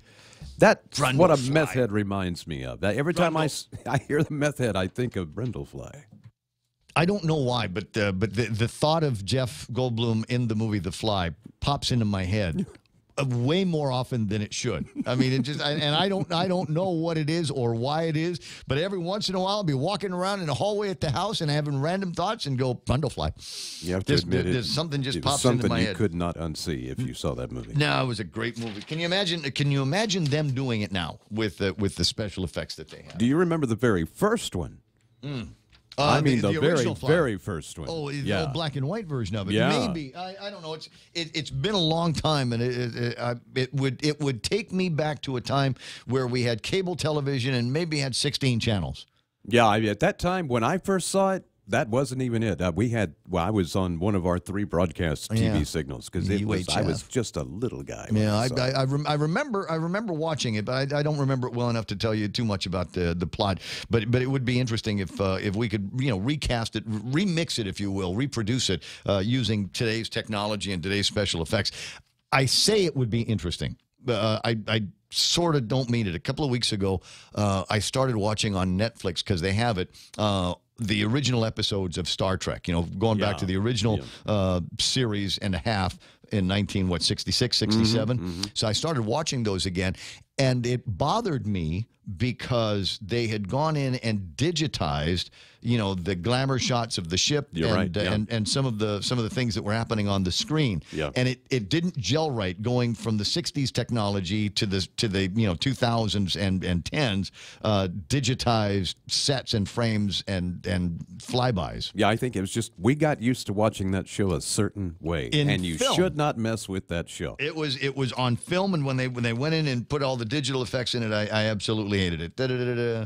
No, you're not the only one, says Lynn Vince Boropolino. You are not the only one. I say harsher punishment. What happened to those electronic ankle devices and on those pre-trial releases? You know where that is? That's in the same place, if you ask me, as mayors being able to hand out citations for loose dogs and trash dumping in a neighborhood. Fact of the matter is the ankle bracelets do not track them at that moment. They are only useful for telling you when there's been a violation, which is handled by the probation and courts. Yes. So, I mean, you could track them if you wanted to. There are mechanisms. I mean, it's GPS. Yeah, but the idea behind these things is so you say, all right, I need to be able to work to provide for my family, even though I'm a screw up. I at least want to be able to do that. And the courts will say, all right, fine. It's better that you are taking care of your family than them becoming wards of the state and all of that. So I kind of get that, but the way it would work, as I understood that system, was we would put a geofence around your house, right? And we'd put a geofence at your work.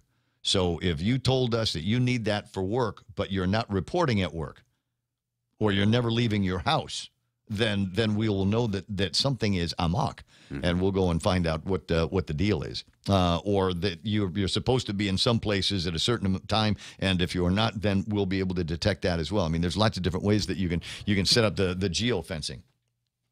Debbie says it's not easy calling GPD on your drug-addicted children. I'm sure it's not. But there's got to be that tough love place, and you and I both know people that have had to do that kind of thing. Especially when they start becoming dangerous in the house, and unfortunately, I think we're seeing some of those kinds of stories as well, where you've got younger children for whatever reason being abusive to their parents, which is a concept that I've personally never really understood. At any rate, there's another one of those stories that's floating around in the press, and at some point, somebody on a pretrial release for being a drughead jughead is going to do something really stupid, and then people will say, well, maybe we ought to do something about these pretrial releases, these felony releases that we've gotten so used to around here, and then something will get done. In the meantime, I'm just sitting around here waiting for it to happen. 8:56, and the Building E saga continues, but I haven't been able to find John Fernandez this morning to tell me what it was that he did. I do kind of want to go over the timeline because it looks like they've been in there forever and they've been doing DOE stuff in the building for a long, long, long time. And then here comes Judy Wanpat says, no, I need the parking lot. We're going to have a party. I don't know.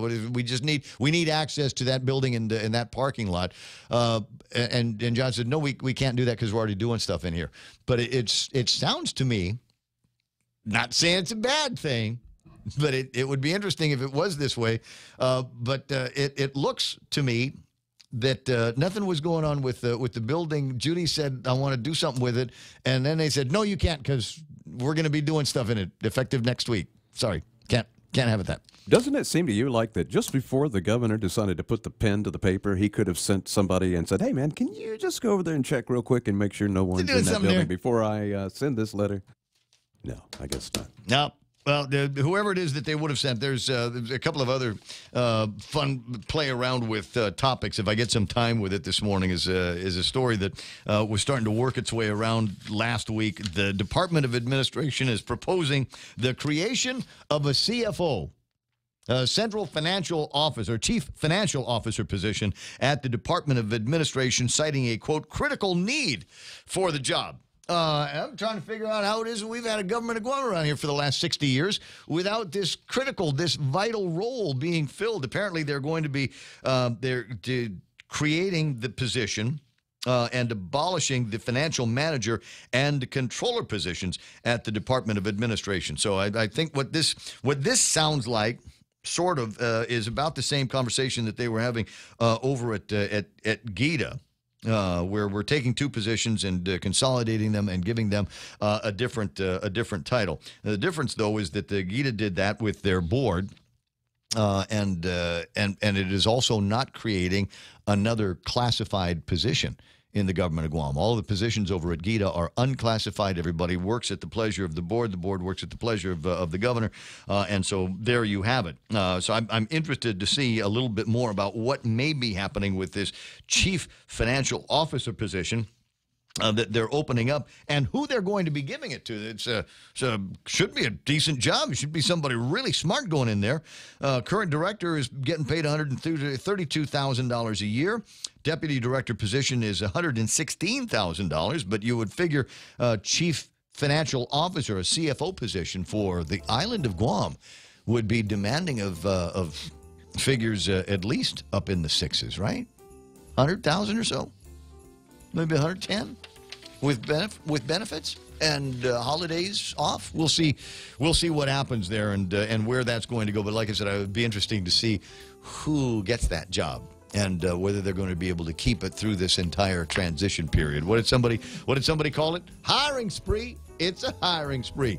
9 o'clock in the morning. Like I said, Laura Lee Crisestimo from the Energy Office is going to be on in a little bit. And we're also going to be talking to folks from the Governor's Office and Department of Public Health, right, about the NENI line, 311. More on that in just a little bit. In the meantime, 9 o'clock in the morning, we're KUSG. I got you.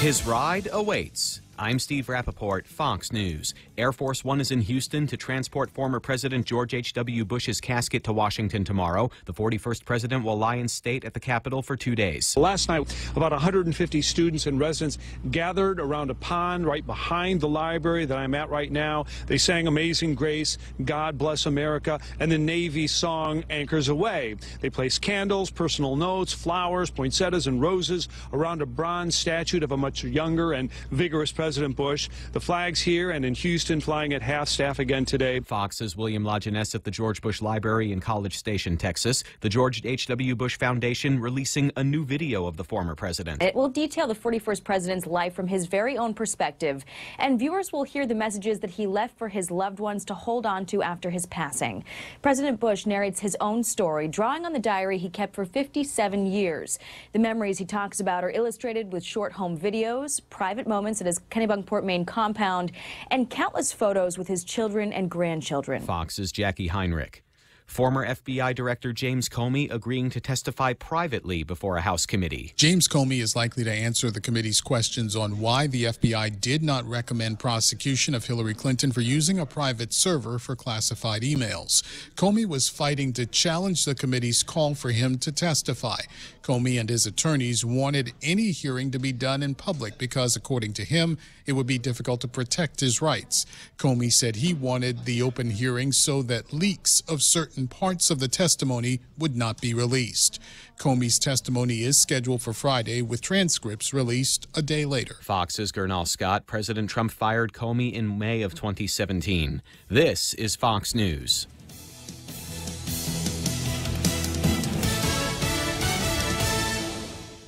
Knowing that we have choices in medical providers locally and outside of Guam is important and reassuring. This is the reason why Calvo Select Care provides quality health care options to its members. From a wide array of local, primary, and specialty doctors and clinics to a comprehensive hospital network on island and outside of Guam, you can trust Calvo Select Care to be there for you. Federal employees and annuitants enroll today. Call 477-9808 for more information. The season of giving is here, and the stations of Choice Broadcasting want to give back. 93.3 The Point, Boss 104, Star 101, and Lux Guam present Charity of Choice. Each of our radio personalities have chosen a Guam charity that they would like to benefit. And I chose Habitat for Humanity. Tune in daily to see how you can help. Charity of Choice 2018 is brought to you by Choice Broadcasting Company, Lux Guam, American Water Tech, and the station that gives from the heart, 93.3 The Point. The U.S. and China putting brakes on their trade dispute with a 90-day ceasefire. President Trump and President Xi have reportedly agreed to begin negotiations on structural changes with respects to things like forced technology transfer, intellectual property rights, non-tariff barriers, cyber intrusion and cyber theft, as well as agriculture. If the two countries are unable to reach a deal within 90 days, the White House says the 10% tariffs will then be raised to 25%. Fox's Ellison Barber at the White House. Some evacuation orders finally lifted in areas of Northern California ravaged by the deadliest wildfire in the state's history. The blaze killing at least 88 people, more than 18,000 structures destroyed. Instead of one day of presents, they get 8 crazy nights starting tonight. Wait, it's the 25th day of the Hebrew month of Kislev again? Hanukkah, the Jewish festival of lights, begins at sundown. Jewish families and communities are more and more marking the holiday with public menorah lightings in town squares and shopping malls. The national menorah, 30 feet high, will be lit at the White House Ellipse tonight. Hanukkah marks the liberation of Jerusalem from Greek-Syrian invaders by a small band of resistance fighters. The event's taking place roughly a century and a half before the birth of Jesus of Nazareth. Eben Brown, Fox News. Ralph remains at the top of the box office. If I'm not a racer, what am I? Oh, you're my best friend. All we gotta do is find a part to fix your game. Everything goes back to the way it was. But where are we gonna find that? The internet! What? Disney's Ralph Breaks the Internet, grossing an estimated $25.8 million. The Grinch hauling in $17.7 million. In third, it's Creed 2 with $16.8 million. Fantastic Beasts, Crimes of Grindelwald, and Bohemian Rhapsody round out the top 5. I'm Steve Rappaport, and this is Fox News. Attention federal employees and annuitants. Open enrollment begins on November 12th through December 10th for federal employees' health insurance plans, with rates 19% lower than last year for Take Care's non-postal high option and access to PICA's Best Clinic FHP Health Center. Take Care's supplemental wellness package provides cash incentives and allows members access to 19 fitness partners, including the largest fully functioning fitness center in Hagåtña and Dededo. To learn more, call Take Care at 646-6956. Take Care, our island, your health plan. Security Title is honored to join in sponsoring Ray Gibson on The Point. Half a day. I'm Rita Tidegui of Manila, and this is where I start my day, listening to the voices of our community and sharing thoughts about issues that affect all of us. It all boils down to our people and our land. Ingatan ang iyong tahanan. Protect your home. When purchasing or refinancing your home, remember to call the professionals at Security Title, just like you call Ray Gibson in the morning. Hafide Jennifer Cabagnot Rivera Sani is watching on Facebook Live. Gloria Lujan Rudolph, who earlier was sending me information or telling me about California and the issues that the state of California has got with 5G telephone technology that they want to roll out in that city. And so as you might imagine, some of the folks are going, but radio waves will melt my brain and give me cancer and all of that stuff. And it wasn't just California. As she turns out, there's a couple of other places. We'll take a look at what she has sent me and other information I've gotten from the EMF Safety Network. But first, more about the crazy breakfast menu at King's. The crazy holiday menu is out, and they've got a bunch of incredible items that they want you to try out for breakfast. A breakfast burger. There's nothing wrong with having a slab of ground beef at breakfast time. King's burger patty, American cheese, there's bacon, and in order to make it breakfasty, they have hash browns and a fried egg on top of Hawaiian sweet bread French toast. God, that sounds good, doesn't it? I mean, it really sounds... Got to try that. That's why they call it the crazy breakfast menu at King's. Family Finance, serving the people of Guam since 1959. Now you can start planning for the holidays by getting a personal Christmas loan from $1,000 up to $3,500. Family Finance has 3 convenient locations to serve you. Give them a call in Dededo, 633-4473, Hagåtña, 475-4545, and the Upper Tumon location on the 2nd floor of the Pacific Building at 647-5626. Get your Christmas loans today from Family Finance. I got you. Oh, and thanks, Debbie Canetta, for sharing the video this morning. I appreciate that. It's 9:07 in the morning, 888-8255. Portions of the program brought to you by Micronesia Renewable Energy. Never been a better time to go solar. American Water Tech, smarter water, better water. How smart is it? Have you seen that smart-looking building they got over by Costules in Tamuni? There's some brainiac water going on in there. My buddies over at Guam Regional Medical City, the first choice for all of your open-heart surgical needs, and APL, they're shipping the future. Here at APL, our core values give the company its heart and soul. Whether it's connecting your business with our global network through our newly enhanced service or investing our efforts into giving back to the community, APL is committed to serving you. We humbly honor the opportunity to find innovative solutions for you and your business. To learn more about our enhanced service, call 588-4651 or visit www.apl.com/Guam for more details. Yes, I've got it. The Sawsome Sauce is back. The commercial is back by popular request. There's a guy actually called up and says, what happened to the Wendy's commercials for the Sawsome Sauce? I like the way you did those. All right, well, let me do them again. I'll do it again this way because I've had this burger several times over at Wendy's, and it's just, I fall in love with it anew every time. The Sawsome Sauce is so popular, they're putting it on everything. Sawsome Bacon Classic Cheeseburger. Now, Wendy's already has an award-winning Bacon Classic Cheeseburger. It's made more sawsome with the awesome sauce. Stacked with applewood, smoked bacon, beef patty, melty cheese, all your favorite toppings, and now Wendy's signature Sawsome Sauce. Ask them to put it in a cup so you can dip the burger in it, right? That is so good. Sawsome Sauce. It's a sandwich worth bragging about at Wendy's. The Ray Gibson Show. Call now, 888-TALK. That's 888-8255.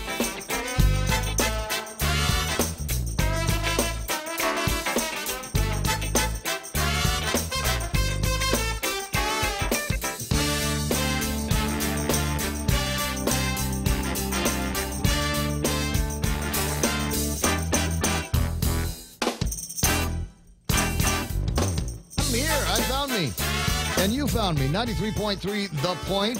Hey, tell a friend about it. Every once in a while, I'll run into somebody that goes, man, I miss you on the radio. I said, I do this every day. Really? Mano?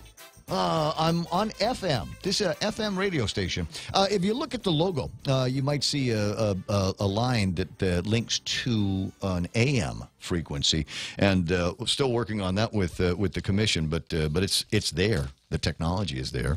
And the HD, for those of you that are wondering about HD3 on Boss 104. The gizmo that takes this signal and puts it on the HD is in for repairs. So when that comes back, then we'll go back to having the Point radio station on FM and on HD. But in the meantime, you can point them out to Facebook Live. If you've got friends, hit the share button, please, and that way all your friends will know that you and I spend our mornings together here on this radio station. In fact, I'm going to take my own advice. I'm going to hit the share button and remind everybody that I know on Facebook that I'm here, slaving over a hot microphone, as it were. So where do I get to take the program now? Where's it going?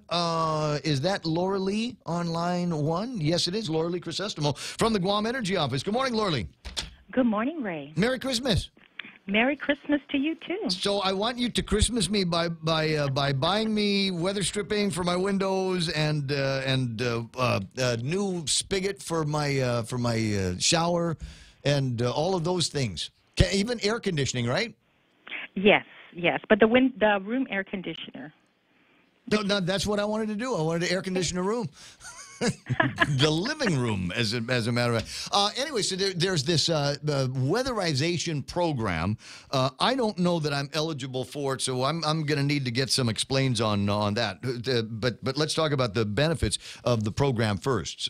So what is it that you want to buy people to help them with their power bills? Okay, so this weatherization program, if they're eligible, we can replace the refrigerator, the room air conditioners, their water heater to more energy efficient models, and then we're able to install LED bulbs, apply weather strips on their windows and doors to seal the air leaks, install low flow shower heads and faucet aerators, and install smoke detectors. And if they have a gas stove, then we also install carbon monoxide detectors. Nice. Yes. And so at no cost. At no cost if they're eligible. If they're eligible. Okay, so I've heard you say if they're eligible a couple of times, and so tell me how to find out if I am eligible. Okay, well, they can go to our website to download the application, or we'll be putting out ads on both Post and Guam PDN, as well as the Umatuna newspaper, to show the chart that shows if they are eligible. So, for example, if you're a family of 4 and the maximum income from everybody in that household is no more than $62,760, they already are eligible. For everything? Yes. Well, when we go there, we would see, though, what they need and what we can replace and their house, yes. So a family of 4, max income $62,700 or so would make you eligible for the program. And so I imagine there's other scales, so family of 3, more people in the house, but that we'd increase the income level to meet so that everybody. I want to say it's the same threshold, just applied for different classes of customers. Yes. Gotcha.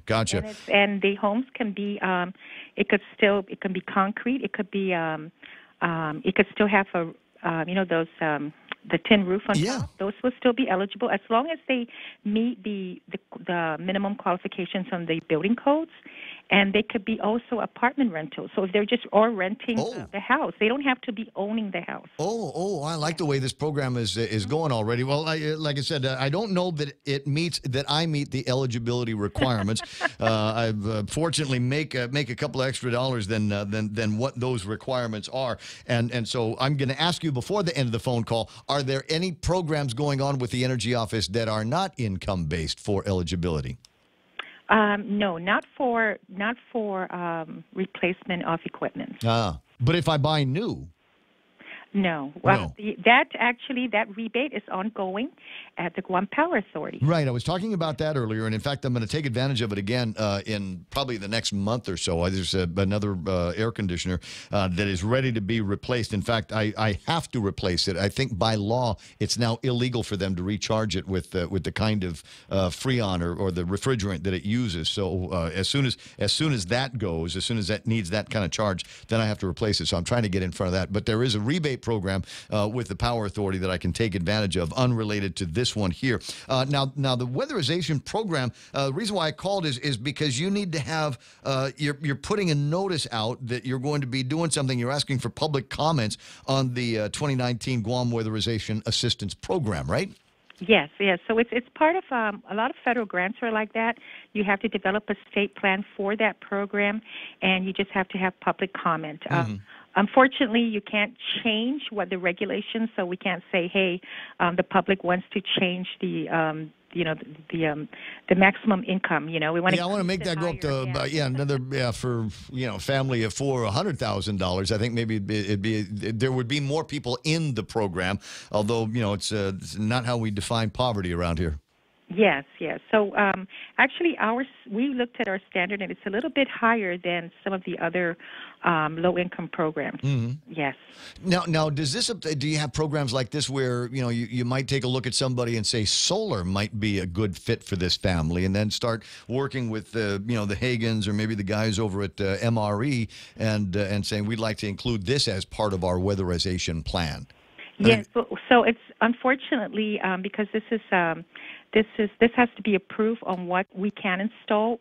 Guam and the territories were not able to get the solar systems included in the program. Really? Yes. Wait a second. We're out here in the tropics. You would think that we would be the place to do it. It's based on a chart that they have. It's a savings investment ratio, and they feel the federal grantors felt that that our solar systems are quite expensive to qualify.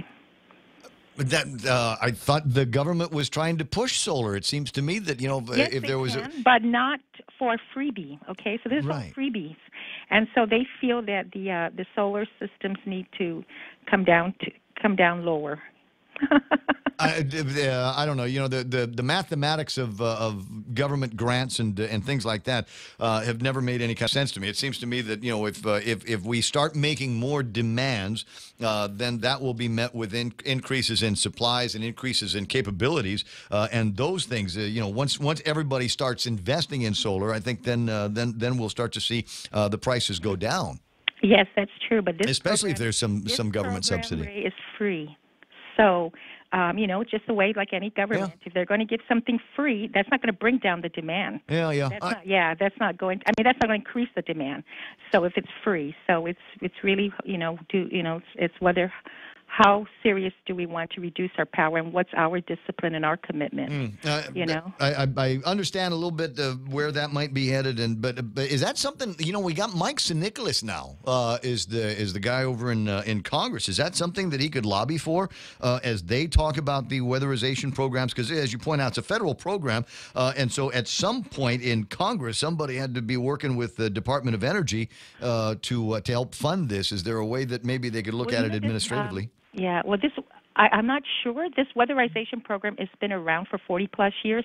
The territories only qualified in 2009, and that was, I have to give kudos to Congresswoman Madeline Berdalio. She had that federal grant amended to include territories. It only said states.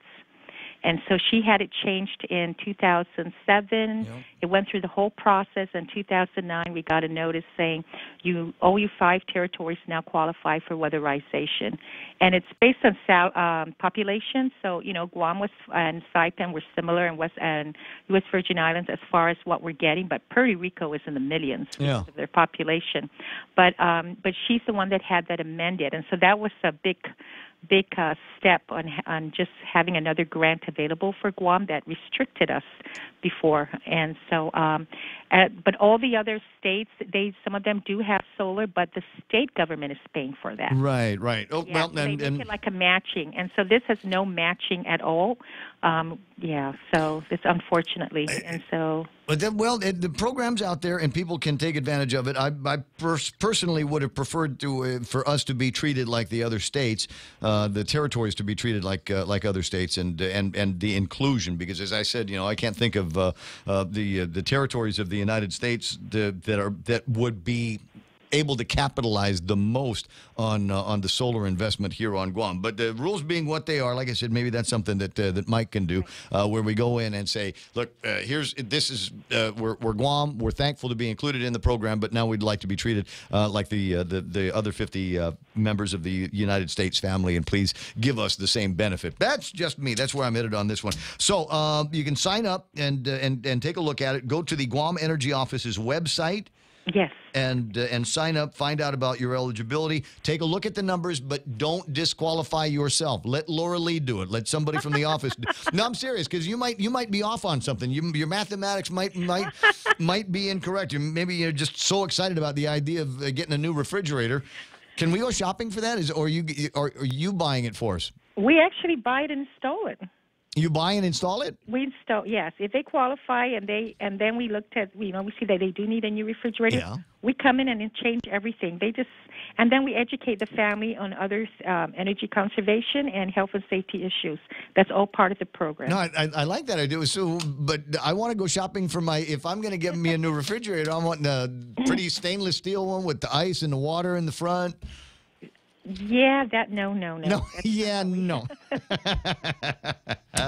And you're going to get a gas. We're hoping that Guam Power Authority, and it all depends on the PUC, they presented, my understanding was several other equipment to have a rebate, but the PUC did not come and give them the authorization on those. Yeah. Fire those guys. Who do they work for? Yeah, if the solar system comes back in, that would be great, because maybe 15 years ago when they first started, the solar water heaters qualified, and then that program stopped at the Guam. And then everybody put solar water heaters on their roof. Yes, and then now the program's back in. And now they just have split airs, air conditioners, split airs. I believe refrigerators, but they do not have the solar hot water heater or even the net metering. That's a rebate. Yeah, I'll bother somebody about that. Oh, don't get me started on net metering. The guys in the solar game are all up in arms because they gave them information over at the CCU and the Power Authority, and they don't feel that their recommendations and best practices that they've seen in some parts of the country are being followed out here. 9:22. Laura Lee, always fun talking with you. Merry Christmas to you and the team. Merry Christmas, Ray. And you got something else coming up. Don't lose my number. Email is raygibsonshow@gmail.com. Okay. Okay, I'll talk to you pretty soon. 888-825-5922 in the morning. And, you ought to take a look at that Guam Energy Office. Take a look at your household and what the income is on the household and see if you qualify for something like this. And as I said, and I'll say it again, don't you disqualify yourself. Go all the way through the application process. Let them disqualify you, because you never know what's going to happen. And a note here from my friend Joyce says, stop scratching your face/beard. Okay, then you come here and do it, because it's itchy, and I haven't yet gotten past that. What with the brush? That's why you got to use the brush. The brush, but not this one here. Actually, I like this one. That one will be okay especially for the itchy. That's actually good for the itchy. Right, you kick a leg. Making my leg kick. Good puppy, good puppy. Oh, now I know why dogs like that so much. Lakeisha's online. Hey, that's nice. Nice to see you. And Nate Horn. Who else is playing around? Ted Lewis is there. Oh, Gloria Lujan Rudolph.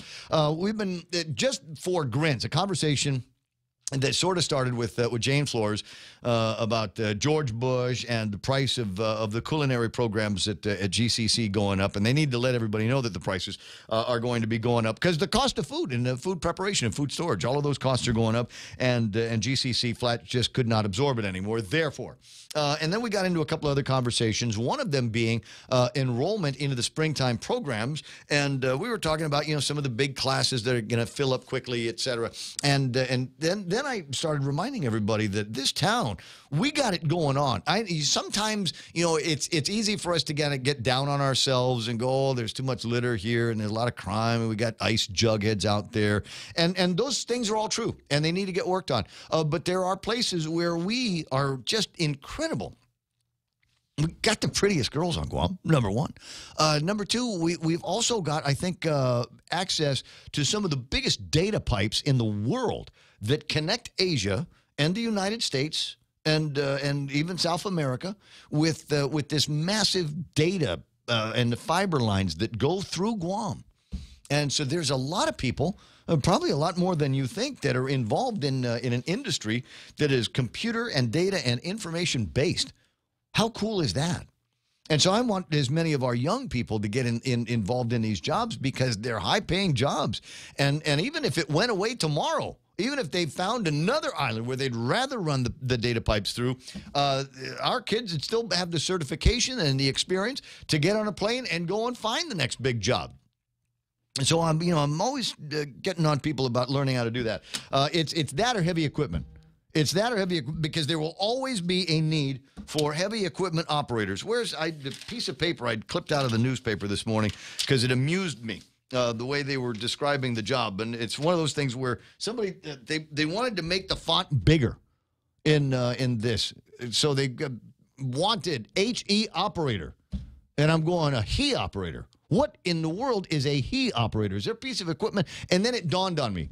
HE, heavy equipment. So they're looking for a heavy equipment operator. Mm-hmm. I've told you this story a dozen times, too, about a cousin of mine who was, I don't know, 17, 18 years old and knocking around looking for something to do. He didn't have any major ideas on what he wanted to do with his life or what his career path was going to be. And he asked me, he said, Uncle Ray. I said, yeah. He said, what should I do? I said, I don't know what you should do, but until you decide, you should learn how to do something. And I said, go to GCC and take a class in heavy equipment operation. And he did.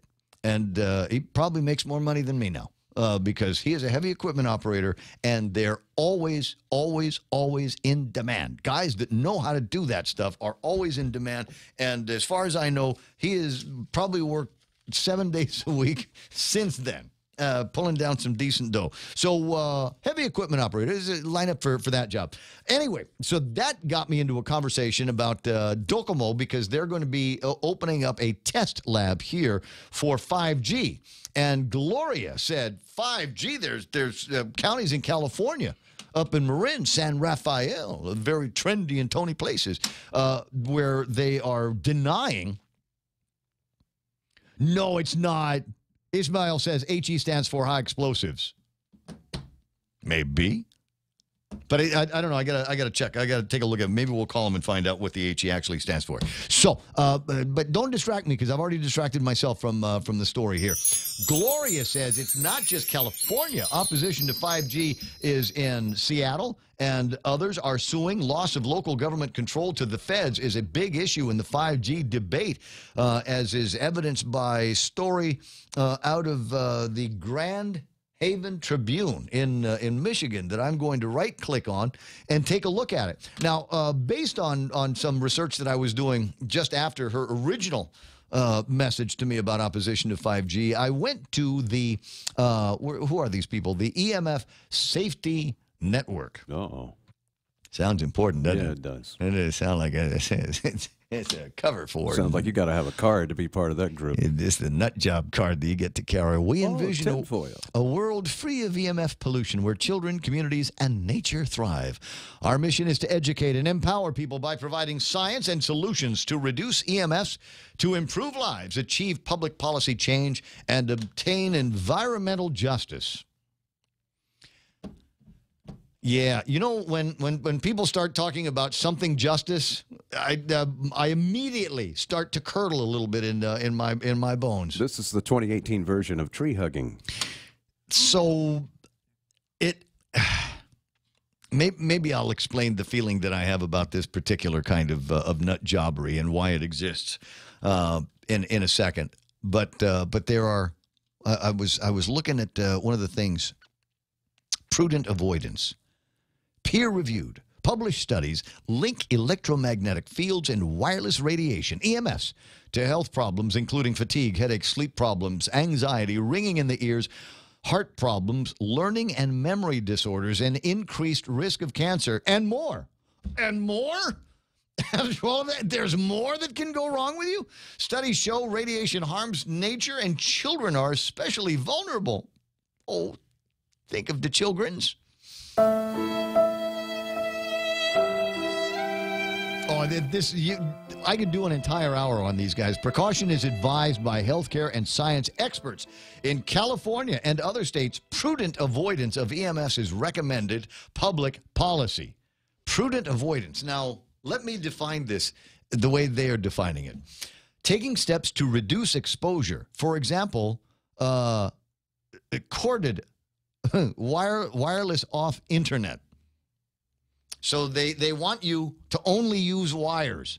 If you want internet, so you have to go and have a router in the house, wireless router, and then you connect up the 5G. And that's how you're going to connect with the internet. They want to go back to using corded phones and analog utility meters, as in no smart meters. And reduce cell phone use. Keep cell phones away from your body and away from children. What? So they want to go back to 1988, basically. Yep. Best to use cell phones for emergencies only, if at all. Learn to turn off the electricity at the breaker box and set limits on computer and screen time, especially for children. There it is, the children again. We're working for this social change to protect children, public health, and natural environment, and our future. And so these guys go right after them and pull them in and reel them in with all of this talk about cancer and children, and oh my, the sky is going to be falling. And there were people here when we did the smart meter rollout a few years ago. Oh my, there were people every day. We'd get telephone calls from people, and we have to opt out. I've got to be able to opt out, and you can. I haven't heard. I couldn't tell you. It might be interesting to find somebody over at the Power Authority, which I might be able to do here on a quick WhatsApp here.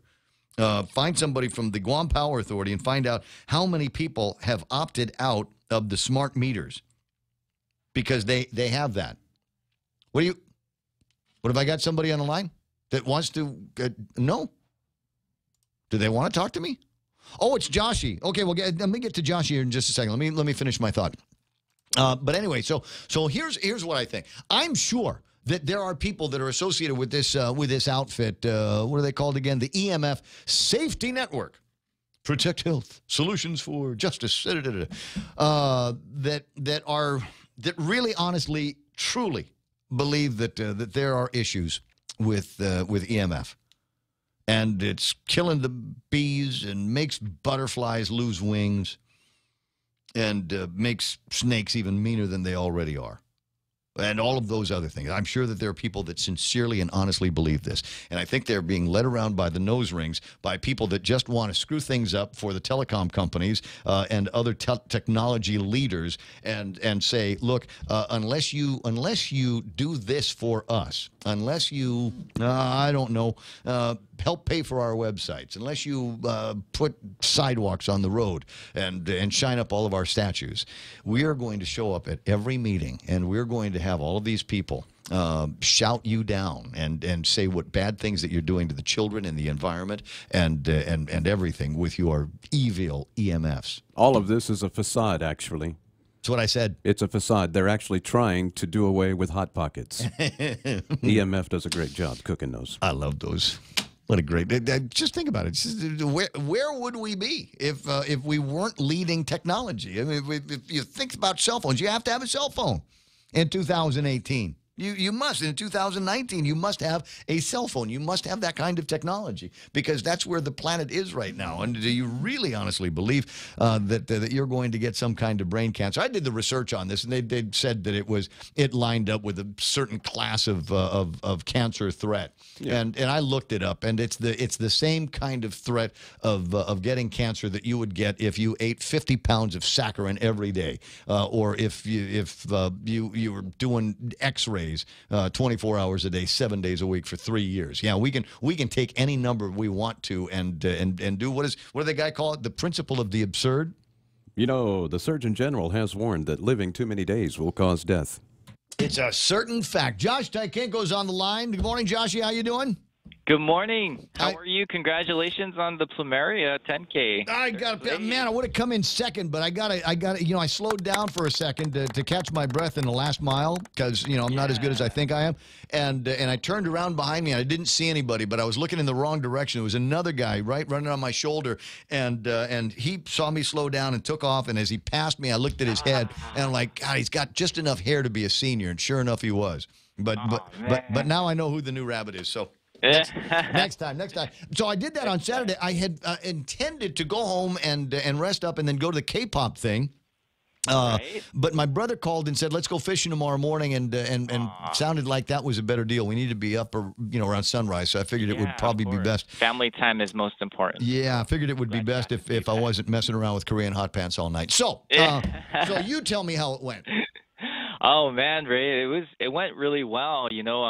We had thousands of people come out. So we had over 5,000 people that came to the K-pop concert. All different ages.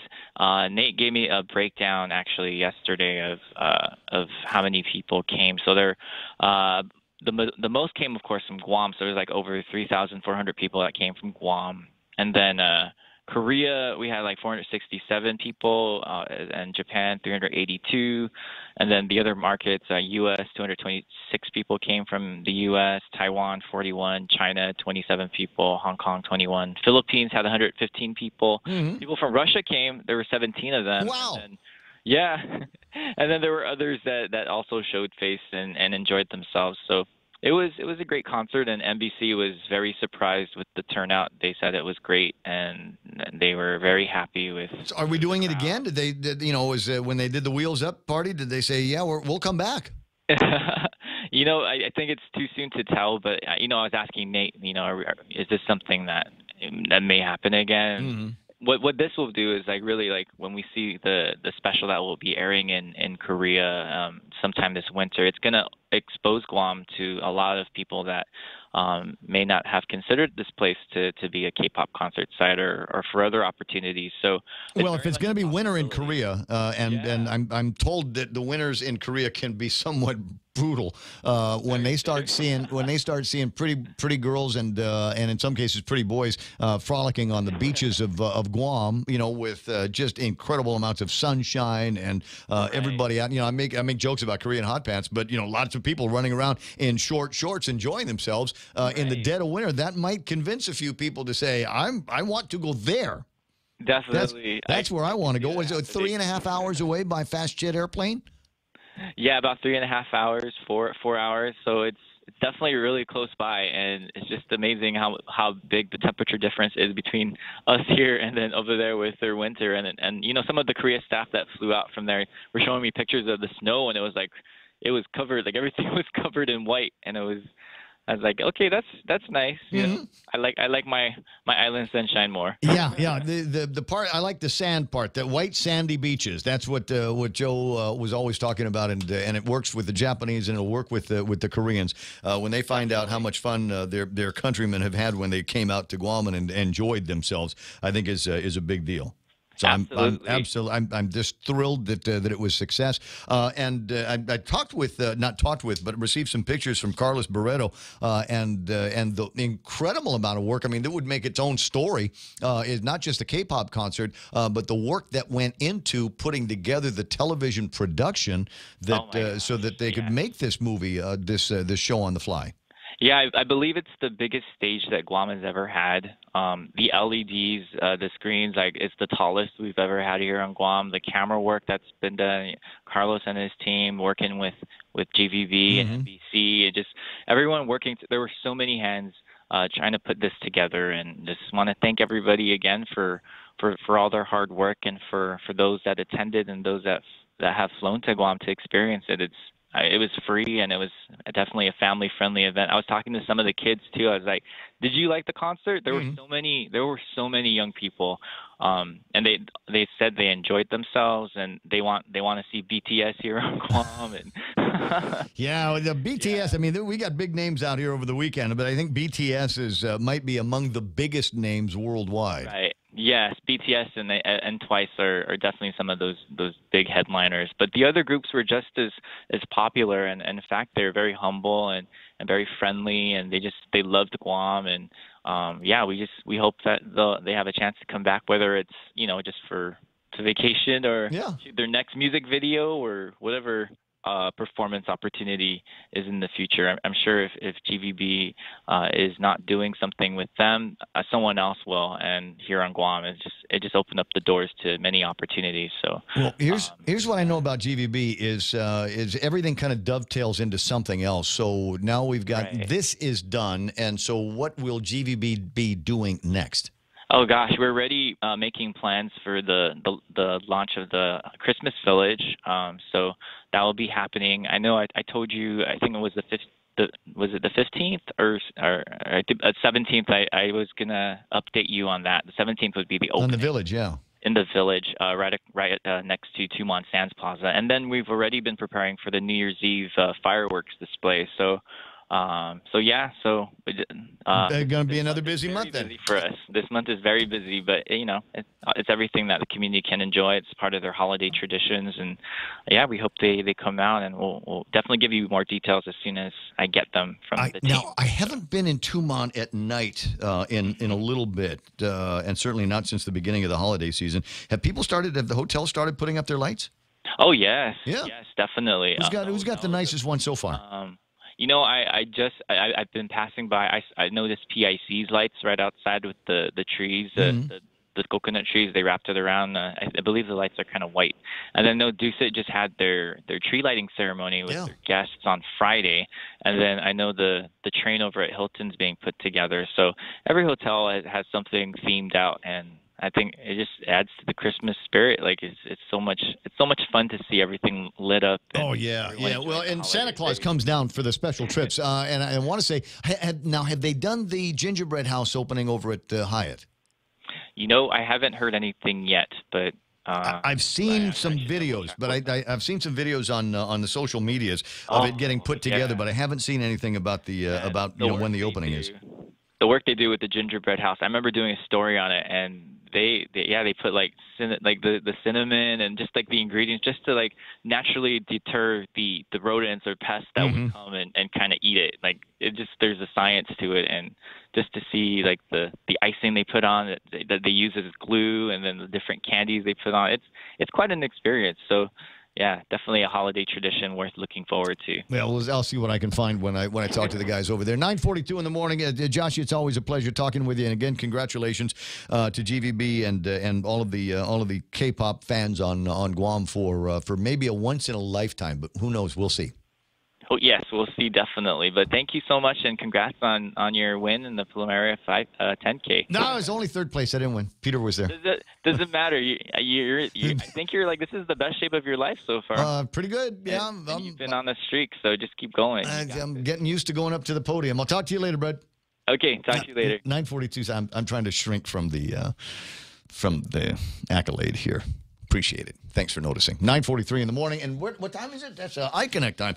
Go to iConnectGuam.com on the World Wide Web and get yourself some details on their incredible Connect and Win promotion that they are doing. You sign up for any 12-month plan, mobile and internet or push to talk, and then you're going to be eligible for all kinds of great drawing opportunities, including the grand prize drawing, where you can go to Manila. You and a friend actually can go to Manila, hang out at the Holiday Inn Express on New Friends at iConnect.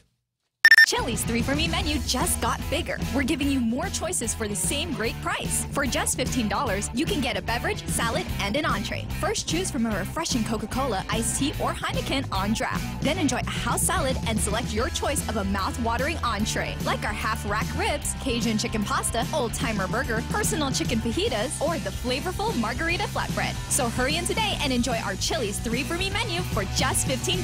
Available for a limited time. Chili's, more life happens here. Be merry, be bright, and make shopping all right with holiday gift cards from Ruby Tuesday. Buy a $25 or $50 gift card for those on your shopping list. Get a $15 bonus coupon with every $50 card purchase. Some extra holiday happiness from Ruby Tuesday. Be merry, be bright, and make shopping all right with holiday gift cards from Chuck E. Cheese's Guam. Get a free medium pizza with every $25 gift card purchase and a free extra large pizza with every $50 gift card purchase. Some extra holiday happiness from Chuck E. Cheese's Guam. Bring joy to your world and your budget with a holiday loan from First Hawaiian Bank. At a low 4.99% APR, fixed for 1 year, it's a smart way to add ho, ho, ho without budget uh-oh. To apply for a holiday loan, visit any First Hawaiian Bank branch or FHB.com. For more information, call 1-877-640-2337. Additional restrictions apply. First Hawaiian Bank. It all starts with yes. Member FDIC, Equal Housing Lender. No one ever plans to be sick, especially when you're young. But sometimes things happen, and there you are with huge out-of-pocket expenses. And if your care requires you to go off-island because your insurance doesn't include GRMC, you have hotel, food, and transportation costs on top of your medical copay. If you're a federal employee or retiree, choose Calvo Select Care. It includes GRMC. And should an emergency arise, we're right here. GRMC, where patients are partners. Hungry? Stop by Circle K for Craft Kitchen's hot breakfast, lunch, and dinner items delivered fresh 3 times a day. Circle K, take it easy. Haagen-Dazs ice cream. Buy one, get one free. Stop by Circle K today and satisfy your heart's desires. Available at all Circle K stores, excluding Barragata, Airport, and Campers locations. Applies only to the 3.38-ounce servings.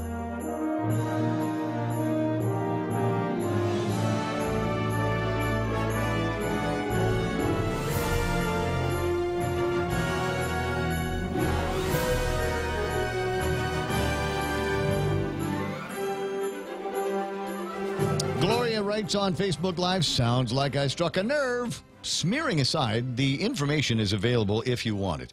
What control local governments have over the rollout is being taken away. Isn't that a problem? Smart meters and PG&E, not a good diversion. Merry Christmas, Ray. Yeah, I see what you are saying, and that's something that I'll read up a little bit more because I'm not sure. I was looking at the article that you had sent from the Grand Haven people, and there are issues that are coming out where they're saying, okay, we've got this thing, and it'll put cell towers all over the place. We'd be able to access the public infrastructure and all of that. And the detractors are saying, well, wait a second, there's other work that needs to get done, and you cannot negotiate a flat rate for poles all over the state because it costs these different counties, different municipalities, different amounts to be able to maintain those rights of ways and the wheeling arrangements for the poles and towers, etc. So I hear what you're saying on that. To what degree should the federal government be able to get involved in the rollout of these programs, all kinds of different programs, and say, okay, we're going to do this at the federal level, and you get the state guys that stand up and say, well, wait a second, that costs us money. There's an argument that we hear on Guam all the time.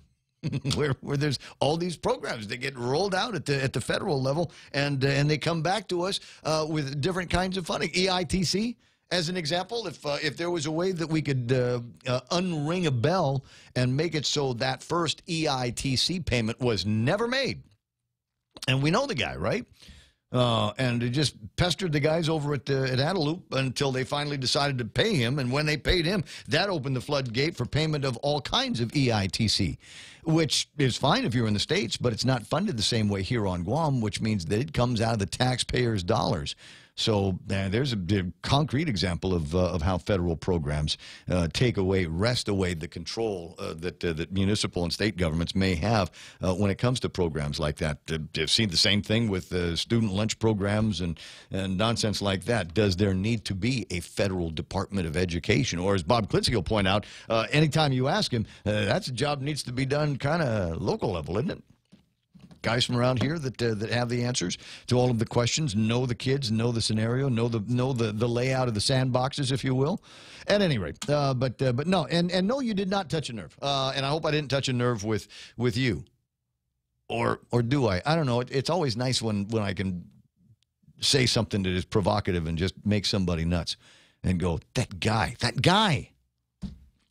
because I know there's people that are going, but hey. You know, the thing about the EMFs and the brains and the cancers and all of that's all true. Think of the children. You know what we'll do? We'll write a piece of legislation and we'll name it after a child. Right? That always works. That gets them just the suckers at the legislature every single time. I wish I could store the kinetic energy that is generated by people who shake their head at this program. Who's playing around? Is it Elmo Cotton on the Facebook Live this morning? Nice to see you there, Mo. Joseph Leasialangi and Andy Henricks playing around on the Facebook Live. Let me know what your thoughts are on some of this stuff. 9:49, top of the hour, and we'll jump into Fox News in just a little bit. And then there's this tomorrow. Tomorrow there will be more on the table of content. There wasn't a lot of table of content stuff today because I didn't have. Where did these newspapers come from? Do you know? I have no idea.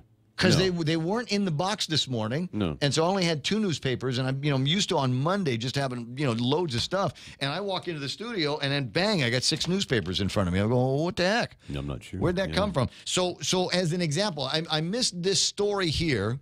Betel nut cessation program sees success. Right on, groovy. Betel nut cessation program sees success. I'm a betel nut chewer, but I'm a particular kind of betel nut chewer. I only like the kind of betel nut that I get from Auntie Jerry Gutierrez and the plants that Uncle Carl gave to me. I am currently not a betel nut chewer, which is like saying I'm currently not smoking cigarettes. I will always be a smoker. It's just that I'm not smoking now and haven't in 10 years. It's a habit I don't want to go back on. At any rate, so...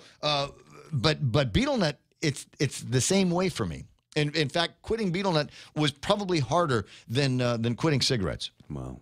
It's just it's a flavor that I've got in in I guess in my you head. probably were doing betel nut before cigarettes. Oh yeah. So. With my grandmother, I'd reach into her purse at church and see if she had betel nut in there. You were probably chewing 6, 7 betel nut years in the old. crib. Man. Oh yeah, well if she'd have let me. But it's a different kind. We don't dress it up. We don't put lime on it. We don't mix it with tobacco or anything like that. The closest thing you can mix it, betel nut and light beer will give you such a buzz. Nice. And I'm not going to tell you which used to be senator taught me that when we were 12, 13 years old, Chris Duenas. Okay. Yeah, you're right, Joy. It is all inside jokes, isn't it? So I was telling the story about how I quit, and you can't quit chewing betel nut. But the only reason why, honestly, there's 2 reasons why I am not chewing betel nut currently. Number one is because I don't know where I can get my hands on enough of it. Oh, okay. So that I'm happy and I have a consistent, reliable supply. So you don't want that moment where you're jonesing for exactly. it. Exactly, and you will. Yeah. I will pack my pockets and go. Oh, I'll leave the house. I'll forget my cell phone and come to work. Right. But if I leave the house and I didn't bring betel nut, I'll turn around. It might be 5 minutes to 6, but I'm turning around. Just play the news. I'll be late. Run some extra commercials. I'm coming in because I got the betel nut. So anyway, I bristle at the idea that people might be misinterpreting this and are quitting good betel nut because they're worried they're hearing stories about the bad betel nut, the other ways that betel nut gets chewed. So if you're one of those people that with the red teeth and a spit bottle, which we hate because there's the fear that one of these days I'm going to confuse your spit can with my beer can. No! You'll only do that once. Yeah, getting that in my face now. 9:53. So yes. Quit chewing the bad one and start chewing the good one. But if you start chewing the good one, save some for me. Now the other reason why I don't chew betel nut is diverticulosis. I have diverticulosis. Is a malady, and it currently is not bothering me because I've tried to pay attention to what the doctors say, which is don't chew nuts. So I chew peanuts, but I when I'm chewing peanuts, I know I'm chewing them to a paste. Right. But betel nuts, you can't really do that, and the concern is that one of these little bags will open up and you'll get a piece of betel nut stuck in there, and then it will go from diverticulosis to diverticulitis. And I've been around people with the latter, and they clearly were not having fun with it. No, it's so not. I don't want to get any of that stuff. So that's the other reason why I tend to stray away from that. 9:54. Be right back. Oh, we don't? I don't have to? Oh, we did it already. Nope, I got them all in the last All right, so what do we got on the Facebook Live? NTT Docomo is one of the companies leading 5G technology research. Daryl says, when government regs don't keep pace with technology and DPW allows erection of major cell sites on Barragata Heights rooftops 20 feet from the neighbor's child's bedroom, public needs to pay attention to the nut jobs. Ismail says, quote, studies, unquote, link cell phone usage to memory loss, headaches, changes in vision, and mood, sleep disorders. And here I was thinking that all these were due to the aging process. What else are you writing me? As radio guys, we know that RF travels longer distances at lower frequency ranges. With 5G operating in higher frequency ranges, it will require antennas at closer range. Known issue, known fact. But they were going to be going into that anyway, just because the more of these antennas, the more of these sites that you've got, the more...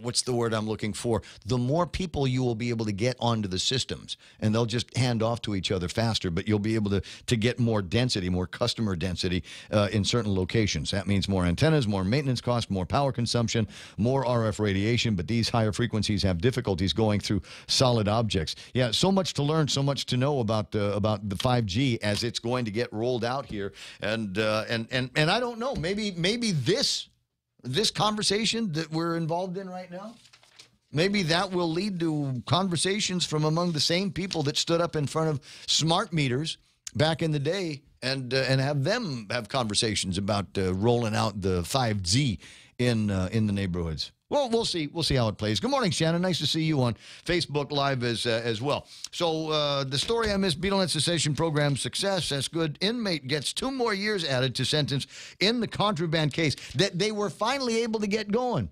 Just the guy that I told you last week, he was playing the judge. Right? He says, I don't want to go to the courthouse because if they take me down, then I have to take my laces off my shoes. Want to take my, you know how hard it is to walk in shoes if you don't have shoelaces on it? And the answer is, yeah, there's teenagers that are doing it all over the place. I mean, that's like a trend with them or something. I can't tell you how many teenagers I've seen that they don't even, they tie the laces once, and then they don't even bother with opening up the shoe. They just step on the heel part and wear shoes like they're Zoris, right? So you got that. And then there was another one where I think he was starting to talk about going and then changed his mind. And I think finally the judge said, that's it, I've had enough of you. But I don't know whether he was in the building when it happened. A man already serving a 45-year sentence for his role in a brutal home invasion received 2 additional years after he was convicted in a contraband case. Judge Vern Paris sentenced Ray Tatauta to 3 years imprisonment with credit of 1 year of time served. In October of 2017, God, I remember when this, him and 4 others were charged in connection with a contraband scheme uncovered after a suspicious package of cell phones was found in a Guam Memorial Hospital restroom. Package was meant to be delivered to the Department of Corrections, and Tatauta was one of the intended recipients, court documents state. But what I don't see in here is whether or not he was present at the sentencing, because that was something that they were talking about. Was the judge wanted to make it very clear that he would apply the sentence, whether he was in the building or not. Oh, see, now this is another. I'm going to keep this newspaper because it's got the notice of inactive accounts, which is one of those things that I every time I see it, I cannot not go through the list and get to the G's and see if there's a Gibson. You know, like is it possible at this bank that maybe once upon a time I opened up an account and I put thousands of dollars into it and I forgot about it, and now they've got the listing of inactive accounts and it has my name, and then I'll call up the bank and they'll say, yes, we still have your thousands of dollars. Come and get it. Come and reopen the account. That actually happened. Coast 360. Coast 360, I got a notice from them that my account had been inactive, and I, honest to God, forgot that I'd had that account there, and it had something like $700 in it.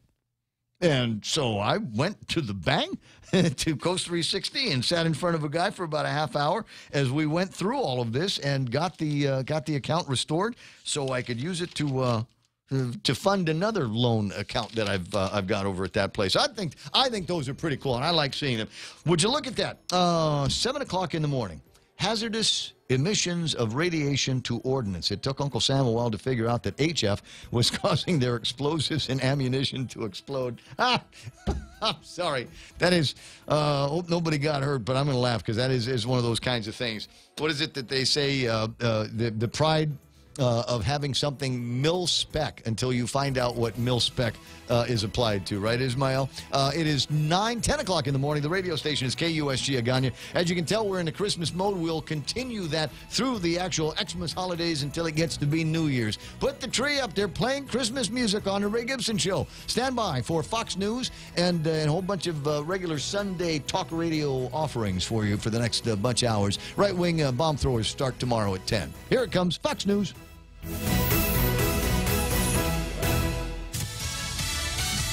Honoring a former president. I'm Steve Rappaport, Fox News. Former President George H.W. Bush will lie in state at the U.S. Capitol starting tomorrow before his burial in Houston later this week. We're learning more about the final moments of George H.W. Bush, who was surrounded by a small group of friends and family and clergy inside his home.